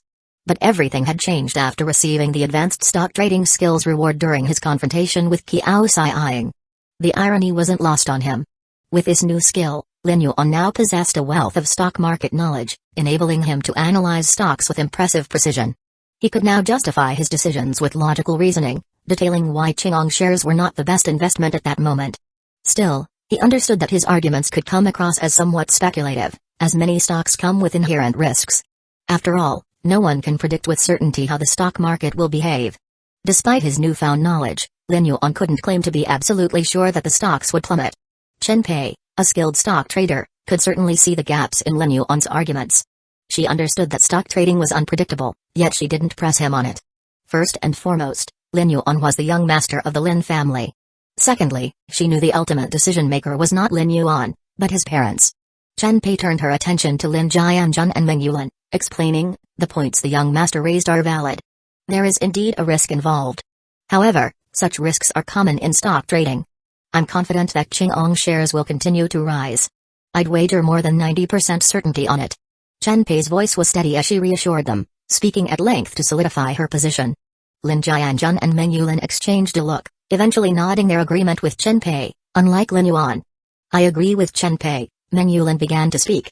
But Lin Yuan, resolute in his stance, interjected, his tone calm but unwavering, "Dad, Mom, just trust me this time. Let's not invest in Qingong shares. I understand we have an abundance of idle funds, including the 5 billion yuan, but I strongly recommend we redirect that money into another stock." With that, Lin Yuan turned on the computer and navigated to a stock called Spanish currency. "We'll invest the 5 billion yuan in this stock. The Spanish currency stock is going to see a dramatic rise very soon," Lin Yuan declared. Chen Pei smiled at this statement. "Young master, I'm not sure where you got this information, but Spanish currency stocks are tied directly to the currency of Spain. We've all expected a surge in its value, but over the past 6 months, we've lost 300 million yuan in investments. Given the recent trend, I strongly advise against investing further." Meanwhile, Qingong shares have shown steady growth, Chen Pei said with a hint of amusement. She was certain Lin Yuan was merely parroting some technical jargon about the stock market and that he was trying to prove his worth in front of his parents. On one side was a professional trader who had seen success, and on the other, their son, whose confidence seemed misplaced. Lin Jianjun and Meng Yulan were caught in the middle, unsure of how to proceed. Lin Yuan, determined to act swiftly, pressed on, "The industries I'm currently managing are worth a combined 5 billion yuan. I'm taking full responsibility for this decision. If I fail, I will relinquish control of everything I own to the Lin Group and, of course, return to inherit the company." Chen Pei, observing Lin Yuan's demeanor, felt a sense of admiration. His confidence radiated as though he was truly in command of the situation. Meng Yulan, however, was pleasantly surprised by the implied promise. "You're saying you'll return to inherit the company if you fail?" "If I lose 5 billion, I'll come back," Lin Yuan affirmed, his voice resolute. Meng Yulan turned to her husband. "Jianjun, what do you think?" After thinking for a moment, Lin Jianjun responded, "We'll go with Yuan's decision. We'll invest the 5 billion in Spanish currency." Unlike Meng Yulan, who seemed primarily excited about Lin Yuan's potential return to inherit the company, Lin Jianjun sensed something deeper in his son's confidence. It was as if Lin Yuan had undergone a transformation, exuding an intelligence and conviction that he hadn't seen before. The only other time he'd felt this way was in the presence of his own late father. Under Lin Yuan's leadership, the Lin Group had achieved new heights. Even Lin Yuan's grandfather had taken the company to its peak. Chen Pei silently sighed, not voicing her concerns. Ultimately, her role was that of an employee, not someone who could dictate decisions on this scale. She might not have agreed with Lin Yuan, but when Lin Jianjun and Meng Yulan had already made their choice, there was nothing more she could do. Though she had doubts, she refrained from questioning the decision further, especially after Meng Yulan's commands set the transfer of the 5 billion yuan in motion. The investment was swiftly made in Spanish currency stock, just as Lin Yuan had advised. The rest of the staff on the 7th floor, who had to sell off some of their own holdings to arrange the 5 billion yuan, could feel the weight of the decision. Many were watching the stock prices closely, aware that this could either be a game-changing move or a disastrous gamble. Lin Jianjun, despite his earlier decision, remained anxious. He didn't want to lose the 5 billion yuan, but Lin Yuan's confidence had swayed him. Chen Pei, alongside the other investment staff, was left in silent anticipation. They were all part of this grand gamble, which some believed had more than a 90% chance of failure. But, as employees, they were powerless to intervene. Minutes ticked by, the staff anxiously monitoring the price of Spanish currency stock. But as time passed, the stock price continued its downward slide. Everyone was beginning to feel the sting of impending financial disaster. Lin Jianjun's face darkened with every passing second. Chen Pei shot Lin Yuan a cold glance. The loss of 5 billion yuan would damage the Lin Group, but it could also tarnish her reputation as an expert trader. It was clear to her that if they had followed her advice, the outcome might have been very different. Others in the investment department exchanged silent glances, certain they were witnessing a spectacular failure unfold. 1 minute passed. Then another. And then, at exactly 5:29 p.m., a loud shout interrupted the growing tension. It's going up. It's going up. The Spanish currency is rising. The entire room turned their attention to the screen, eyes wide with disbelief. Indeed, the stock price had begun to rise rapidly. No, it was soaring. In a matter of moments, the stock price had shot back up to the pre-investment levels. In just 2 minutes, the investment had doubled. 3 minutes later, the stock price had increased by more than 4 times its initial value. In less than 10 minutes, the 5 billion yuan investment had transformed into a staggering 20 billion yuan. Stunned silence followed. The entire room was frozen, the reality of the gain sinking in. Everyone looked at Lin Yuan as though he had just defied the laws of nature. Chapter 29 Shocking. Earning 30 billion in 10 minutes. This could truly rattle anyone to the core, couldn't it? Stocks that had been in free fall for over half a year suddenly surged after Lin Yuan's jaw-dropping 5 billion investment. It turns out that young master Lin Yuan is a low-key genius stock trader. Unbelievable. This is something people see only once in a lifetime. I've never witnessed anything like this in my entire career. You can't argue with young master Lin's foresight. He not only has vision, his calm, collected demeanor is unlike anything I've ever seen. A bold 5 billion gamble. All the employees working on investment and stock trading on the 7th floor were completely stunned. The rise was not just unprecedented, it was outright irrational. At that exact moment, one employee suddenly shouted, "Damn it! The stock's crashing." The entire room froze in shock. The stock had jumped to 20 billion, only to drop so quickly. Lin Jianjun shot a quick glance up, as did Chen Pei and the others. But the Spanish currency stock, still at the forefront, was skyrocketing, showing no signs of falling at all. The voice that had just cried out came from one of the holding team members. Chen Pei frowned and asked, "When did it start falling?" "It's still climbing, isn't it?" Realizing the misunderstanding, the employee quickly clarified, flustered, No. I didn't mean the Spanish currency stock. I meant Qingong shares, they're crashing. Qingong shares are plummeting." The focus had previously been on the Spanish currency stock, leaving Qingong shares somewhat overlooked. But as they looked at the Qingong stocks, they saw it, their value was indeed plummeting. Everyone turned to look at Lin Yuan, eyes wide with disbelief. They suddenly recalled Lin Yuan's earlier predictions, where not only did he forecast the rise of the Spanish currency stock, but he also predicted the downfall of Qingong shares. Now, everything he had said had came to pass. Earlier, young master insisted on selling off Qingong stocks and putting the entire sum into the Spanish currency stock. Now Qingong's value is plummeting while the Spanish currency stock is soaring. This is simply remarkable. This is beyond astounding. Could young master Lin be some kind of prophetic genius? No. Wait, what am I saying? Shut up. Of course, he's not a prophet. You should call him Stock God Yuan or the Fei Yuan from now on. The young master is nothing short of extraordinary. Oh my god. If he ever recommends a stock in the future, I'll buy it without a second thought. The room was filled with admiration and awe from the staff. Meanwhile, Chen Pei, Lin Yuan's stock trader, felt a cold sweat soaking her back. Her heart raced, and she couldn't shake the terrifying thought that if Lin Yuan hadn't stepped in, the 5 billion yuan would have been squandered in Qingong stocks, leading to a catastrophic loss.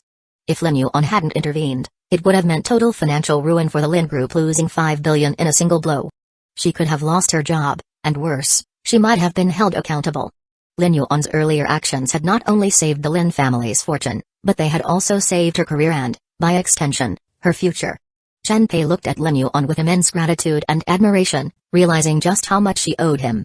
"You, young master, thank you." Her voice was filled with sincerity and reverence. Lin Yuan waved it off casually. "I was just trying to keep the Lin Group afloat, nothing more." Lin Jianjun and Meng Yulan, who had been observing the events closely, were equally stunned. They had always been in close contact with their son, but they had never seen him accomplish anything like this. Both parents exchanged a look of astonishment, each silently asking themselves the same question: since when did their son become this remarkable? Lin Jianjun could barely contain his shock and asked, "Your Honor, how did you know these stocks would rise or fall like this?" Lin Yuan smiled calmly. "I did explain it before the investment, didn't I? I've been studying stocks for a while now. Specifically the Spanish currency. I've been tracking it for 3 years. Lin Yuan had developed advanced stock trading skills, so he was able to explain it with ease, peppering his explanation with technical terms. Success in anything is difficult, but understanding how someone achieves success can often be the key. Lin Yuan continued, recounting how he'd spent entire nights analyzing the Spanish currency's market trends, focusing on half-year records, and keeping a sharp eye on Spanish news. Both Lin Jianjun and Meng Yulin listened intently, completely convinced. Meng Yulin, in particular, felt a pang of concern. Money isn't everything. You have to take care of your health, she said, her voice soft with motherly concern. I know, Lin Yuan responded. If this continues, I'm afraid Yuaner won't ever come back to inherit the company. Lin Jianjun joked, though his tone was mixed with a sense of pride. Huh? Meng Yulin recalled the risky gamble Lin Yuan had taken earlier, and her expression changed immediately. But wait. It's still uncertain. The stock soared, but it might crash again soon. You have a tendency to jinx things a crow's mouth, Lin Jianjun chuckled, shaking his head. Yet Lin Yuan remained calm, his confidence unwavering. It won't fall sharply. The stock will keep rising for at least until tomorrow morning. After that, we'll sell all of our Spanish currency stock. We shouldn't get greedy. If Lin Yuan had said this earlier in the day, no one would have believed him. But now, after everything that had happened, they all trusted his judgment completely. As time passed, the Spanish currency stock continued to rise steadily, showing no signs of slowing down. After a few more words, Lin Yuan left. 20 billion. This was just the beginning. Chapter 30. People sit at home and heaven's reward comes for them. Yan Ryui's fingers hovered over the screen as she clicked on the news with a furrowed brow. The headline described how Lin Yuan had invested 5 billion yuan in Spanish currency stocks the day before, and in a mere 10 minutes, the value of his holdings had skyrocketed to 30 billion yuan. Of course, the sensationalized headline made it sound as if Lin Yuan had earned that 30 billion in those first 10 minutes alone. The truth, however, was a bit different. After his initial investment, he sold off the stocks the following morning, accumulating that amount over time. His actual gain for those 10 minutes was 20 billion yuan. But other news outlets had further inflated the story, embellishing the facts to an extreme degree. Yan Ryu continued scrolling through her phone, her screen filling with more notifications. Kyushu's own Warren Yu on the stock market maestro. Greater than the rise of the young, wealthy heir. The stock god is here, a bold bet of 5 billion, a gamble for the future. Greater than had he lost, he would have inherited 100 billion, but instead, he turned it into a fortune. Greater than all the articles followed the same narrative. Lin Yuan had used his 5 billion to generate tens of billions in profits in just one day. Some were even more dramatic, claiming he had made hundreds of billions with that same 5 billion. If Lin Yuan had seen how the media was portraying him, he might have laughed. Yan Ryu skimmed through each article, her gaze distant and pensive. Was this truly the same Lin Yuan who had once followed her around like a lost puppy?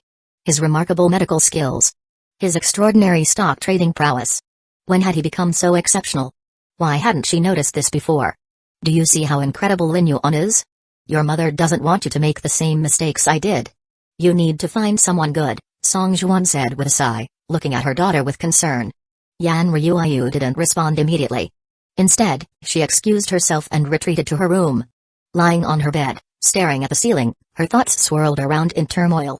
Her resentment toward Lin Yuan wasn't just about him, it stemmed from the painful experiences with the men in her life. Her father's infidelity. His cruelty. The constant violence he inflicted on her mother. It had all left deep scars in her heart. The trauma from her childhood, the emotional and physical abuse, had bred a bitter misandry within her. The idea of being engaged to any man had repulsed her. When Lin Yuan began to follow her obsessively, clinging to her like a shadow, she had only grown more irritated. His relentless attention had made her hatred even stronger. But then, everything started to shift. Lin Yuan had backed off from their arranged marriage, giving her the space she needed to breathe. Later, he revealed his extraordinary medical skills, saving her mother's life, healing old wounds, and repairing the fractured relationship between them. She could never hate him for that. Though she loathed her father, part of her still longed for the love and protection she had never received. The Chinese yew plant she kept, the silent, living reminder of her lost childhood, served as a substitute for the father she never had. Now, Lin Yuan had become a legend in his own right, a figure of unmatched brilliance in the world of stock trading. Her emotions were a tangled mess. She no longer despised him, and she was deeply grateful for everything he had done for her and her family. But love? That was still something she could not bring herself to feel. Yet, despite all that, an undeniable curiosity lingered about Lin Yuan. How had he acquired such remarkable medical skills? How had he mastered stock trading with such ease? What else about him was she completely unaware of? Ding. Yan Ryui's favorability +5. Reward, 200 counterattack points. Lin Yuan groggily woke up, rubbing his eyes as the notification buzzed through his phone. Huh? I'm just lying at home, and the heavens are rewarding me? He muttered, still half asleep. It didn't take long for him to piece it together. His phone was flooded with coverage, news outlets and social media were abuzz with reports of his achievements. Earning 30 billion yuan in a single day was no small feat. And with his status as the heir to the Lin family, it had propelled him to a level of fame almost overnight. Lin Yuan couldn't help but grin at the extravagant comparisons being made. Some were claiming that even 10 Warren buffets together wouldn't be able to match his prowess in stock trading. It was almost too absurd to take seriously, yet it made him chuckle. Chapter 31. The plot officially begins. Yi Feng is about to make an appearance. It seems that Yan Ryu saw the news, which led to the reward, Lin Yuan remarked, his tone laced with amusement. Indeed, Yan Ryui's favorability toward the host is no longer negative? Shen Lan responded, a touch of curiosity in her voice. Lin Yuan opened a system panel, scrolling through the favorability section. As he suspected, Yan Ryui's opinion of him had risen to 10, slightly positive but still far from anything significant. Curiosity really did get the better of her, didn't it? Lin Yuan mused, a sly grin tugging at his lips. Curiosity kills the cat. Now that she's intrigued, there's no turning back. This icy feline doesn't realize she's walked straight into the hunter's den. I'll break that icy facade of hers. As if on cue, another notification appeared on his phone, breaking his thoughts. A transfer of 3 billion yuan had been made to his account. Lin Jianjun and Meng Yulin had ordered Chen Pei to liquidate all the stocks as soon as the market opened. After the sale, they had earned a staggering 30 billion yuan. This was their way of rewarding him for his efforts, providing him with the funds to continue his ventures. The 3 billion was liquid cash, fully available for use, unlike fixed assets that might take time to convert. Clearly, his parents trusted his abilities far more than he had expected. Lin Yuan checked his attribute panel to evaluate his progress. Host, Lin Yuan, counter-attack points, 200, wealth value, 8 billion, attributes, strength, 123, speed, 105, reaction, 104, charm, 150, constitution, 110, skills, medical skill, god level, piano, advanced, stocks, advanced, car skills, intermediate, violin, intermediate, calligraphy, intermediate, English, elementary, favorability panel, Yan Ryu, 10, just acquaintances. Kamikayu Wangxi, 60, girls definitely got a crush. Kamaki Aosai apostrophe 10, OF, a bit of a hater. Loyalty panel, Wang Ergu, 90, loyal lapdog level will die for you. After checking the attribute panel, Lin Yuan proceeded toward the house of the Yan clan. As usual, Lin Yuan performed the acupuncture treatment on Song Zhuan. However, today was different. During their conversation, Song Zhuan seemed particularly interested in business matters. Lin Yuan knew that she must have heard about his recent success in the stock market. He answered her questions confidently, his sharp insights sparkling in her eyes. Song Zhuan was clearly impressed by Lin Yuan's composure and brilliance. Jia Yuan, have you thought about branching out on your own? If you need any help, whether it's investment or anything else, don't hesitate to reach out to me. I'm more than willing to assist. You've got such great ideas, I'd love to collaborate on your startup, she offered warmly. I appreciate that, Auntie. If the opportunity for collaboration arises, I'll definitely let you know, Lin Yuan replied smoothly, his thoughts already turning toward his future plans. Lin Yuan had more in mind than just rescuing the Lin family conglomerate from ruin. He wasn't satisfied with merely preserving his family's legacy. He wanted to forge his own path, taking down the protagonist Yi Feng in the process and surpassing everyone to become the wealthiest person on the planet. To do that, he needed all the support he could get, and Song Zhuan's help would be invaluable in tipping the balance in his favor. Yower, look at how exceptional Jia Yuan is. Your company has been struggling lately. Why don't you sit down with him and consult about the issues you're facing? Song Zhuan suggested, turning her attention to her daughter. Okay, Yan Ryu responded with a nod, knowing exactly what her mother meant. It was clear she was being encouraged to interact more with Lin Yuan.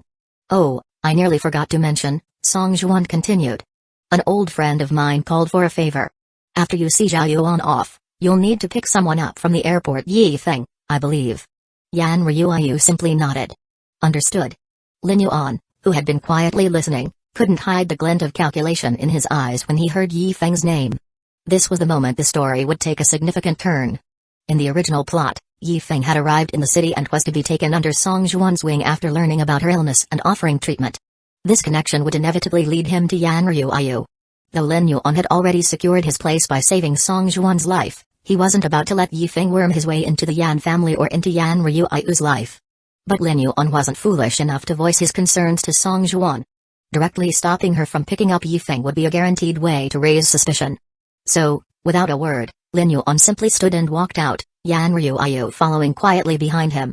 Chapter 32 Everything is ready, young master. As the two walked along the road, neither of them spoke a word to the other, creating a peculiar and uncomfortable silence between them. Yan Ryu felt an increasing curiosity about Lin Yuan, but her reserved nature kept her from initiating a conversation. Lin Yuan, too, wasn't inclined to break the silence. Eventually, after a long stretch of quiet, Yan Ryu hesitated and finally spoke up. I've already cut down the large tree beside Luo's and even cleared its roots, but why does the plant still have dried yellow leaves? Lin Yuan responded, his tone calm and measured. Your Chinese yew flowering plant has suffered from insufficient sunlight for the past 2 years. It won't recover overnight. You'll need to be patient and allow it time to return to its former state. I have some prescriptions that could help, though I'm not certain whether they will work for the plant. What I can say is that they won't harm it, and they might speed up its recovery process. Would you like to give it a try? Yan Ryu, who had been waiting for such a solution, quickly replied, yes, I want the prescription. Can you send it to me on WeChat? Okay, Lin Yuan agreed without hesitation. Yan Ryu hesitated before continuing, her voice tinged with slight embarrassment. By the way, you might not be able to add me on WeChat. Could you tell me your WeChat number? She felt awkward asking, remembering how the previous version of Lin Yuan had irritated her by constantly messaging her. In fact, she had blocked him in the past. Now, she never imagined she would be the one asking him to add her back.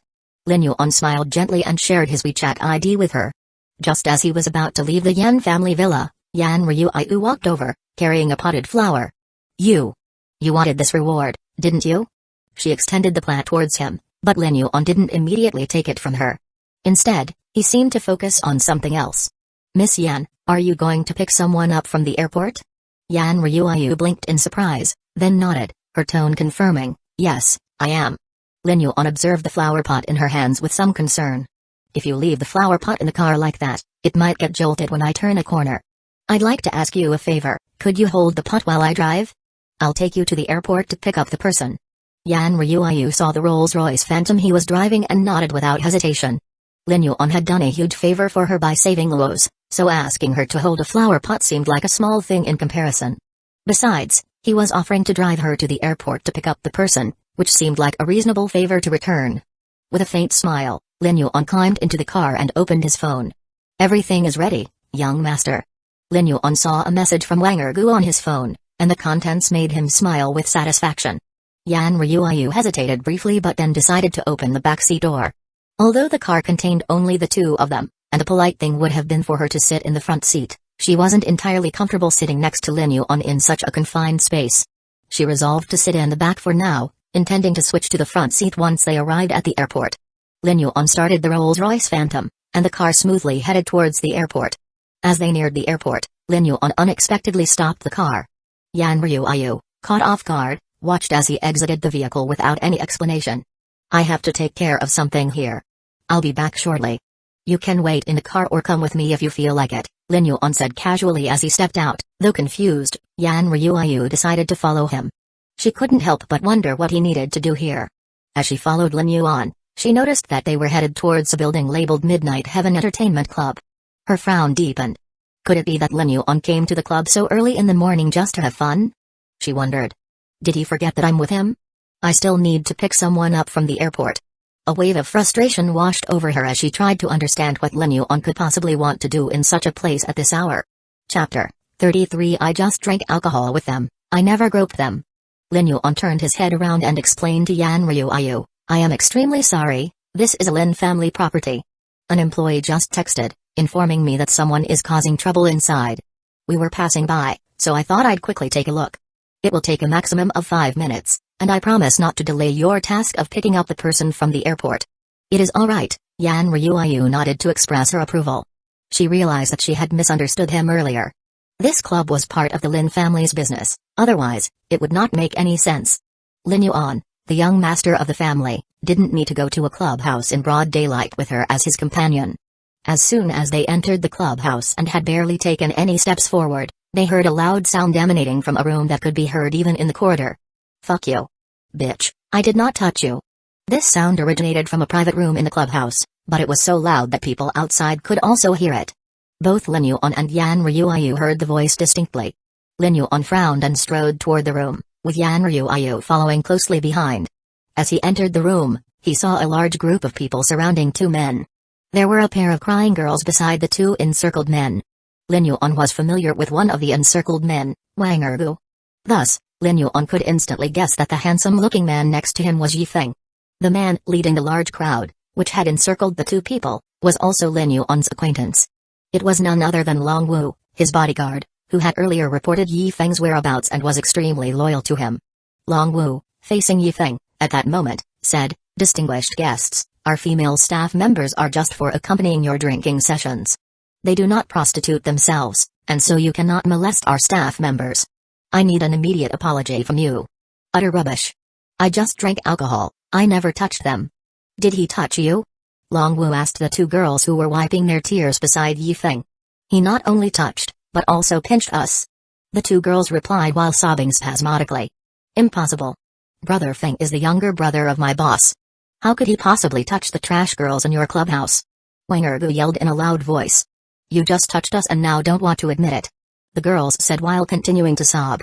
"I admit that you are a distinguished guest of our clubhouse and have been very liberal with spending money. However, our clubhouse operates by established rules and is very dignified. You have come here to have fun, but you are not allowed to touch our staff without their explicit permission. Otherwise, it will be the same as molesting women. Besides, I've seen many scums like you who refuse to admit touching girls after exactly doing the same thing. Now I'm just asking you to apologize and pay for the damages. Our business cares a lot about our reputation while making money and will not investigate this matter anymore," Long Wu stated. "FKU. And FK this whore." Yi Feng got very angry immediately following the remark and finally blurted out curses. At the same time, he slammed the table with one of his hands. There was a loud bang, and the table, to everyone's surprise, collapsed into two parts. Long Wu, Wang Ergu, and the others broke out in a cold sweat seeing the scene. Lin Yuan's eyes also widened in amazement. The novel setting had placed the strength of the mercenary soldier king as terrifying. Although Wang Ergu broke out in a cold sweat seeing the scene, he was more terrified upon seeing the mysterious Lin Yuan. He stood up directly to continue the drama. He dashed towards the girl, grabbed her hair, and slapped her face. "Brother Feng is my distinguished guest. How could he touch girls of inferior quality such as you? Don't go about slandering my brother Feng. He only fucking rich second-generation ladies," Wang Ergu said while raining curses on her. Hey! What's wrong with you? How dare you beat up someone in our presence?" Long Wu waved his hands, and a bunch of people surrounded the two, ready to take action. "If I had touched her, I will surely admit it. If I, your father, say I didn't touch her, then I didn't touch her. I did not touch her, so, you daughter, don't think of framing me. Besides, do you want to attack us? You can try me on for size." Yi Feng shouted. "Yo. This kid is really crazy." Long Wu sneered and immediately waved for people to attack them. But right at that moment, a voice sounded. "Everyone should heed my words. Don't attack them. I forbid you from attacking them." Yi Feng heard a voice emanating from the door of the room. Everyone turned their heads around and gave way to Lin Yuan upon recognizing him. Yi Feng saw a handsome man walking toward him. A woman was following the man close behind. Yi Feng was instantly attracted to that woman. So beautiful. She was a peerless beauty. This was his first impression of her. She had a broad forehead and crooked eyebrows. Her smile was beautiful enough to dazzle an entire room of spectators. She was a woman of peerless beauty. If there was a woman he wanted to grope, it was such a beautiful woman. Yi Feng focused his entire attention on Yan Ryuayu. In the novel, Yi Feng was a very lascivious man. So, when he saw the picturesque beauty of Yan Ryuayu, he decided almost instantly that Yan Ryuayu should belong to him, designating her as his prey. In his drunken state, he gazed at Yan Ryuayu unscrupulously with his scorching eyes. Yan Ryuayu also noticed his gaze, and she glanced back at Yi Feng with disgust.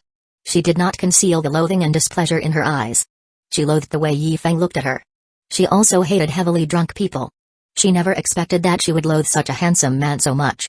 She had formed a very bad impression of Yi Feng from his actions and hated him almost instantly. Ding! The heroine Yan Ryuayu has a strong disgust for Yi Feng. Counterattack points plus 100. Lin Yuan exposed a shallow smile upon hearing the system prompt.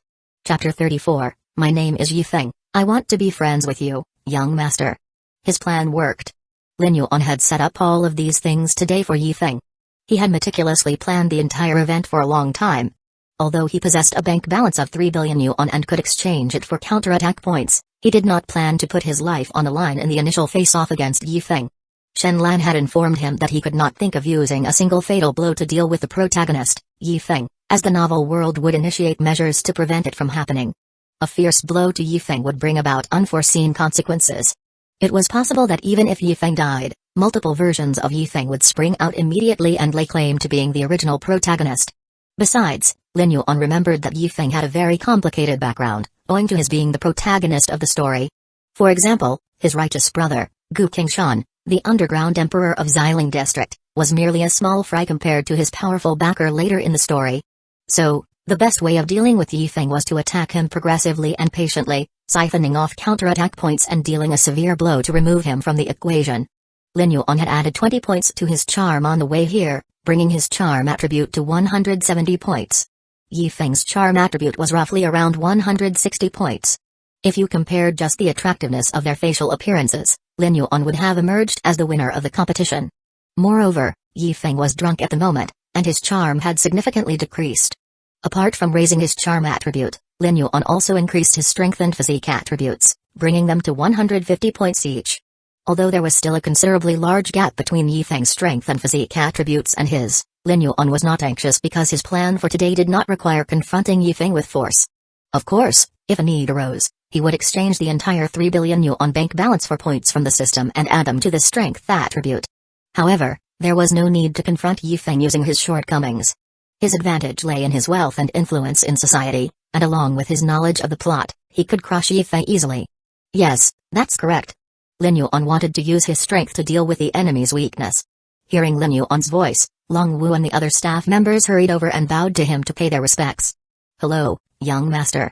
Long Wu and the others, who had previously surrounded Yifeng, looking at him with the gazes of hyenas, now turned into honest, loyal dogs, wanting to be patted by their master.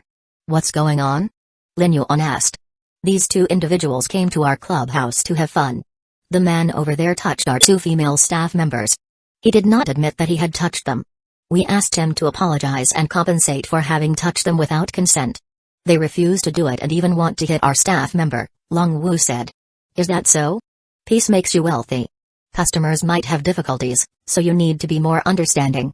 If he does not compensate the two girls, then I will compensate for their losses on his behalf, Lin Yuan said. No, I will not compensate them as I have not touched the two girls at all. Thank you, brother, for your good intentions. However, I did not grope her. I, unquestionably, did not touch her at all. Hearing Lin Yuan speak for him, Yifeng turned his scorching eyes away from Yan Ryu and thanked him. You groped her. There is no question about that. Our young master is helping you solve the problem. It is your fortune that you accumulated in your past lifetimes, otherwise, a destitute guy like you would not be able to afford to compensate for the loss. Now get lost. Long Wu said. I have 10 ATM cards with me right now, and each of them has a balance of 1 million. I will not have any problem buying half the shares of your clubhouse with this amount of money. It is not that I can't afford to compensate but that I did not touch her at all. Yifeng roared angrily. Oh. With so much wealth, how many girls did you grope in the end? Long Wu said coldly. Fuck you. I, your father, did not grope anyone. Yifeng cursed. Can this all be just a misunderstanding? This customer is repeatedly emphasizing that he did not grope the female staff at all, Lin Yuan said. He is just saying that to defend himself. Zhao Hong, Zhao Feng, let everyone here take a look and settle the matter of whether he has groped you or not, Long Wu stated. Zhao Hong and Zhao Feng showed grievances on their faces upon hearing that and lifted their skirts a bit. Both of them had clear marks on their thighs. He not only touched our thighs but also pinched them. The two women wept while telling their side of the story. FK. You fucking whores, you pinched yourselves and are now framing me, right? Yifeng was unable to bear this drama any longer. He was drunk and enraged, thus, he directly pushed away Long Wu and the other staff members, then rushed to Zhao Hong and Zhao Feng, slapping them both. He controlled his power, otherwise, he could have blasted their heads away with a single slap. However, a sharp and clear sound still echoed throughout the room. Seeing this, Yan Ryui's loathing for Yifeng increased even more in her heart. She felt extreme disgust for Yi Feng. He first got himself heavily drunk, then bullied the accompanying female hosts, and now had even resorted to hitting them. His actions were strikingly like those of her father, who also engaged in domestic violence. Thus, she loathed Yi Feng even more. Yi Feng was in stark contrast to the tall man standing calmly beside her Lin Yuan. He seemed calm no matter how difficult the situation got. She felt comfortable being beside him. Yan Ryui's mind instantly made a comparison between the two. Ding. The heroine Yan Ryu is extremely disgusted with Yi Feng. Counterattack points plus 500, ding. Yan Ryui's favorability plus 10 points. Counterattack points plus 200, two system prompts sounded in Lin Yuan's mind. Looking at the incompetent and furious Yi Feng, Lin Yuan said with a slight smile across his face, Long Wu, everyone else, retreat from here. Yi Feng and Wang Ergu laughed heartily, seeing everyone around them retreat. Yi Feng said, now you all understand? I did not grope anyone at all. Your young master can make discerning judgments. He is not only handsome but also has a matchless personal character. Yi Feng bowed his head and said gratefully, my name is Yi Feng. I want to be friends with you, young master, and also this beautiful lady. Lin Yuan knew that the gratitude he was showing was a pretense. Yi Feng wanted to use this as a pretext to hook up with Yan Ryu. Stay away from me. Yan Ryu took a few steps away from Yi Feng, revealing a look of disgust across her face. Yi Feng could only stand awkwardly and giggle while facing Lin Yuan. Lin Yuan suddenly opened his mouth to say, yes, customer, you have not groped anybody. Yi Feng smiled upon hearing his words. He. You are correct. But. Lin Yuan took a long pause before continuing, but, customer, you are suspected of drinking heavily and, under the influence of alcohol, injuring other people, molesting and assaulting the two girls, destroying private property, causing trouble, etc. I have already reported your wrongdoings to the police. The police should arrive here soon. Chapter 35, Lin Yuan's counterattack. Lin Yuan, who had seemed to be speaking up for him all this time, had suddenly stabbed him in the back. To his utter bewilderment, he had reported him to the police. Moreover, he filed criminal charges against him. Hurting someone under the influence of alcohol, assaulting females, destroying property, starting a fight, causing trouble at the clubhouse, and other serious accusations were far more severe than the previous charge of groping someone, which only required him to pay some compensation. What was wrong with this young master? Hadn't Lin Yuan trusted him all this time and helped him by speaking up for him? The beautiful woman at his side must have some sort of relationship with him. Had he noticed his passionate and penetrating gaze at her? Yi Feng raised his head to look at Lin Yuan, only to see that Lin Yuan was gazing playfully at him with a slight smile plastered across his face. Yi Feng sobered up instantly, seeing the playful expression on Lin Yuan's face, and realized something. He realized this was a setup, a conspiracy. He didn't know why the word setup and conspiracy flashed through his mind. But he understood that all of this was just a trap designed by the young master to frame him a conspiracy. However, he did not know why this young master wanted to harm him so much. But his intuition was telling him that he was right, that Lin Yuan truly wanted to harm him. Yi Feng roared in anger, you scoundrel. You planned all this to harm me, didn't you? Have I ever done anything to hurt you? Yi Feng began walking toward Lin Yuan as he spoke, his demeanor clearly indicating his intent to punch him hard. Long Wu and the others quickly formed a wall of people between Lin Yuan and Yi Feng, standing firm to protect their young master. Additionally, Long Wu and the other bodyguards subtly reached for hard, metallic objects concealed within their clothes. Yi Feng had astonishing fighting prowess, but he feared he would not be able to defeat all of them if they ganged up on him, especially with weapons. Lin Yuan did not want the situation to escalate to the point where his life was threatened. He never intended to drive Yi Feng into a corner or provoke him into taking desperate actions. Even though he could exchange his wealth for counterattack points and upgrade his attributes, he had still added extra insurance for his safety. He had specifically ordered Long Wu to bring other highly skilled bodyguards with weapons for his protection. The indignant Yi Feng instantly calmed down, assessing the unfavorable situation he was currently in. He understood from the postures and movements of these bodyguards that they were highly skilled. As a mercenary soldier king, he could tell that his opponents were no pushovers.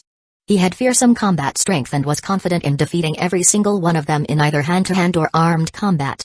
If it came to a firefight, he was confident he could eliminate all of them provided he also had guns. However, the current situation was vastly different from that ideal scenario. Having just gotten off the plane and passed through a security check before coming here, he did not possess any firearms. Meanwhile, he had no idea how many guns his opponents had. Everyone, move aside. Everyone, move aside. A few policemen suddenly rushed into the bar and squeezed their way into the conflict zone. You called the police, didn't you? one of the policemen asked. At Lin Yuan's signal, Long Wu and the other staff members stepped forward and began narrating the sequence of events to the police. Combined with video footage of the incident, they proved beyond doubt that Yifeng had gotten himself heavily drunk. The evidence also confirmed that Yifeng had hit others under the influence of alcohol, damaged property, and more. Yifeng had no chance of escaping the charges and would be detained for a minimum of 7 days to a maximum of 15 days. After hearing the whole story, the police arrested Yifeng. Yifeng roared in anger but did not resist arrest. He was furious, knowing he had fallen into Lin Yuan's scheme. However, having just returned to China, he understood that resisting arrest would lead to grave consequences. Additionally, once in custody, he could call upon his sworn brother to help him get out of jail early. Name: a police officer questioned him, holding a notebook computer to record his statement. Yifeng, he replied. Have you just returned to China from abroad? Yes. Do you have? The officer continued questioning him. Yan Ryuayu, who had been watching the interrogation nearby, was surprised. Yifeng? She remembered that the man her mother had asked her to pick up from the airport was also called Yifeng. Is he the same person my mother wanted me to pick up from the airport? Or is he just a namesake? But could it really be a coincidence, given that he had also just returned to China from abroad? She did not expect her mother's old friend to have asked her to pick up someone like this. Yan Ryuayu shook her head. She was already full of disgust for Yifeng and didn't want to look at him again. Now, she didn't feel the need to pick up anyone. Ding. The host successfully changes the storyline. Reward counterattack points plus 500, a system prompt rang in Lin Yuan's mind. You're the young master of the Lin family, right? You wait for me. Yifeng growled fiercely as the police escorted him away, glaring at Lin Yuan with a fierce expression. Lin Yuan laughingly replied, the bark of a defeated dog. Move quickly. Stop wasting time. The officer pushed Yifeng forward, forcing him to leave the scene angrily. I'll also remember you. Wang Ergu snarled fiercely at Lin Yuan, his expression mirroring Yifeng's. However, the look in his eyes revealed his fawning attitude toward Lin Yuan. Lin Yuan nodded approvingly. Today, Wang Ergu had performed very well.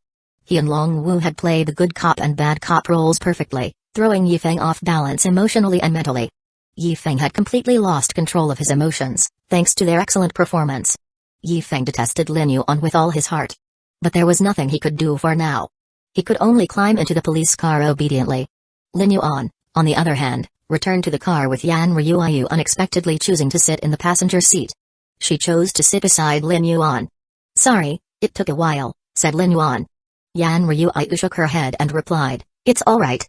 I don't need to pick anyone up anymore. This Yifeng might be the same person my mother asked me to pick up from the airport. You can say it for sure, maybe they just have the same name. Would you like to make a phone call to confirm whether they are the same person? Lin Yuan said with a smile. Chapter 36 Master, you are so sinister. Yan Ryuayu paused to gather her thoughts before finally dialing a number on her phone. The moment the call connected, a faint siren sound echoed in the background. This call cannot exceed 1 minute, a mechanical voice declared from the other end. I've arrived at the airport. Where are you? Yan Ryuayu asked, her tone cold and distant. Oh. Is this Ansong from the Yan family? I'm sorry, but I've run into something urgent.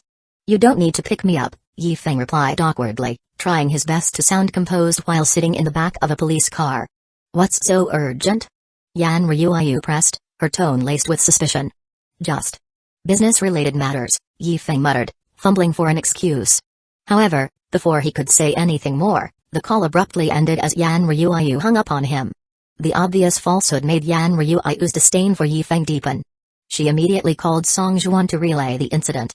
After hearing everything, Song Juan responded decisively, her voice tinged with anger.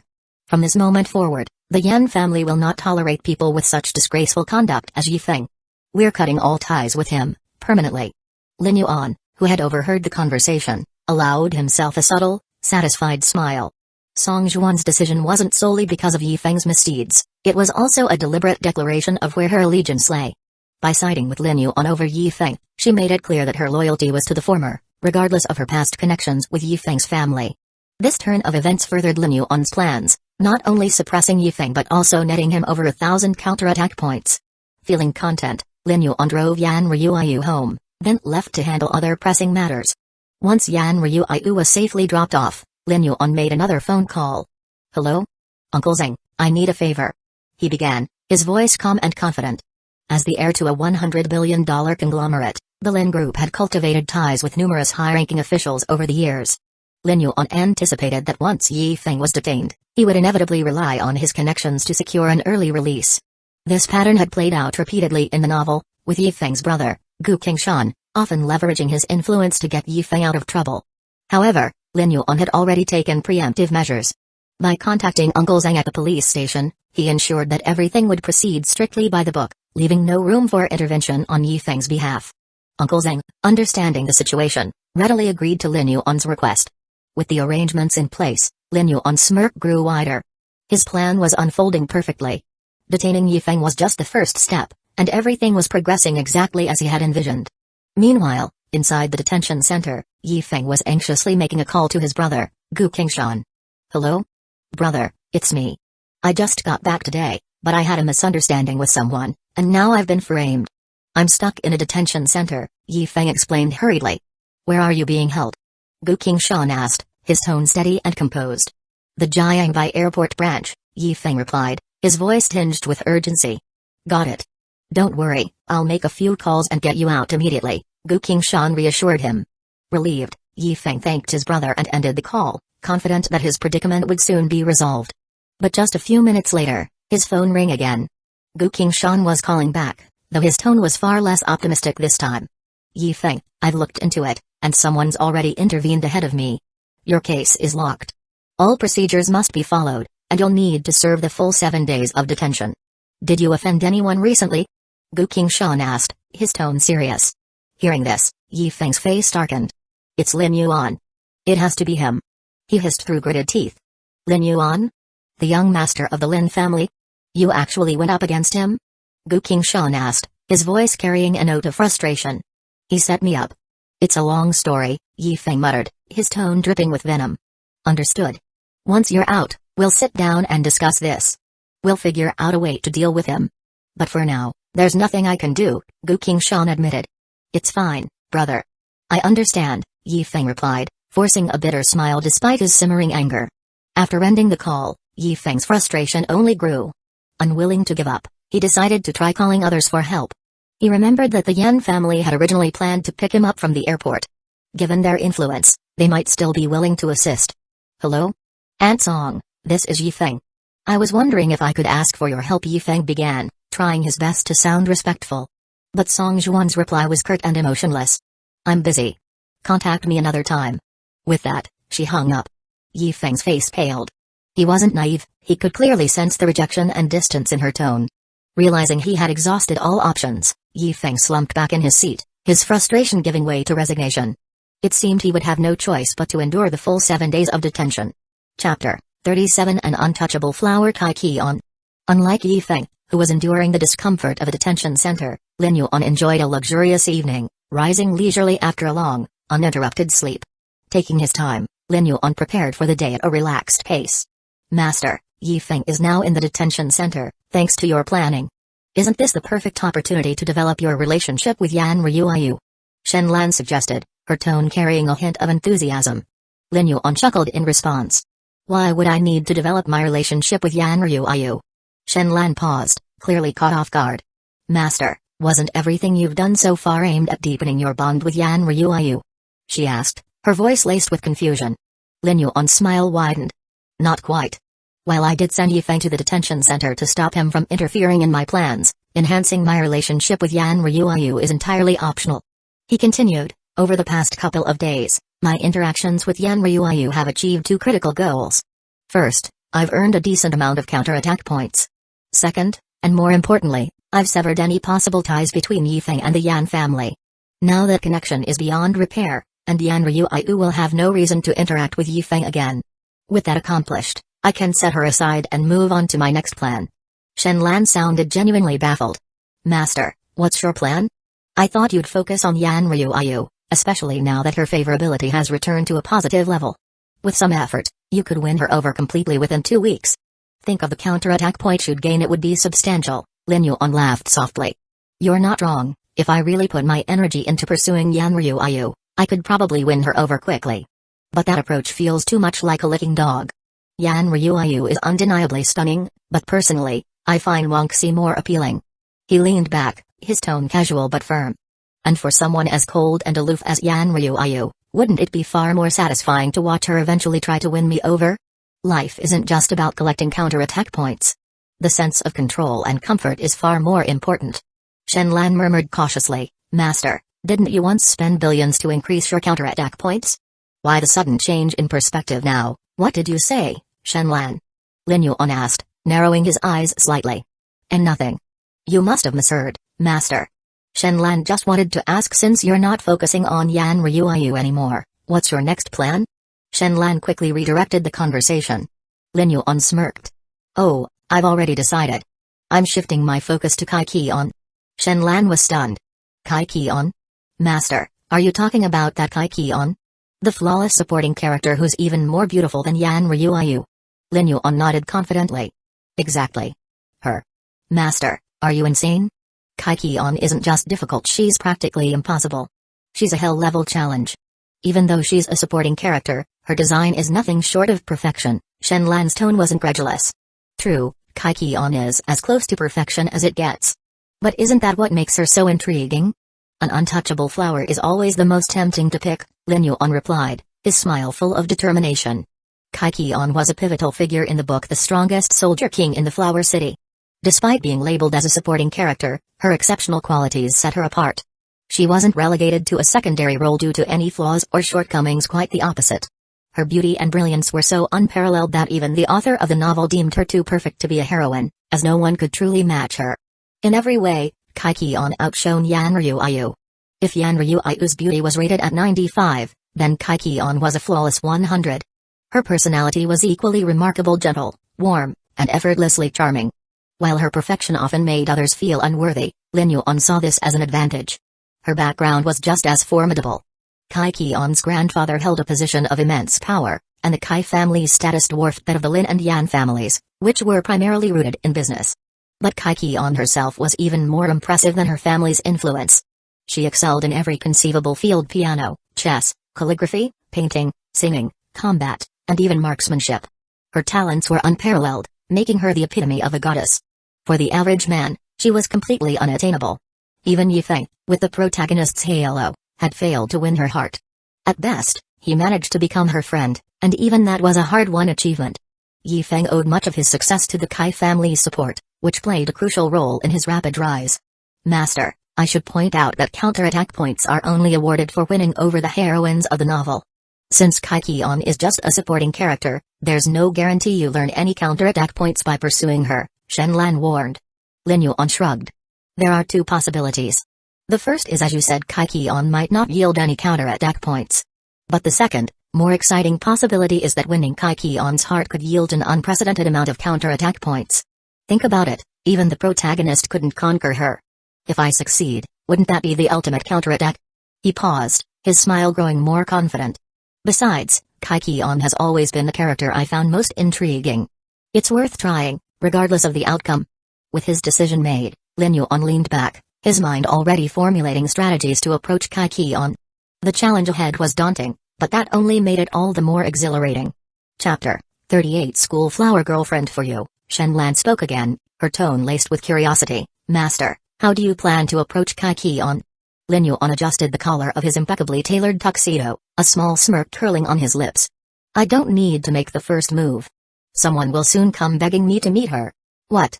Shenlan sounded confused and slightly perplexed. Lin Yuan offered no further explanation, only issuing a calm command. Shenlan, allocate more points.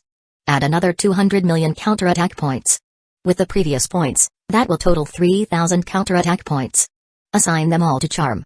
Understood, Master. After completing the adjustments, Lin Yuan opened the familiar attribute panel, which displayed his updated stats. Host, Lin Yuan, counterattack point, 0, wealth value, 7 billion, attributes, strength, 150, speed, 110, reaction, 110, charisma, 200, physique, 150, skills, medical skills, divine level, piano, advanced level, stocks, advanced level, car skills, intermediate level, violin, intermediate level, calligraphy, intermediate level, English, elementary level, favorability panel, Yanryu, 20, slow progress. But she's warming up, Kayu Wangxi, 60, still your top simp, Kiao Sai Ing, apostrophe 10, She still glares at you in the hallway, loyalty panel, Wangergu, 90. Dude's ride or die, Lin Yuan had spent a significant portion of the funds transferred by Meng Yulan to enhance his counterattack points, using 1 billion for this purpose. However, he deliberately set aside the remaining 2 billion, knowing he had other plans for those funds. After allocating the points to his charisma, Lin Yuan stood in front of a tall mirror. As his reflection came into focus, he found himself momentarily stunned. "Is this still me?" he murmured. His facial features were still recognizable, still his own, but they seemed to have undergone a profound transformation.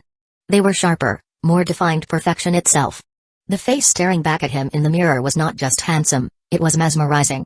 It was the kind of face that would turn heads even in the largest of crowds, commanding attention effortlessly. Lin Yuan couldn't help but lean closer to examine himself, his eyes drawn to every detail.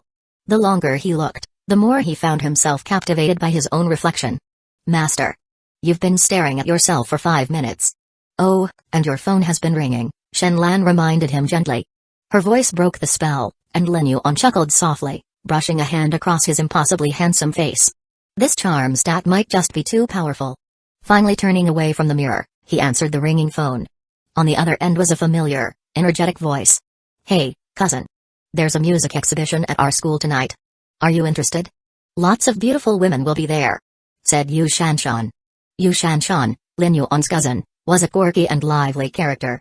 Despite her eccentric tendencies, her mother shared a close friendship with Meng Yulan, which naturally strengthened the bond between her and Lin Yuan. But unlike most people, Yu Shanshan had peculiar preferences. She wasn't interested in handsome men. Her obsession was entirely with beautiful women. She likes beautiful women, and she hooks up with beautiful women all day. "Just get to the point," Lin Yuan said flatly, his tone betraying mild amusement. "I doubt you called me just because of a music exhibition." Yu Shanshan laughed nervously. "Cousin, come on. Who doesn't like beautiful women? I'm just trying to share the experience, the eye candies." "Cousin.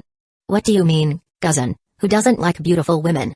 I like to be friends with beautiful women, and beautiful women also like me. Beautiful women and beautiful women are born to be together. Ugly monsters will always oppose."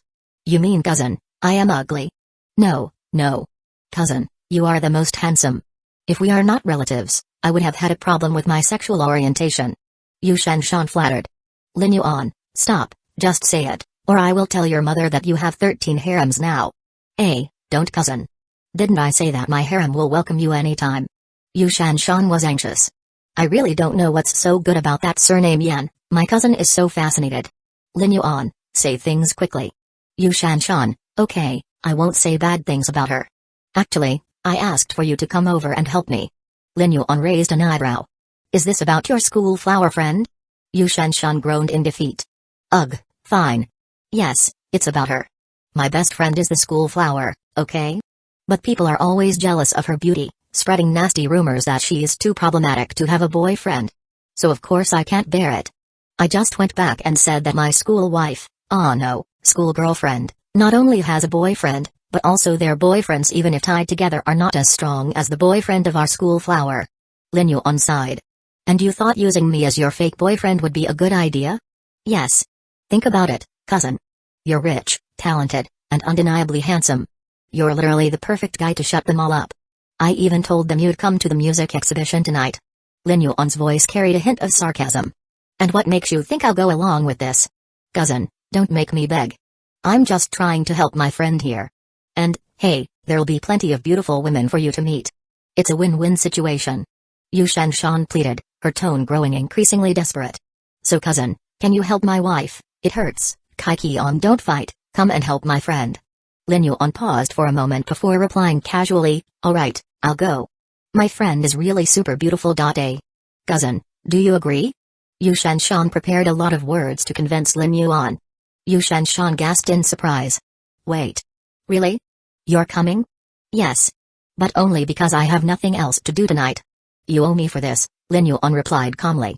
"Of course, cousin. You're amazing. How can that be?" "Cousin, my wife will be your wife from now on. My school flower friend is also given to you." "Hey. Kaikion, stop, I'm wrong.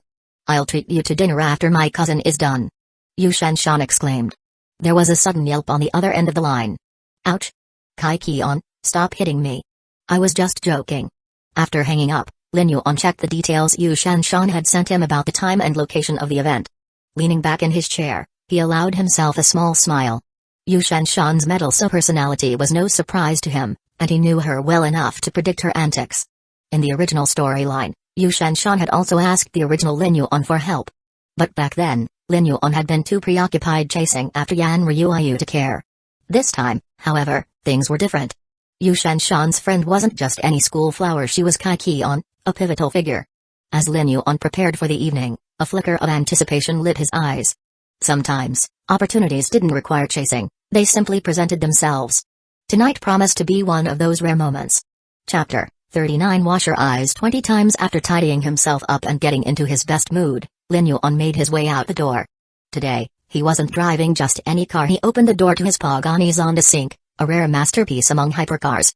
With only 5 Pagani Syncs in the world, Lin Yuan had spared no expense, investing a staggering 50 million for the privilege of owning one. If he's going to flex, he better do it with style. Jinhua Square was packed with people today. The reason for the massive crowd was the annual music exhibition hosted by Jiangbai Conservatory of Music, one of the 5 most prestigious music academies in the country. It's no secret that the conservatory boasted many handsome men and beautiful women, and today, countless admirers flooded the square, eager to catch a glimpse of some of the finest talents. Others were simply there to enjoy the lively atmosphere and the music. At the entrance of Jinhua Square, 2 stunning young women stood out in the crowd.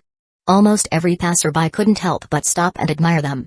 These 2 girls were so striking that they seemed to possess an ethereal presence, and among the many beautiful faces surrounding Jiangbai Conservatory, their allure remained impossible to ignore.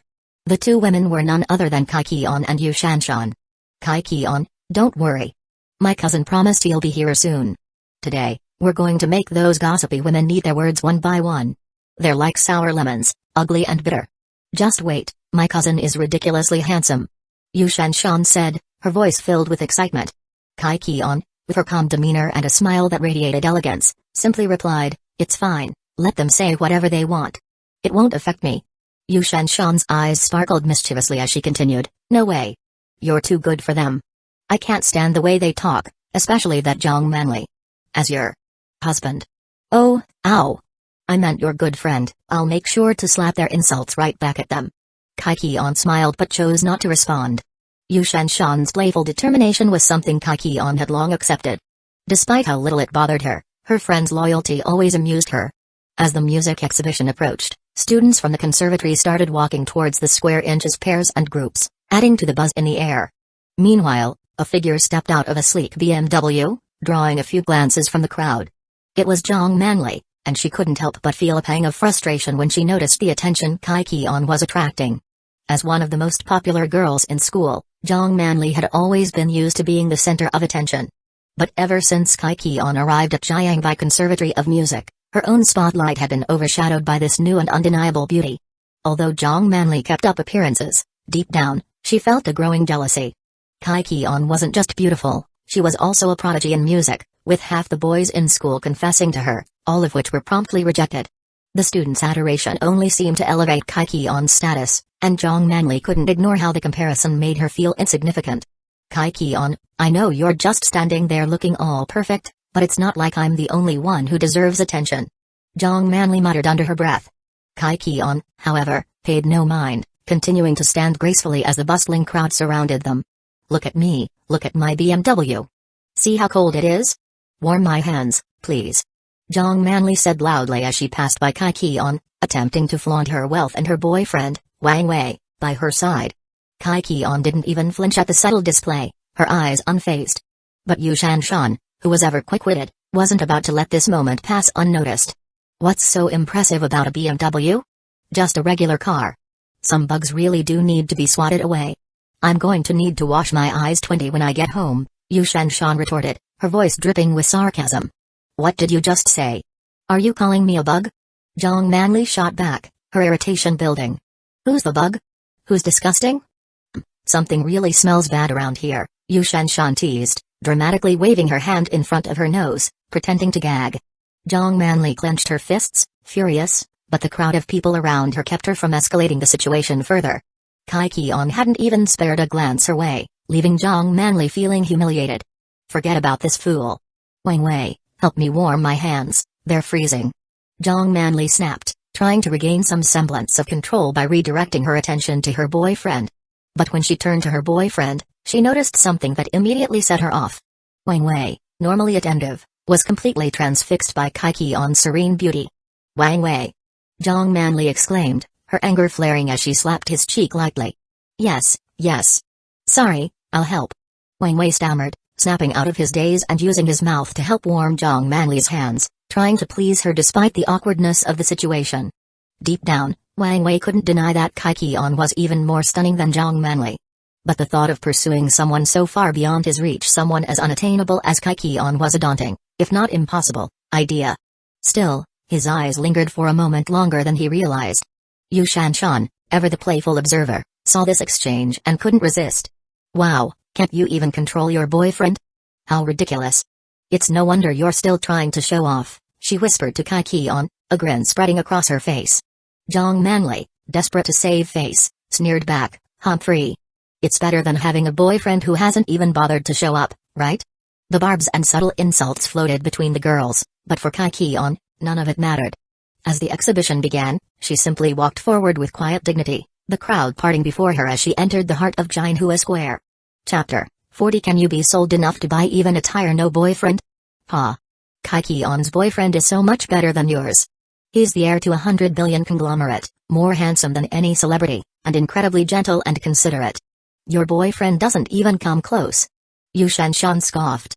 Kai Qion had been the center of attention, but now, the commotion around them only drew in more people, gathering a small crowd.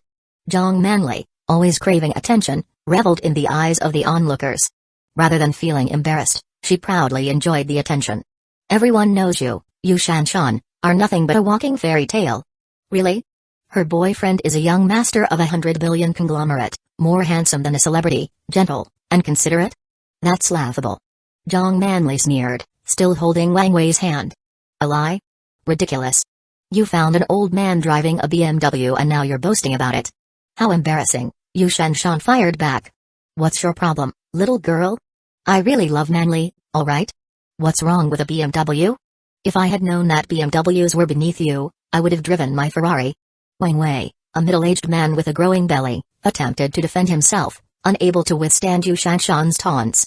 As he spoke, Wang Wei carelessly displayed a gleaming Rolex watch, hoping it might catch Kai Qion's eye.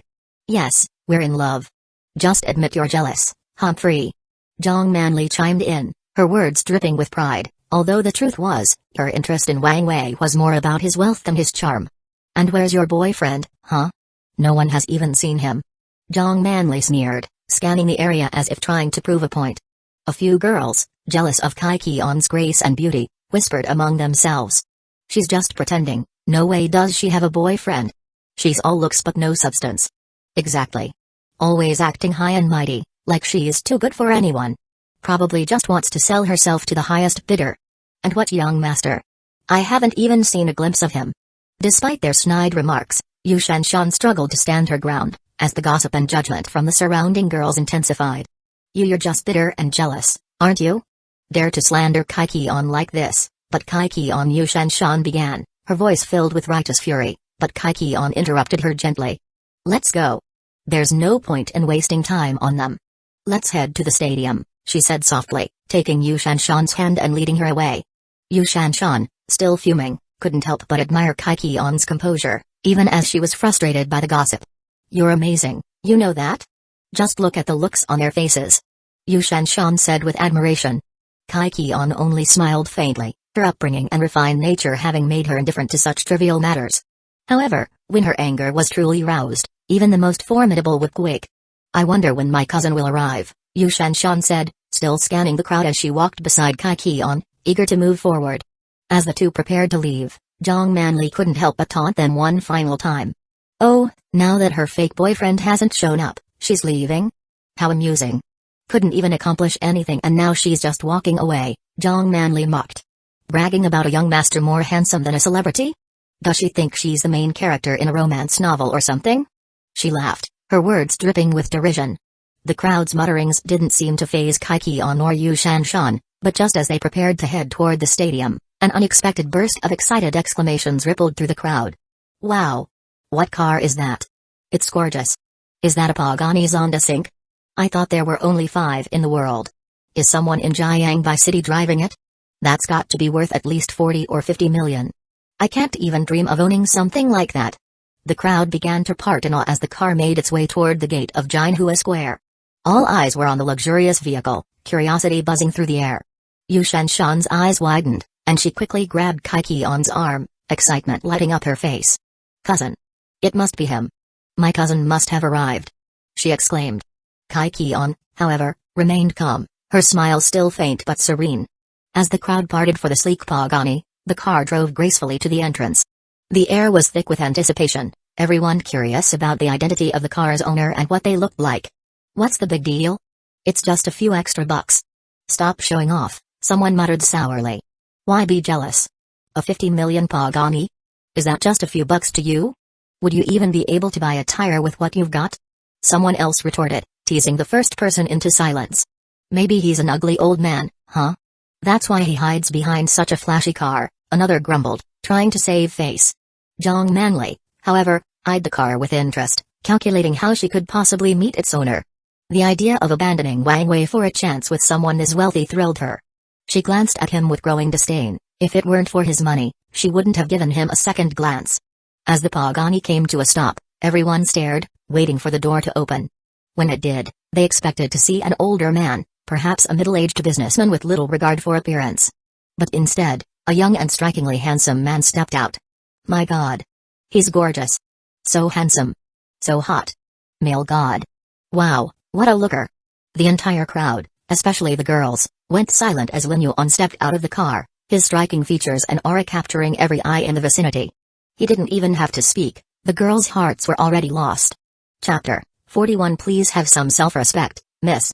The man's face was as striking as a finely sculpted marble statue, sharp and angular, with thick eyebrows resembling 2 blades, and eyes that seemed to hold endless depth. His nose was dull and dignified, while his lips, pressed in a slight curve, hinted at a quiet confidence and an untamed spirit. Every detail of his face, from its contours to the fine points of his features, was perfectly aligned, immaculate and flawless. His tall, slender figure, dressed in a tailored black tuxedo, only added to the allure, making it nearly impossible for the women around him to resist the urge to rush to his side. Handsome, undeniably handsome. The women, whether in their 70s or 80s, or even as young as 4 or 5, couldn't tear their eyes away from him. The men, meanwhile, lowered their heads in an almost defeated manner, their self-confidence crumbling under the sheer presence of this man. I declare. He will be my new husband from now on. I don't care about Kai Kungkun or Fan Changcheng. One woman declared passionately. Don't even compare those people to my male god. It's an insult to him. Another chimed in. My god.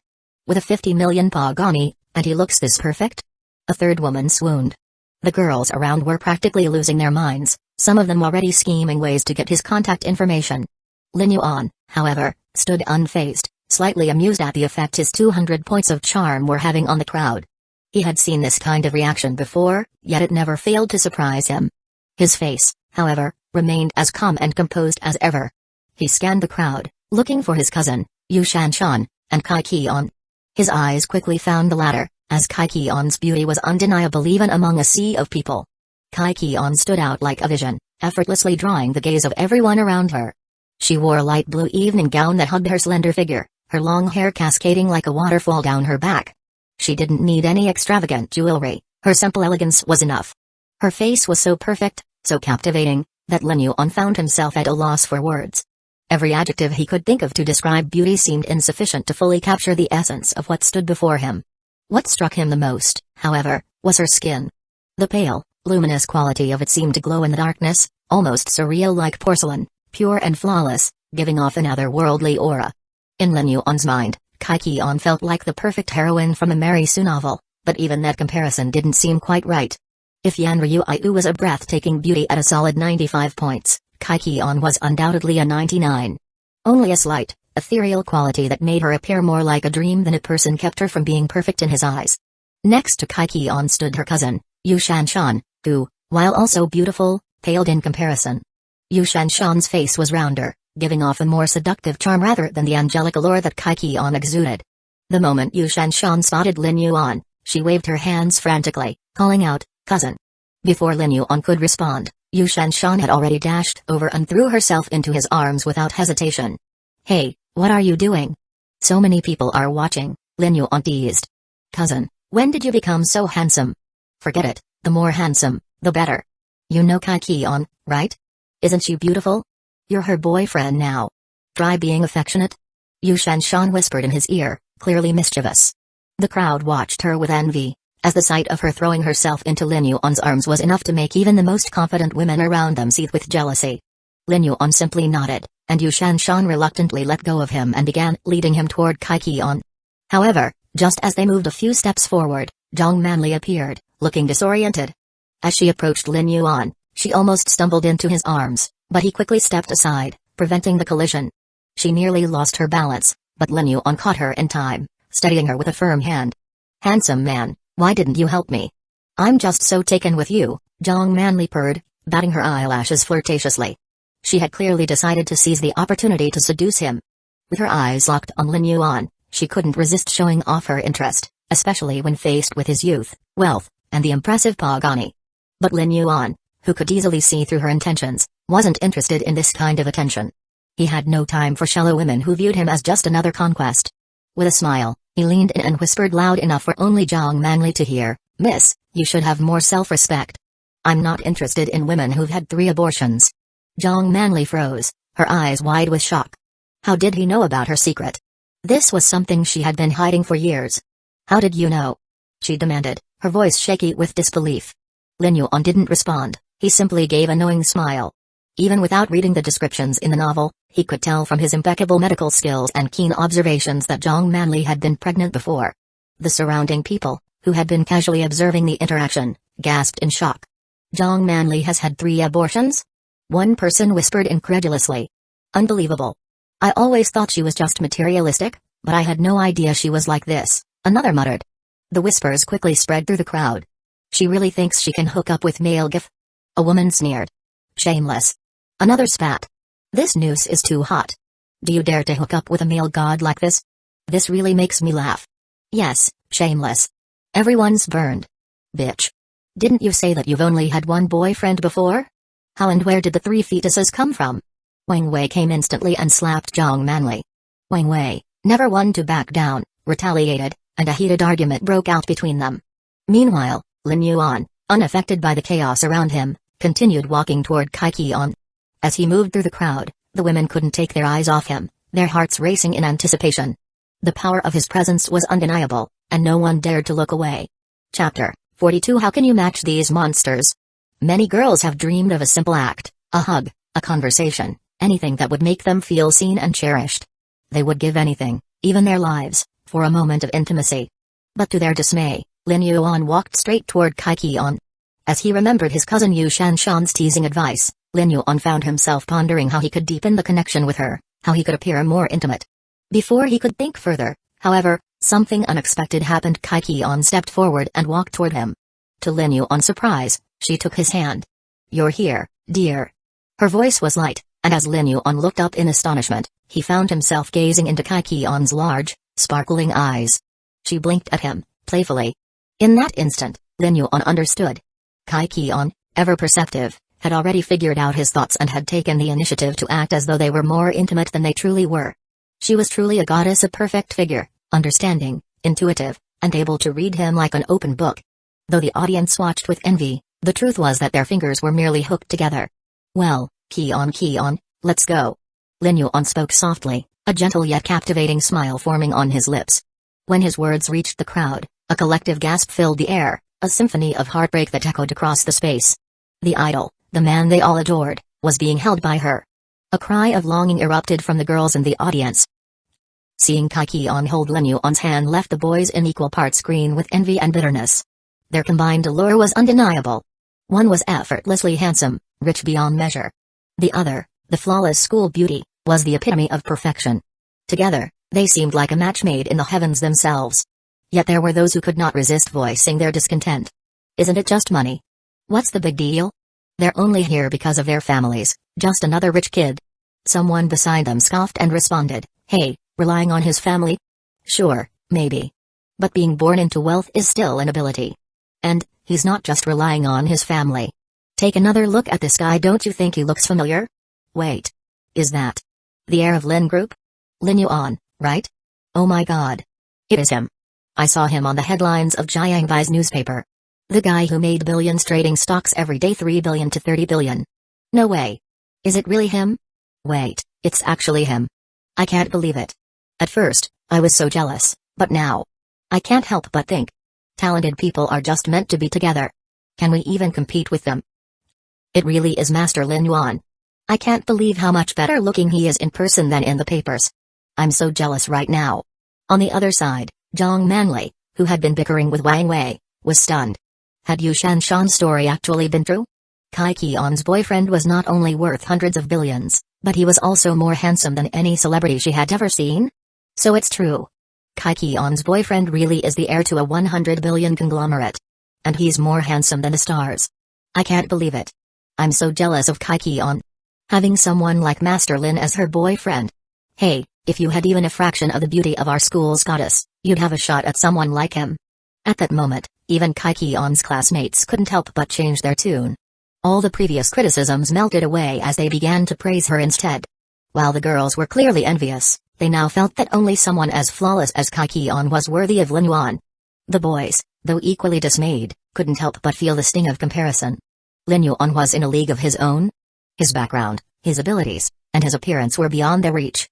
Every aspect, family, wealth, looks, was a total mismatch. And they knew it. Cousin, didn't I tell you? Isn't Qian stunning? For her, I was willing to reconsider my entire harem. Oh, Qian, stop it, stop. Fighting looks terrible on you, Yu Shanshan teased as she walked beside Lin Yuan, her tone light and playful. Yes, Miss Kai is truly like a fairy, Lin Yuan said with a smile. As they entered a quieter part of the venue, he gently released Kai Qian's hand, a gesture that both surprised and intrigued her. Mr. Lin is also very handsome, Kai Qian replied, smiling warmly. But there was a hint of surprise in her eyes. She hadn't expected Lin Yuan to let go first. Chapter 43 Yan Ryuayu is too confident about herself. Yu Shanshan noticed the situation and couldn't help but grin mischievously at Lin Yuan. Cousin, do you even realize what you just let go of? You didn't just release a hand, you let go of an entire world. Do you want to know a secret? This was Kai Qian's first time holding hands with a guy. Oh, wait, Qian, don't hit me. It hurts. Yu Shanshan's playful words were abruptly interrupted as Kai Qian, her face slightly flushed, gave her a firm but harmless tap on the head to shut her up.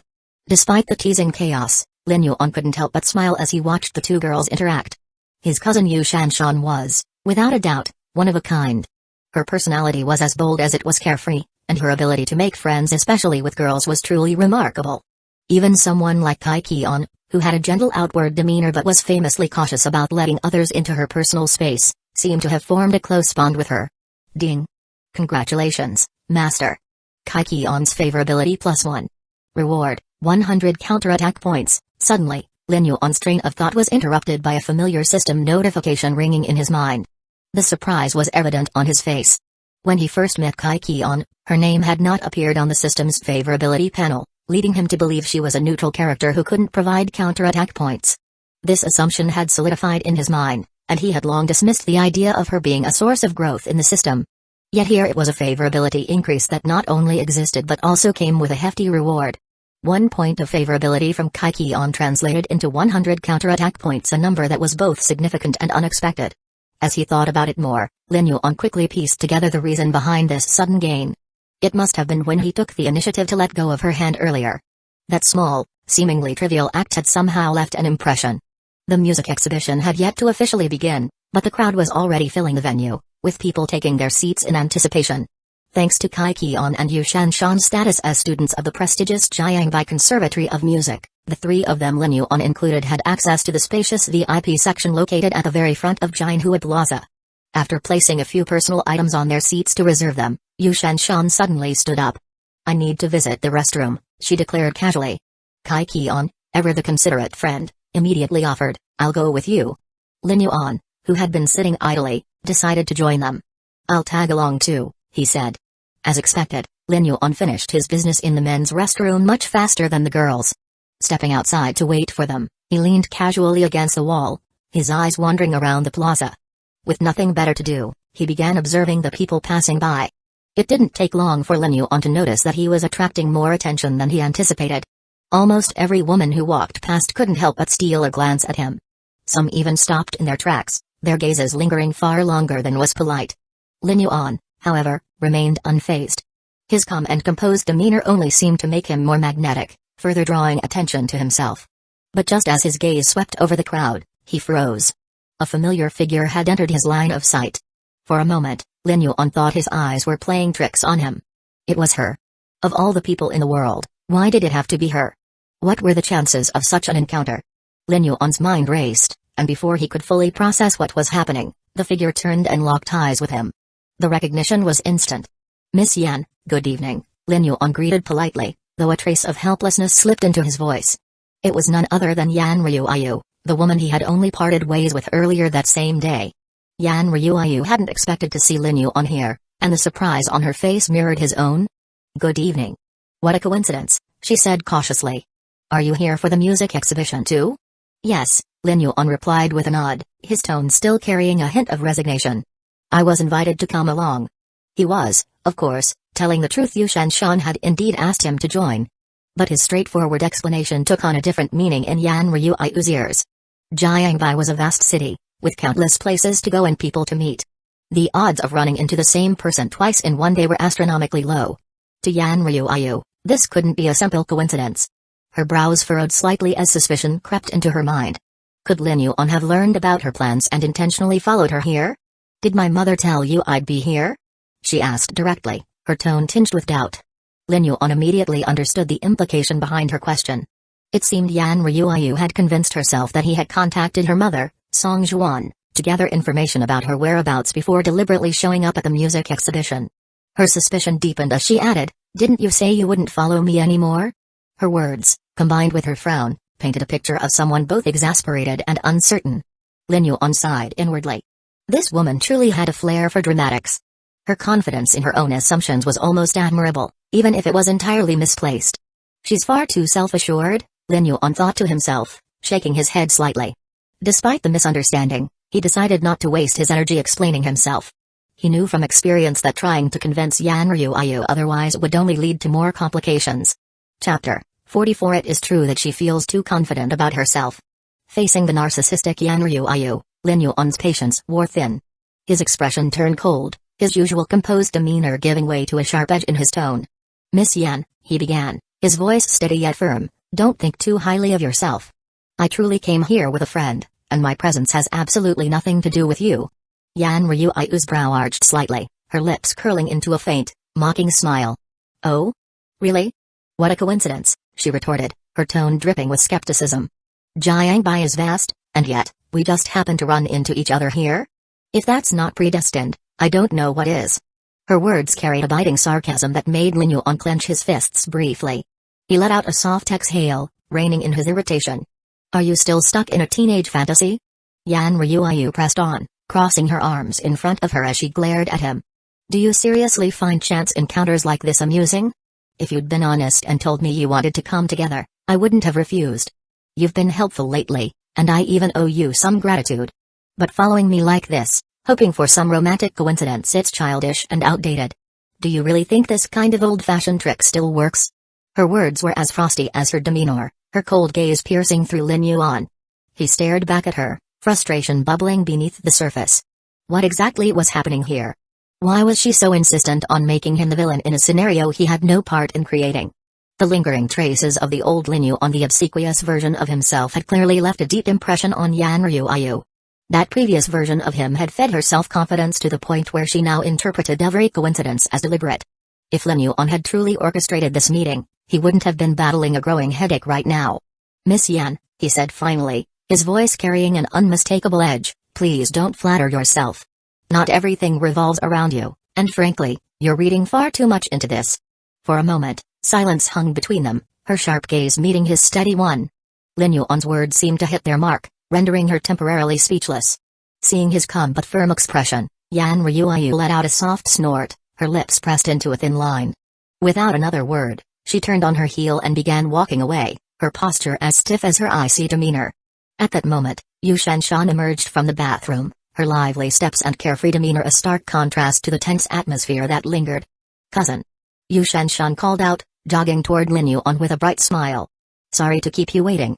I had to change my napkin up, you know how these things are. Oh. She stopped suddenly, her gaze shifting to the retreating figure of Yanryu. What's this? I leave for a few minutes, and you've already started chatting up a beautiful woman? Who was that? Lin Yuan glanced at his cousin, his irritation softening at her playful tone. Nothing to it, he replied with a faint smile. Just a chance encounter with an old acquaintance. Yu Shanshan's eyes sparkled with curiosity, and her smile widened mischievously. Oh? An old acquaintance, huh? What kind of old acquaintance? Someone special?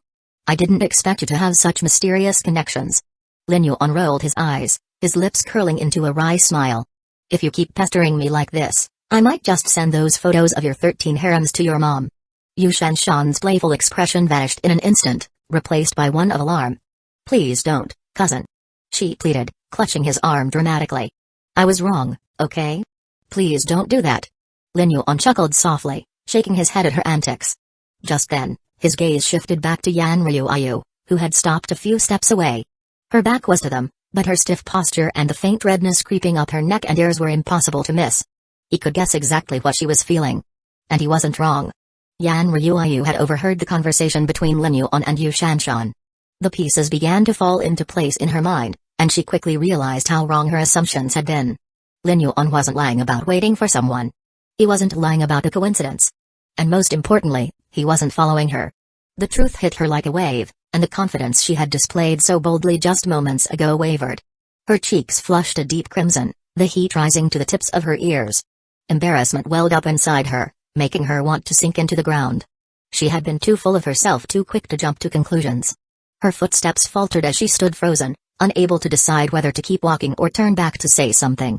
But the weight of her earlier words lingered, making it difficult to face Lin Yuan again.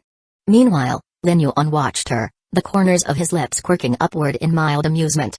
Let's go, he said to Yu Shanshan, turning his attention away from Yanryu. Yu Shanshan blinked, sensing the subtle shift in the atmosphere but deciding not to comment on it. Instead, she nodded and followed Lin Yuan, her curiosity about the mysterious woman still lingering in her mind. Behind them, Yanryu remained rooted in place, her mind a whirlwind of embarrassment and self-reproach.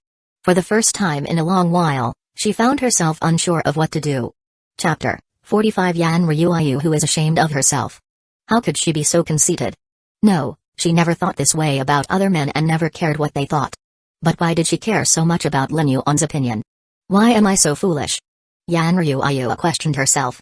Shame burned through her, making her heart pound erratically as her eyes darted about in anxiety.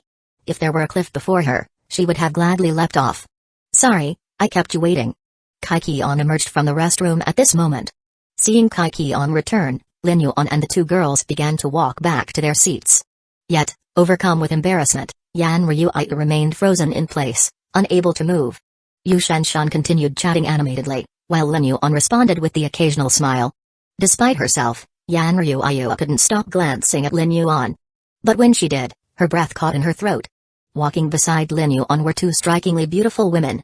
One of them, she recognized it was Lin Yuan's cousin, the one who had just called him. The other, however, was unfamiliar.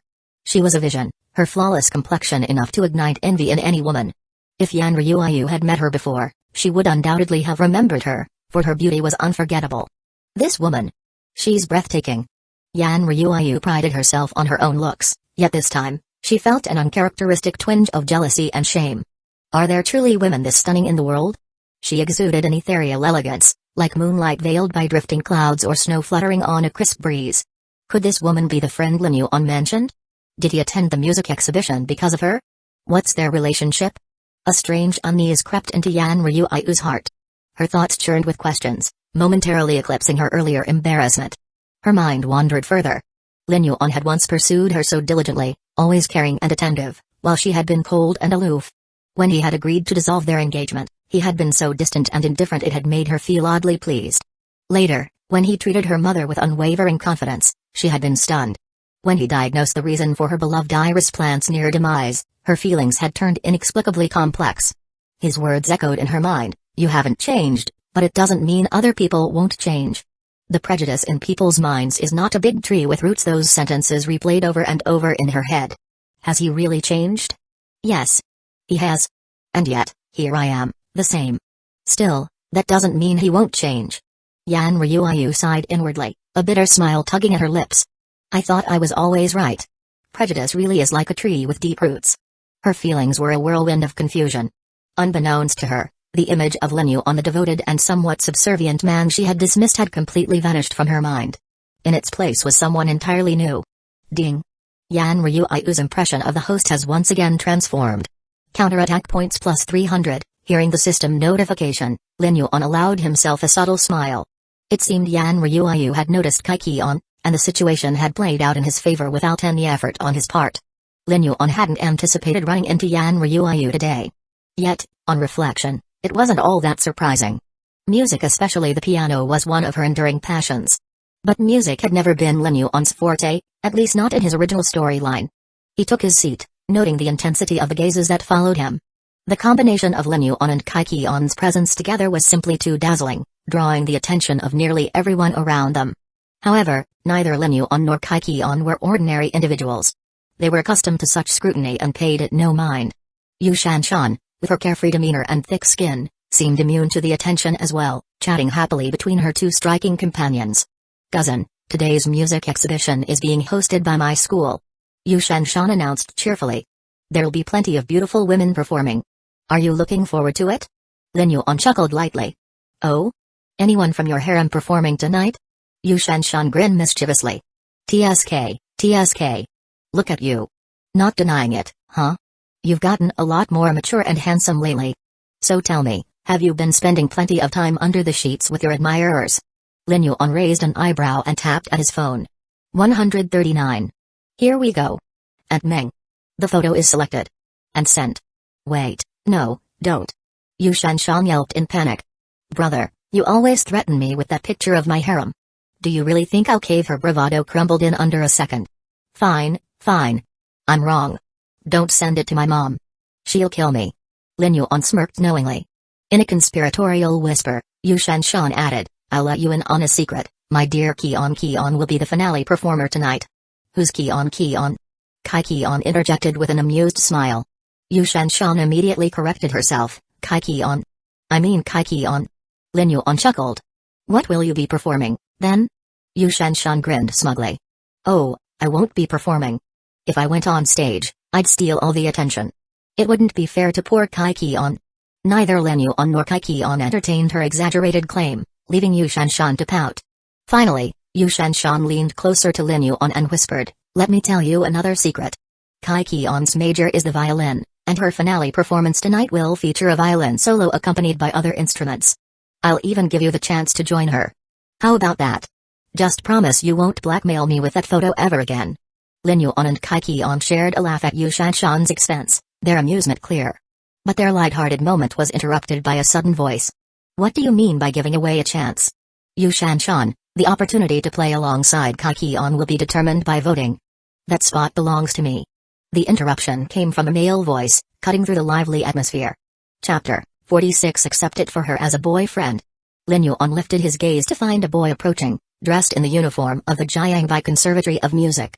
The boy's presence seemed deliberate, as if he had been watching from a distance and finally decided to intrude. Yu Shanshan immediately noticed the unwelcome guest. Placing her hands firmly on her hips, she glared at him with obvious disdain before snapping in a sharp, biting tone, Shan Shuwen, whatever we're talking about has absolutely nothing to do with you. Mind your own business and get out of our sight already. Her words were blunt and unapologetic, laced with irritation. Lin Yu, observing the exchange, quickly pieced together the identity of the newcomer. This was Shan Shuwen, an alumnus of Jiangbai Conservatory of Music and, more notably, a classmate of Kaikion's. In the original storyline, he was yet another of Kaikion's endless admirers, one of the many who pined for her perfection. Kaikion, with her impeccable beauty, grace, and intellect, was naturally the object of admiration for countless men. Yet, most of these men, upon realizing how far out of their league she was, chose to retreat quietly after being rejected. Shan Shuwen, however, was different. He was the epitome of a rich second-generation licking dog, a term often used to describe someone who clung desperately to an unrequited love, regardless of how humiliating the situation became. His affection for Kaikion bordered on obsession. Even after being publicly humiliated and slapped down by the protagonist Yi Feng in the original story, Shan Xuan stubbornly persisted in chasing her, as if wearing his undying devotion like a badge of honor. It wasn't surprising, then, that Shan Xuan dared to approach Kaikion now. His inflated sense of self-worth and misplaced confidence always seemed to override common sense. Turning to Yu Shanshan, Shan Xuan's face twisted in irritation. "Yu Shanshan, do you ever stop talking? Just shut up for once," he barked, attempting to assert some authority. Ignoring her entirely after his outburst, he focused his attention on Kaikion. With exaggerated care, he extended a hand warmer toward her, his tone softening into one of forced gentleness. "It's cold out here today. You should take this. It'll keep your hands warm. And remember, it's important to drink plenty of hot water to stay healthy." However, Kaikion did not even spare him a glance. She remained calm, composed, and utterly indifferent to his gesture. Instead of responding, she leaned gently against Lin Yuan's shoulder, a subtle but unmistakable statement. Lin Yuan, feeling the soft warmth of Kaikion resting against him, immediately understood her intentions. Her silent actions spoke volumes. She was as annoyed by Shan Xuan as anyone else and wanted nothing to do with his offerings. Kaikion had always disliked using things given by others, let alone something from someone as persistent and irritating as Shan Xuan. Lin Yuan's gaze drifted briefly to Kaikion's hands. They seemed slightly cold, and a thought struck him. Rising from his seat, he decided to intervene. "If you're so insistent on giving this to Kion," Lin Yuan said calmly, "then I'll accept it for her as her boyfriend." With that, he grabbed the hand warmer from Shan Xuan's outstretched hand without hesitation. Kion, seeing Lin Yuan's bold move, surprised everyone by using the hand warmer immediately. She rarely accepted items from anyone, but with Lin Yuan, there seemed to be no hesitation. The warmth of the device quickly spread to her cold hands, and for once, she didn't seem to mind. Shan Xuan stood frozen, his jaw slightly agape. The confidence he had carried moments earlier was now replaced with confusion and disbelief. Yu Shanshan, never one to let an opportunity slip, smirked and added mockingly, "Did you hear that? My cousin, the richest, handsomest, and most perfect man around, just spoke. He is Kaikion's boyfriend. Now, do us all a favor and get lost, will you?" The humiliation was palpable. Shan Xuan, already intimidated by Lin Yuan's towering presence, wealth, and undeniable charm, struggled to form a coherent response. I don't believe it," he stammered finally, his voice trembling. "There's no way Kaikion has a boyfriend. This is all fake." "I know it is. And anyway, I've been practicing piano for weeks now. Today, I'll definitely perform with Kaikion." With those words, Shan Xuan abruptly turned and hurried away. Despite Lin Yuan's composed demeanor, Shan Xuan couldn't shake the feeling of being utterly outclassed. It wasn't just Lin Yuan's looks or wealth, it was the way Lin Yuan's gaze seemed to pierce through him, as if silently dismissing him as insignificant. The feeling was suffocating. "Shan Xuan. That fly is seriously annoying," Yu Shanshan muttered with a dramatic wave of her hand, as if shooing away an actual insect. Kaikion, now sitting upright again, turned to Lin Yuan with a soft smile. "Thank you for playing along and letting me use you as a shield," she said, her tone sincere yet light-hearted. Lin Yuan met her gaze and replied with a smile of his own. "No problem at all," he said simply. For a moment, Lin Yuan found himself captivated by Kaikion's eyes. Her gaze was unlike anything he had encountered before, clear and serene, like colored jade glass, yet unfathomably deep. What struck him most was how unaffected she seemed by his heightened charm. Ever since his charm points had reached an extraordinary level of 200, Lin Yuan had noticed how people, particularly women, often found it difficult to tear their eyes away from him. Even Yu Shanshan, with her usual brashness and her own harem of admirers, occasionally gave him strange, lingering looks that spoke volumes. But Kaikion was different. Her gaze held no trace of infatuation or uncontrollable admiration. Instead, it was calm and steady, as if she remained entirely unaffected by the overwhelming allure that seemed to enthrall everyone else. Still, Lin Yuan couldn't shake the feeling that his charm must have had some effect, even on Kaikion. After all, she had willingly leaned against him earlier, an action completely out of character for someone who avoided physical contact with others, particularly the opposite sex. Perhaps his charm had subtly influenced her, nudging her to trust him enough for such closeness.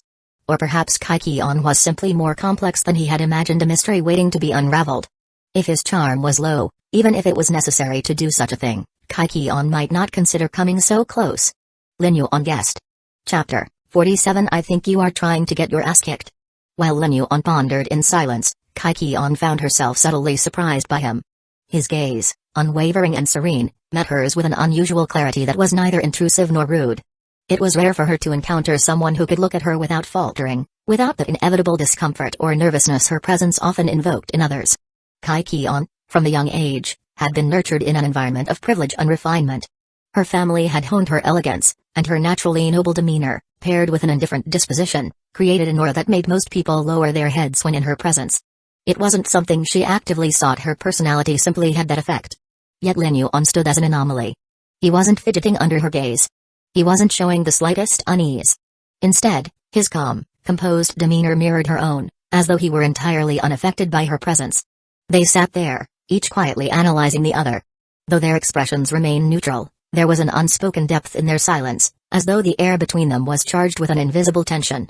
Neither of them rushed to speak, allowing the moment to stretch, both seemingly content to let their actions and demeanor do the talking. Before either could break the silence, the event officially began. The music exhibition of the Jiangbai Conservatory of Music was a highly anticipated occasion. As one of the top 5 music academies in the country, the institution boasted a prestigious reputation. This was a place where talent flourished, where performers exuded a magnetic charm through their art. The stage came alive with a vibrant energy. One by one, students took to the spotlight. Not only were they talented, but many of them were exceptionally good-looking, enhancing the allure of their performances. Whether it was playing intricate instruments, singing in melodious tones, or dancing with graceful precision, the audience was captivated. As the exhibition unfolded, an unexpected figure stepped onto the stage. It was none other than Shan Xuan, the same boy who had earlier approached Kaikion with a hand warmer. Shan Xuan's appearance immediately drew attention. His face bore a determined expression as he sat down in front of the grand piano. But before he began, he glanced toward Lin Yuan and Kaikion, his gaze lingering on them for a moment longer than necessary. Then, clearing his throat, he began to speak. For someone very special, I have been practicing the piano tirelessly for the past 3 years, Shan Xuan declared, his voice steady yet carrying a hint of emotion.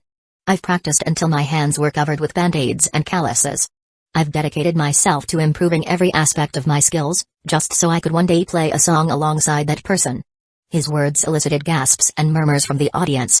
The sentiment, while dramatic, was undeniably romantic and struck a chord with many. Wow, that's devotion. One audience member whispered. He's so passionate. Young love is really something. Another remarked. Buoyed by the supportive reactions, Shan Xuan nodded in appreciation, his confidence seemingly growing. He then added, that person is none other than Miss Kaikion. Before he could finish, however, the mood in the auditorium shifted. The murmurs of admiration transformed into jeers and sarcastic laughter. Playing with the goddess Kaikion? In your dreams. Someone shouted. Do you think you're even worthy? Have you looked at yourself lately? Another voice chimed in. Compared to male god, you don't stand a chance. You should really rethink your life decisions. Shan Xuan froze, clearly caught off guard by the audience's unexpected reaction. The tide had turned against him in an instant, leaving him speechless. Flustered, he quickly abandoned his speech and began playing the piano instead. The first notes of his chosen piece, The Flight of the Bumblebee, filled the room. The melody, characterized by its rapid tempo and intricate rhythm, required a high level of technical skill. Shan Xuan's fingers danced across the keys with precision, his movements fluid and practiced. Though the performance showcased his technical abilities, the emotional connection seemed absent. As the final notes faded, the audience responded with polite applause rather than overwhelming enthusiasm. Shan Xuan stood, basking in what little praise he had received. His eyes, however, betrayed his true intentions as they sought out Lin Yuan and Kaikion once more. A faint smirk played on his lips, his expression dripping with a subtle yet undeniable provocation aimed directly at Lin Yuan. Yu Shanshan, sitting beside Lin Yuan, immediately caught on. She folded her arms and scowled. Humphrey. What a show-off. Honestly, all I heard was buzzing noise. How is this even music? Lin Yuan, however, remained composed. He offered a small smile and replied, his technique is commendable. The rhythm was precise, and there were barely any mistakes in the notes. But. He paused for a moment, as if choosing his words carefully. He focuses too much on displaying his skills. There's no emotional depth, no connection to the audience. It's like he's playing for himself rather than inviting others to feel the wild energy of the piece. Kaikion, who had been quietly observing, nodded in agreement. You're right, she said simply, her voice calm yet affirming. Yu Shanshan's eyes sparkled with excitement. Cousin, you know about piano too? She asked, her tone a mix of surprise and admiration. Lin Yuan chuckled lightly. I know a little, he admitted modestly. Well then, you should totally go up there and show him how it's done. Yu Shanshan exclaimed, practically bouncing in her seat. That Shan guy is so annoying. I'd love to see you put him in his place. Right, Kion. Don't you want to hear Lin Yuan play too? Kai Kion smiled faintly, a rare expression that softened her typically aloof demeanor. I wouldn't mind hearing him play, she said, her tone laced with curiosity. Despite their encouragement, Lin Yuan shook his head. This is your school's event, meant to showcase its students' talents. If I were to go on stage, it would be inappropriate, like stealing the spotlight from them, he explained. His refusal was gentle yet resolute, leaving no room for argument. Kai Kion said nothing, but a subtle glance at Lin Yuan revealed a flicker of interest in her otherwise composed eyes. Chapter 48 Master Lin Yuan plays. Yu Shanshan immediately chimed in, No. This exhibition is open to everyone. And as long as you, my favorite cousin, want to perform, no one would dare oppose it. Cousin, please go up and play a song. She shook Lin Yuan's arm playfully, her eyes wide with anticipation. Master Lin Yuan, please play a song. We'd love to hear you play. A group of girls seated just behind him echoed Shanshan's sentiment, their voices brimming with excitement. As if on cue, more girls around them began glancing at Lin Yuan, their eyes lighting up at the prospect. The enthusiasm spread like wildfire. What? Lin Yuan can actually play the piano? The buzz of excitement rippled through the audience as the whispers grew louder. Many wondered if this handsome young man could truly deliver on the expectations that were now being placed on him. For the women in the crowd, the very idea was enchanting. Lin Yuan, already the most striking man in the audience, had an aura of nobility and elegance. His calm demeanor and indifferent charm only added to his allure. The thought of him playing the piano was nothing short of mesmerizing. Some couldn't help but let their imaginations run wild. How perfect would it be to witness such a refined and graceful nobleman at the piano? Was this moment even real? For many, it felt like a dream they didn't want to wake up from. One by one, voices began to chant, Master Lin Yuan, please play a song. Soon, the trickle of voices became a wave, growing louder with each passing second. The entire audience seemed united in their plea. Even one of the women responsible for carrying equipment to the stage accidentally bumped into the grand piano in her distraction.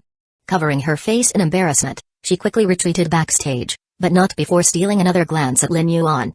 The scene grew increasingly chaotic, yet undeniably thrilling. Cousin, just one song. Please. Yu Shanshan pleaded, her voice almost childlike. Faced with the growing pressure, Lin Yuan finally relented. With a wry smile, he said, All right. Thank you, Kai Kion interjected softly, her gentle voice catching him off guard. Huh? Lin Yuan turned to her, puzzled. Kai Kion's lips curled into a faint, mesmerizing smile. Compared to playing a musical piece with anyone else, I think I'd enjoy playing alongside you much more. Her smile was radiant, like the first bloom of spring, leaving everyone in the vicinity momentarily breathless. Whether intentional or not, her smile had the power to enchant anyone who saw it. Even Lin Yuan, typically unshaken, felt the corners of his mouth lift. He responded with a light chuckle, Well then, I'll try my best. After all, I wouldn't want my girlfriend to have to perform with someone else. Good luck, Kai Kion replied, her tone warm and supportive. Yu Shanshan clenched her fists in excitement. Cousin, you've got this. With the decision made, Lin Yuan rose from his seat. As he stood, the audience erupted into cheers. Whoa! The excitement among the women was particularly palpable. Lin Yuan, however, remained composed. With the elegance of a nobleman, he made his way to the center of the stage. In one corner of the venue, Yan Ryuiu watched him with mixed emotions. When did Lin Yuan become this popular? She couldn't deny that Lin Yuan had always been attractive, but recently, his charm seemed to have intensified. Even she found herself stealing glances at him more often than she cared to admit. Meanwhile, on stage, Lin Yuan approached the grand piano with steady steps. Dressed impeccably in a tailored tuxedo, he exuded an aura of sophistication that seemed almost otherworldly. His mere presence beside the piano was enough to captivate the crowd. A young woman responsible for the piano's maintenance stood nearby, her heartbeat racing as she stole glances at him. In the audience, Shan Xuan watched with a mix of jealousy and disbelief. What's the point of being handsome? Let's see if he can actually play, Shan Xuan muttered under his breath, his expression sour. Others, too, voiced their doubts. As the young master of a prominent family, Lin Yuan is already a financial genius. It'd be too much if he were a piano prodigy as well, wouldn't it? You better not slander my male god. Lin Yuan's fans immediately shot back, unwilling to tolerate any criticism of him.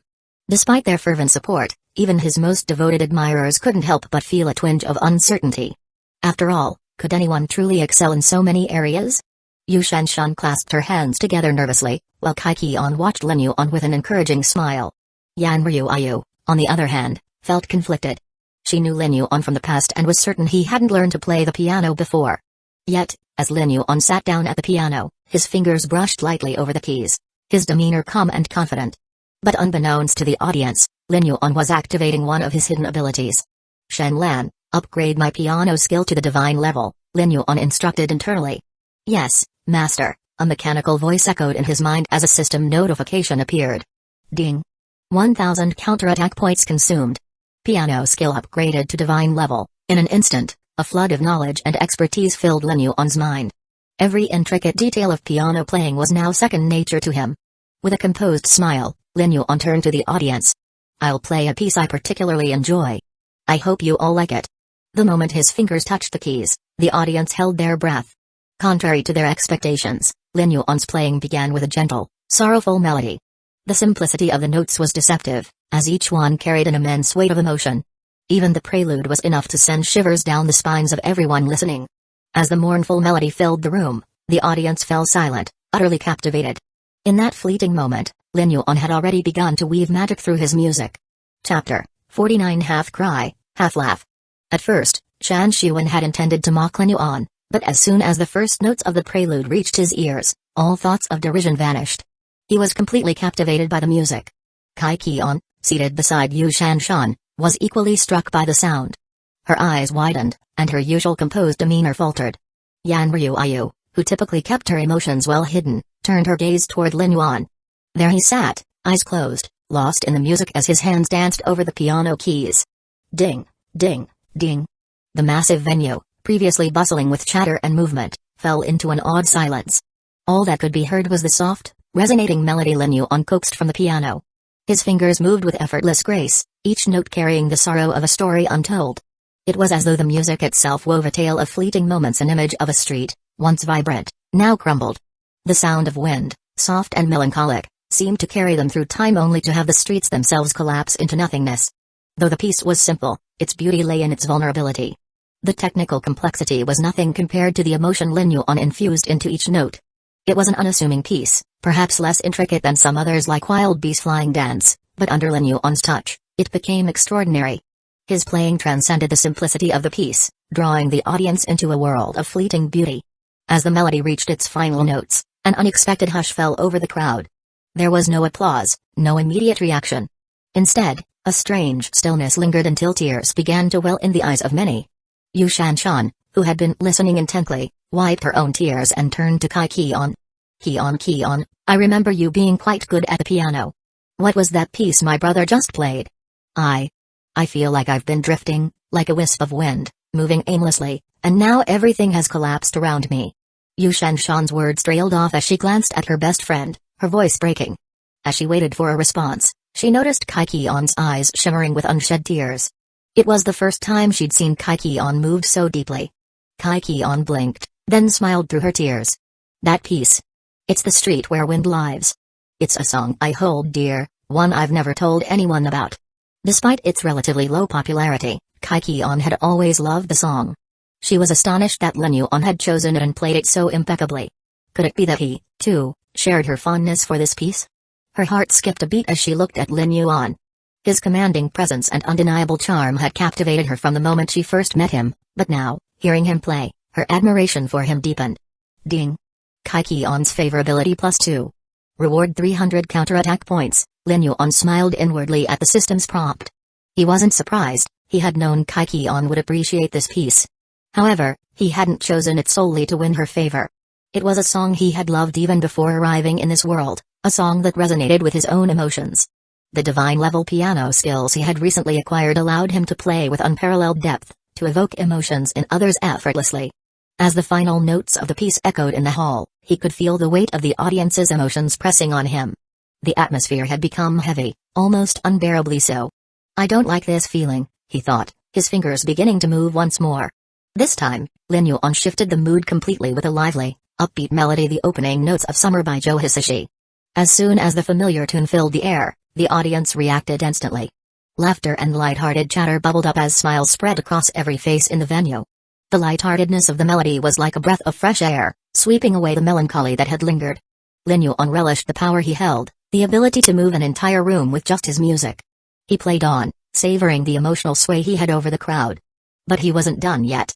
After Summer, Lin Yuan transitioned into his next piece, Sad or Happy. The song's main melody carried a subtle sadness, while its secondary melody introduced a playful, almost carefree rhythm. Lin Yuan was having fun now, balancing the conflicting emotions of joy and sorrow.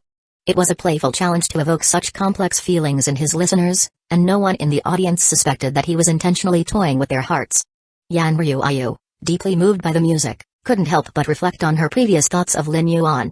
She had always held a certain belief about him that he was limited, that he was just a successful businessman and nothing more. But now, listening to him play so confidently, she wondered if she had been wrong. Lin Yuan was nothing like she had imagined. He was more than just the young master of the Lin family. He was a force unto himself, capable, talented, and utterly captivating. On the other side of the room, Kai Qian sat quietly, tapping her fingers to the beat. Her eyes were focused on Lin Yuan, intrigued and fascinated by his every move. She leaned toward Yu Shanshan, her voice soft but full of wonder. "What is this piece? It's so fascinating. It makes me feel like I'm laughing and crying all at once." Yu Shanshan, her own emotions stirred, glanced at Kai Qian. "I haven't heard of it either. But I'll ask my cousin later, I'd love to know." Kai Qian's gaze returned to Lin Yuan, this time with a deeper curiosity than before. He had stunned her not just with his playing, but with his ability to connect to something deep inside her. The songs he had chosen, The Street Where Wind Lives and Summer, were pieces she had rarely heard performed, and never so well. Though Kai Qian was a violinist by trade, she had extensive knowledge of all musical instruments, including the piano. And despite her talents, she felt a humbling sense of awe at Lin Yuan's skills. For the first time, Kai Qian felt that she truly wanted Lin Yuan to accompany her. Not because of his exceptional piano skills, but because playing with him would make her feel at ease, as though they shared an unspoken understanding. As Lin Yuan's fingers moved once more, she realized that her own piano skills, which she had once thought were impressive, paled in comparison to his. Moreover, Lin Yuan's playing was so magical that she couldn't help but be fascinated. Now she really wants Lin Yuan to play with her. Chapter 50, Did Not Perform to the Fullest of My Ability. A few minutes later, Lin Yuan's fingers came to a graceful halt. The piano ceased its melodic flow, leaving an unexpected silence that lingered in the air like the fading echo of a dream. The audience remained frozen, as if spellbound by the enchanting melody that still reverberated in their minds. Time seemed to stretch as they tried to pull themselves away from the music's embrace, but they couldn't. It was as though the music had become a part of them, an unshakable presence that clung to their hearts. Then, with a soft movement, Lin Yuan rose from his seat. The audience exploded into thunderous applause, their cheers echoing like a storm crashing against a cliff. It was a cacophony of emotion, a torrent of appreciation, admiration, and disbelief. The sound was so intense, it felt like the roar of waves slamming against the shore, a crashing symphony of approval. Long live Master Lin Yuan. WDNMD. That was insane. I was totally lost in his music. It's incredible. Young Master Lin's performance made me cry, then laugh, then cry again. It reminded me of the loss of my wife 10 years ago, then my daughter's graduation, and I couldn't help but smile again. Master Lin is amazing. I was just remembering my grandma buying me sweets for a few cents when I was a kid, and my grandfather taking me fishing by the river. That mix of happy and sad memories. Who could have imagined that young Master Lin Yuan, this handsome, wealthy genius with billions in stocks, was secretly a god-level pianist? Master Lin Yuan, you're amazing. I'm in love with you. Homosexual guys, stay away. Master Lin Yuan, I'd give you anything. Master Lin, I want to have your child. The stadium resounded with an overwhelming mixture of cheers and adoration. The intensity of the applause caused Shan Xuan to bury his face in his hands. He was consumed with a deep sense of shame. His earlier cocky attitude, looking down on others, now felt utterly ridiculous. He realized that no matter how hard he tried, he would never be able to match Lin Yuan's extraordinary piano abilities. His own actions felt trivial in comparison, but luckily, no one seemed to care about his embarrassment. The focus remained firmly on Lin Yuan. Meanwhile, Yan Ryu observed Lin Yuan with a complex expression. Her eyes were filled with a subtle regret, an unspoken longing for the opportunities she had missed. This piano performance was nothing short of spectacular. It was a piece so moving that every girl in the room would have dreamed of experiencing it in their lifetime. She once had the chance to hear Lin Yuan play just for her, an intimate moment that could have been her lifetime's treasure. But that chance had long passed, and deep down, Yan Ryuayu knew that Lin Yuan would no longer chase after her the way he had before.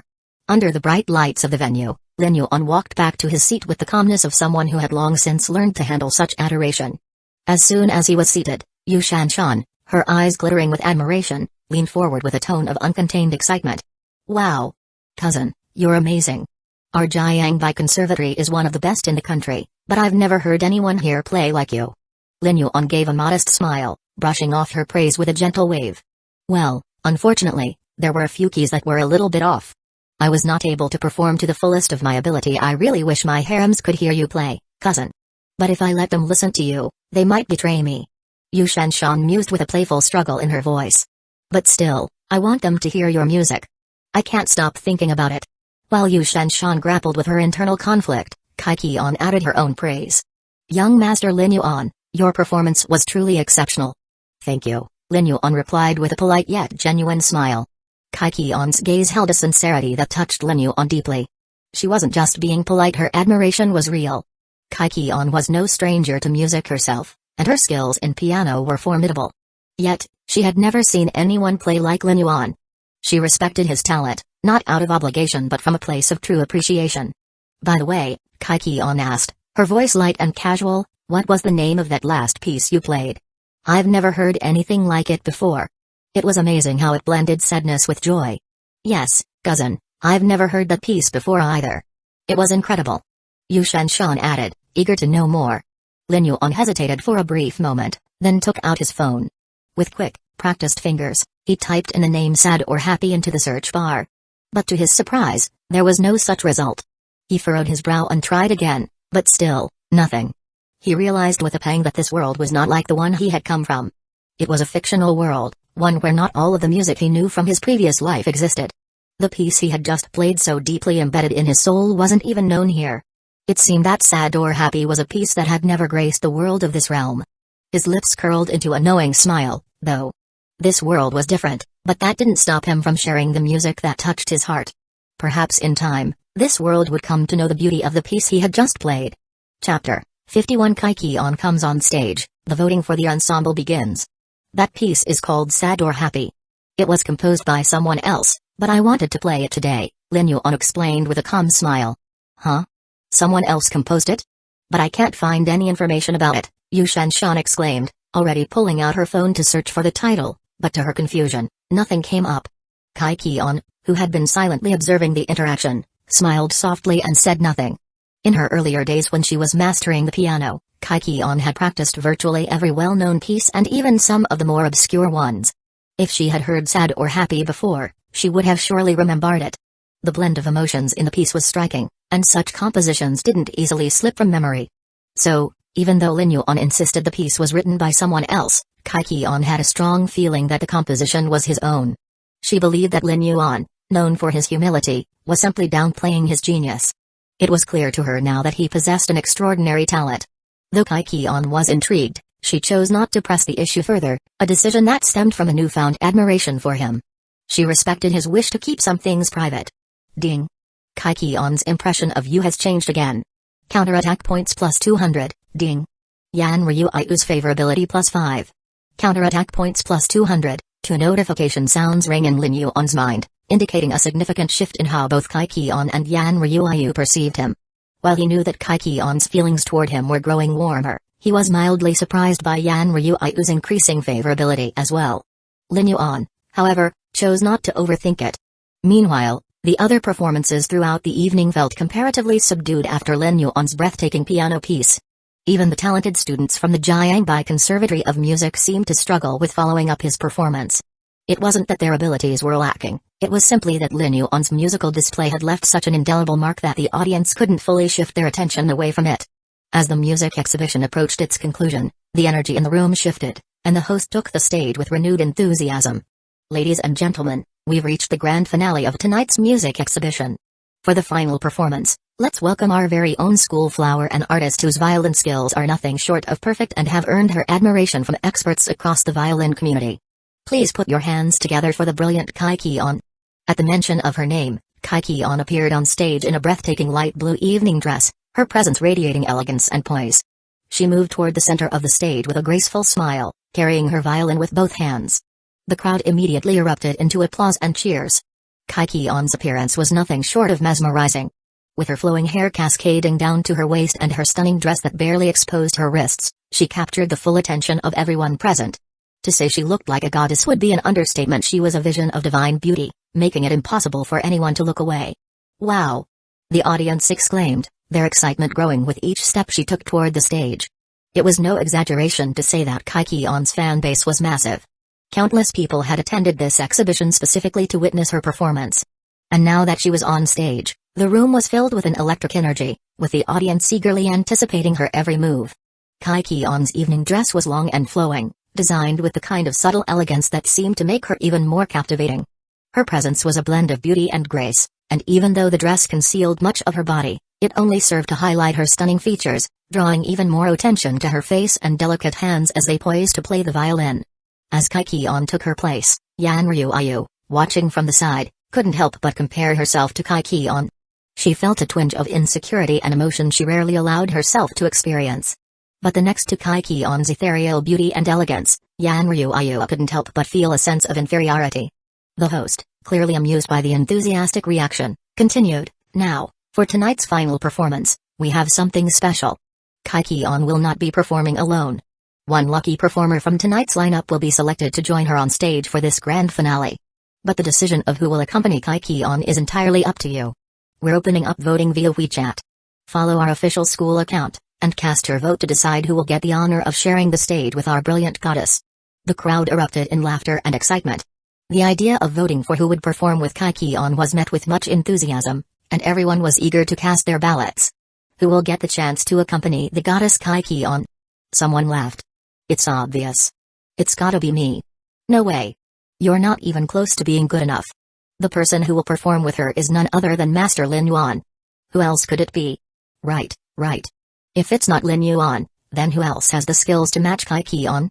They're the perfect match. I can't wait to hear Lin Yuan play the piano again. He's already my idol after that incredible performance earlier. I'm creating multiple accounts just to vote for him." The audience's overwhelming support for Lin Yuan was undeniable, with nearly everyone in the room rooting for him to be the one selected to perform with Kaikion. The excitement was palpable. But then, something unexpected happened. Wait, what's going on? Why isn't Master Lin Yuan listed among the voting options? Yeah. What's the deal here? How could they leave him off the list? The confusion spread like wildfire throughout the crowd. Many fans, eagerly searching for Lin Yuan's name among the options, were left perplexed. The unexpected absence of Lin Yuan from the voting choices left the audience in a state of shock, and they began questioning what had just happened. The excitement quickly turned into confusion and frustration as they tried to understand how this could have happened. Chapter 52. There is only one ensemble I want. Why is Master Lin Yuan not on the list? One person exclaimed in confusion, voicing what many in the audience were wondering. Yes. What's going on here? Another person added, clearly frustrated. The host, flustered and sweating, quickly grabbed the microphone and attempted to clarify. "I apologize for the confusion, everyone. The voting options were prepared ahead of time, before the exhibition started. It only includes those who have performed before the Jiangbai Conservatory of Music," he explained hurriedly. The audience wasn't having it, however. Some people were now yelling in frustration, especially the girls who had been captivated by Lin Yuan's performance. "What is this nonsense? How could Lin Yuan not be included?" One of them shouted angrily. "Exactly. Without Lin Yuan, I won't be voting at all." Another person added, shaking their head in disbelief. "And to think I came all the way here for this exhibition. Without Master Lin Yuan, I couldn't care less." Yet another voice chimed in, filled with resentment. It was clear that Lin Yuan's performance had left a lasting impression on everyone in the hall. The audience couldn't stop thinking about it, still buzzing from the emotional intensity and virtuosity they had witnessed.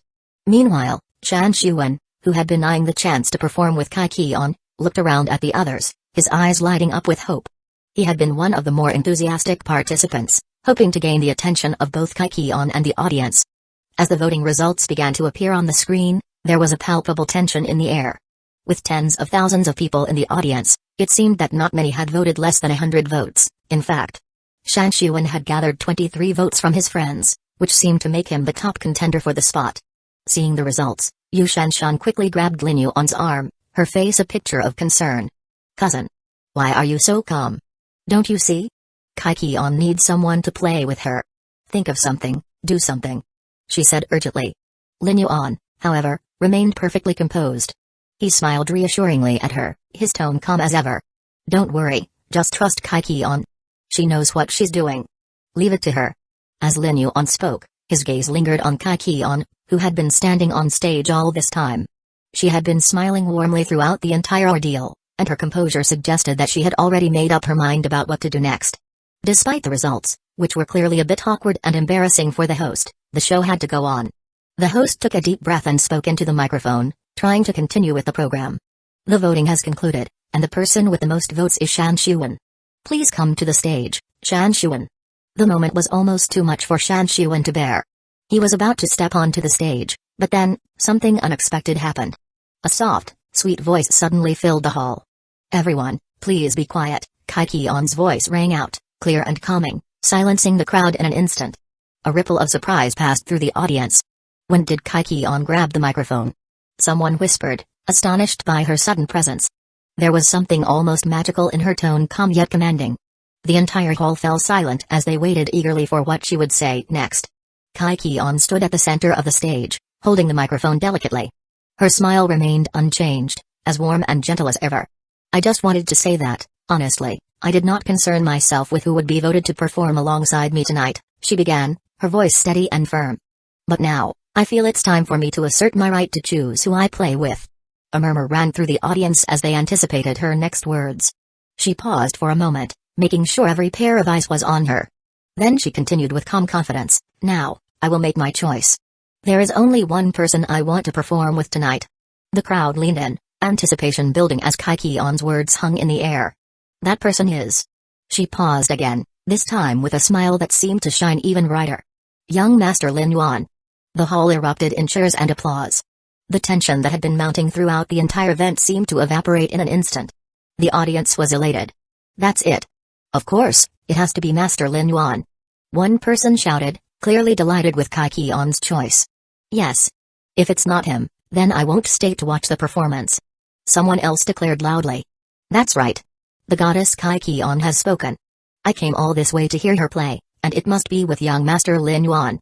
Another voice rang out. The excitement was palpable. There was no longer any doubt in anyone's mind that Lin Yuan was the perfect choice to accompany Kai-Kion. The entire audience seemed to rally behind her decision, their cheers growing louder by the second. Meanwhile, Yan Ruiyu, standing off to the side, was left stunned, staring at Kai-Kion on stage with wide eyes. She hadn't expected Kai-Kion to be so bold, so unflinchingly confident in making her choice. Yu Shanshan, who had been watching Lin Yuan the entire time, was now gaping at him in disbelief. She looked at him with wide, astonished eyes and said, "Cousin. You really are something, aren't you? Silently stealing my wife away, huh? I see it now. I've definitely let a wolf into the den." Lin Yuan, amused by her remark, chuckled softly before responding. "Who is your wife?" he asked, mirroring Kai-Kion's earlier response. He reached out and gently tapped Yu Shanshan on the head. "Ouch, that hurt. Brother, don't hit me. I was just joking," Yu Shanshan complained, rubbing her head dramatically. Her eyes were filled with both shock and admiration. The host, now sweating profusely, was under intense pressure from the crowd. It was clear that the people wanted to see Lin Yuan perform with Kai-Kion, and nothing was going to change their minds. Finally, after what seemed like an eternity of indecision, the host made a decision. "Since Kai-Kion has made her choice clear, it seems there's no further discussion," he said, his voice quivering slightly with the weight of the moment. "The ensemble she has chosen will be the one to perform with her in the finale." The audience cheered even louder. Kai-Kion, now beaming with happiness, turned to Lin Yuan and spoke with a smile that could melt even the coldest heart. "Young Master Lin," she said softly, "would you please join me on stage and play a piece with me?" Lin Yuan smiled back, his heart racing as the crowd's cheers reached a fever pitch. Chapter 53, Love's Greeting, A Tacit Understanding. Seeing the eyes of tens of thousands of people in the audience, Lin Yuan did not wave, but instead gave a slight, confident smile, a small glimmer of warmth in his eyes. He calmly replied, "Of course." "Wow!" The audience erupted in excitement. The energy was electric, and a collective cheer filled the hall, echoing off the walls, shaking the very foundation of the building. The air seemed to pulse with the energy of anticipation and awe. Backstage, Shan Xuan, who had been filled with both hope and fear, quietly removed his coat. His eyes welled up with tears as he stepped back, unwilling to be seen, but fully aware of his defeat. He knew he had lost the moment Lin Yuan entered the scene, but he only dared to admit it now, alone in the quiet backstage. This contest, in his eyes, had been a personal duel between him and Lin Yuan, but the results were clear. Lin Yuan was simply unbeatable. Finally, the moment arrived. Lin Yuan, the embodiment of grace and calmness, slowly walked toward the stage. He was wearing a classic tuxedo that seemed to frame him perfectly, each step measured and filled with purpose. As he approached the grand piano, the stage seemed to transform, the spotlight focusing on him as if it was built just for this moment. It was as though the very design of the stage was made to highlight his presence, his figure. Kai Qian, standing nearby, was the epitome of elegance. With her graceful posture and enchanting beauty, she seemed to be a living sculpture. She radiated a beauty that was beyond earthly, one that captured the essence of both fragility and strength. Her gaze was steady, her expression serene, yet there was an undeniable spark in her eyes as she looked at Lin Yuan. Together, they seemed like two celestial beings placed on the same stage, destined to create something extraordinary. The audience was left speechless, transfixed by the sheer perfection of the scene. To see Lin Yuan, handsome beyond belief, and Kai Qian, with her mesmerizing beauty, was like witnessing a breathtaking painting come to life. The way their energies seemed to merge in harmony made it impossible for anyone to look away. It was as if the universe had conspired to create a perfect match, a pairing that felt so right, so destined. If this were a video game, the entire audience would have flooded the chat with the word match, as if there was no other way to describe the synchronicity between them. The air was thick with admiration, especially from the female spectators, who could not help but smile foolishly at the sight before them. Yan Ryu, who had been watching from the side, felt a strange unease stirring in her chest. Her heart seemed to twist inexplicably as she watched the flawless pair on stage. She clenched her fists tightly, not fully understanding the emotions that were bubbling inside her. All she knew was that seeing them together caused a pang of sadness, a feeling she couldn't easily shake. In that moment, Lin Yuan and Kai Qian shared a brief exchange of words.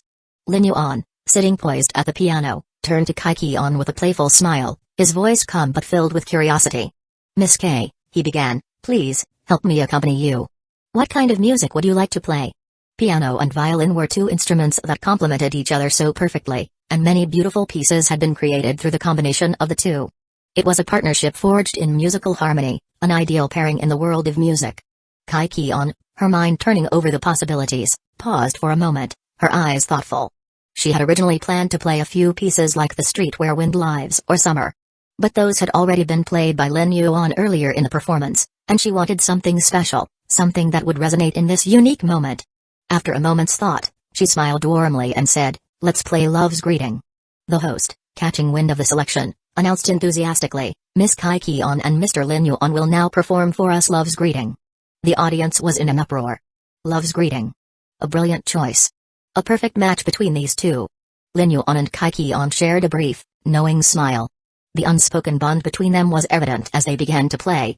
As soon as Kai Qian's bow touched the strings of the violin, and Lin Yuan's fingers met the piano keys, a melody filled the air, a melody so beautiful, so full of emotion, that it seemed to carry the weight of every unspoken word, every lingering thought.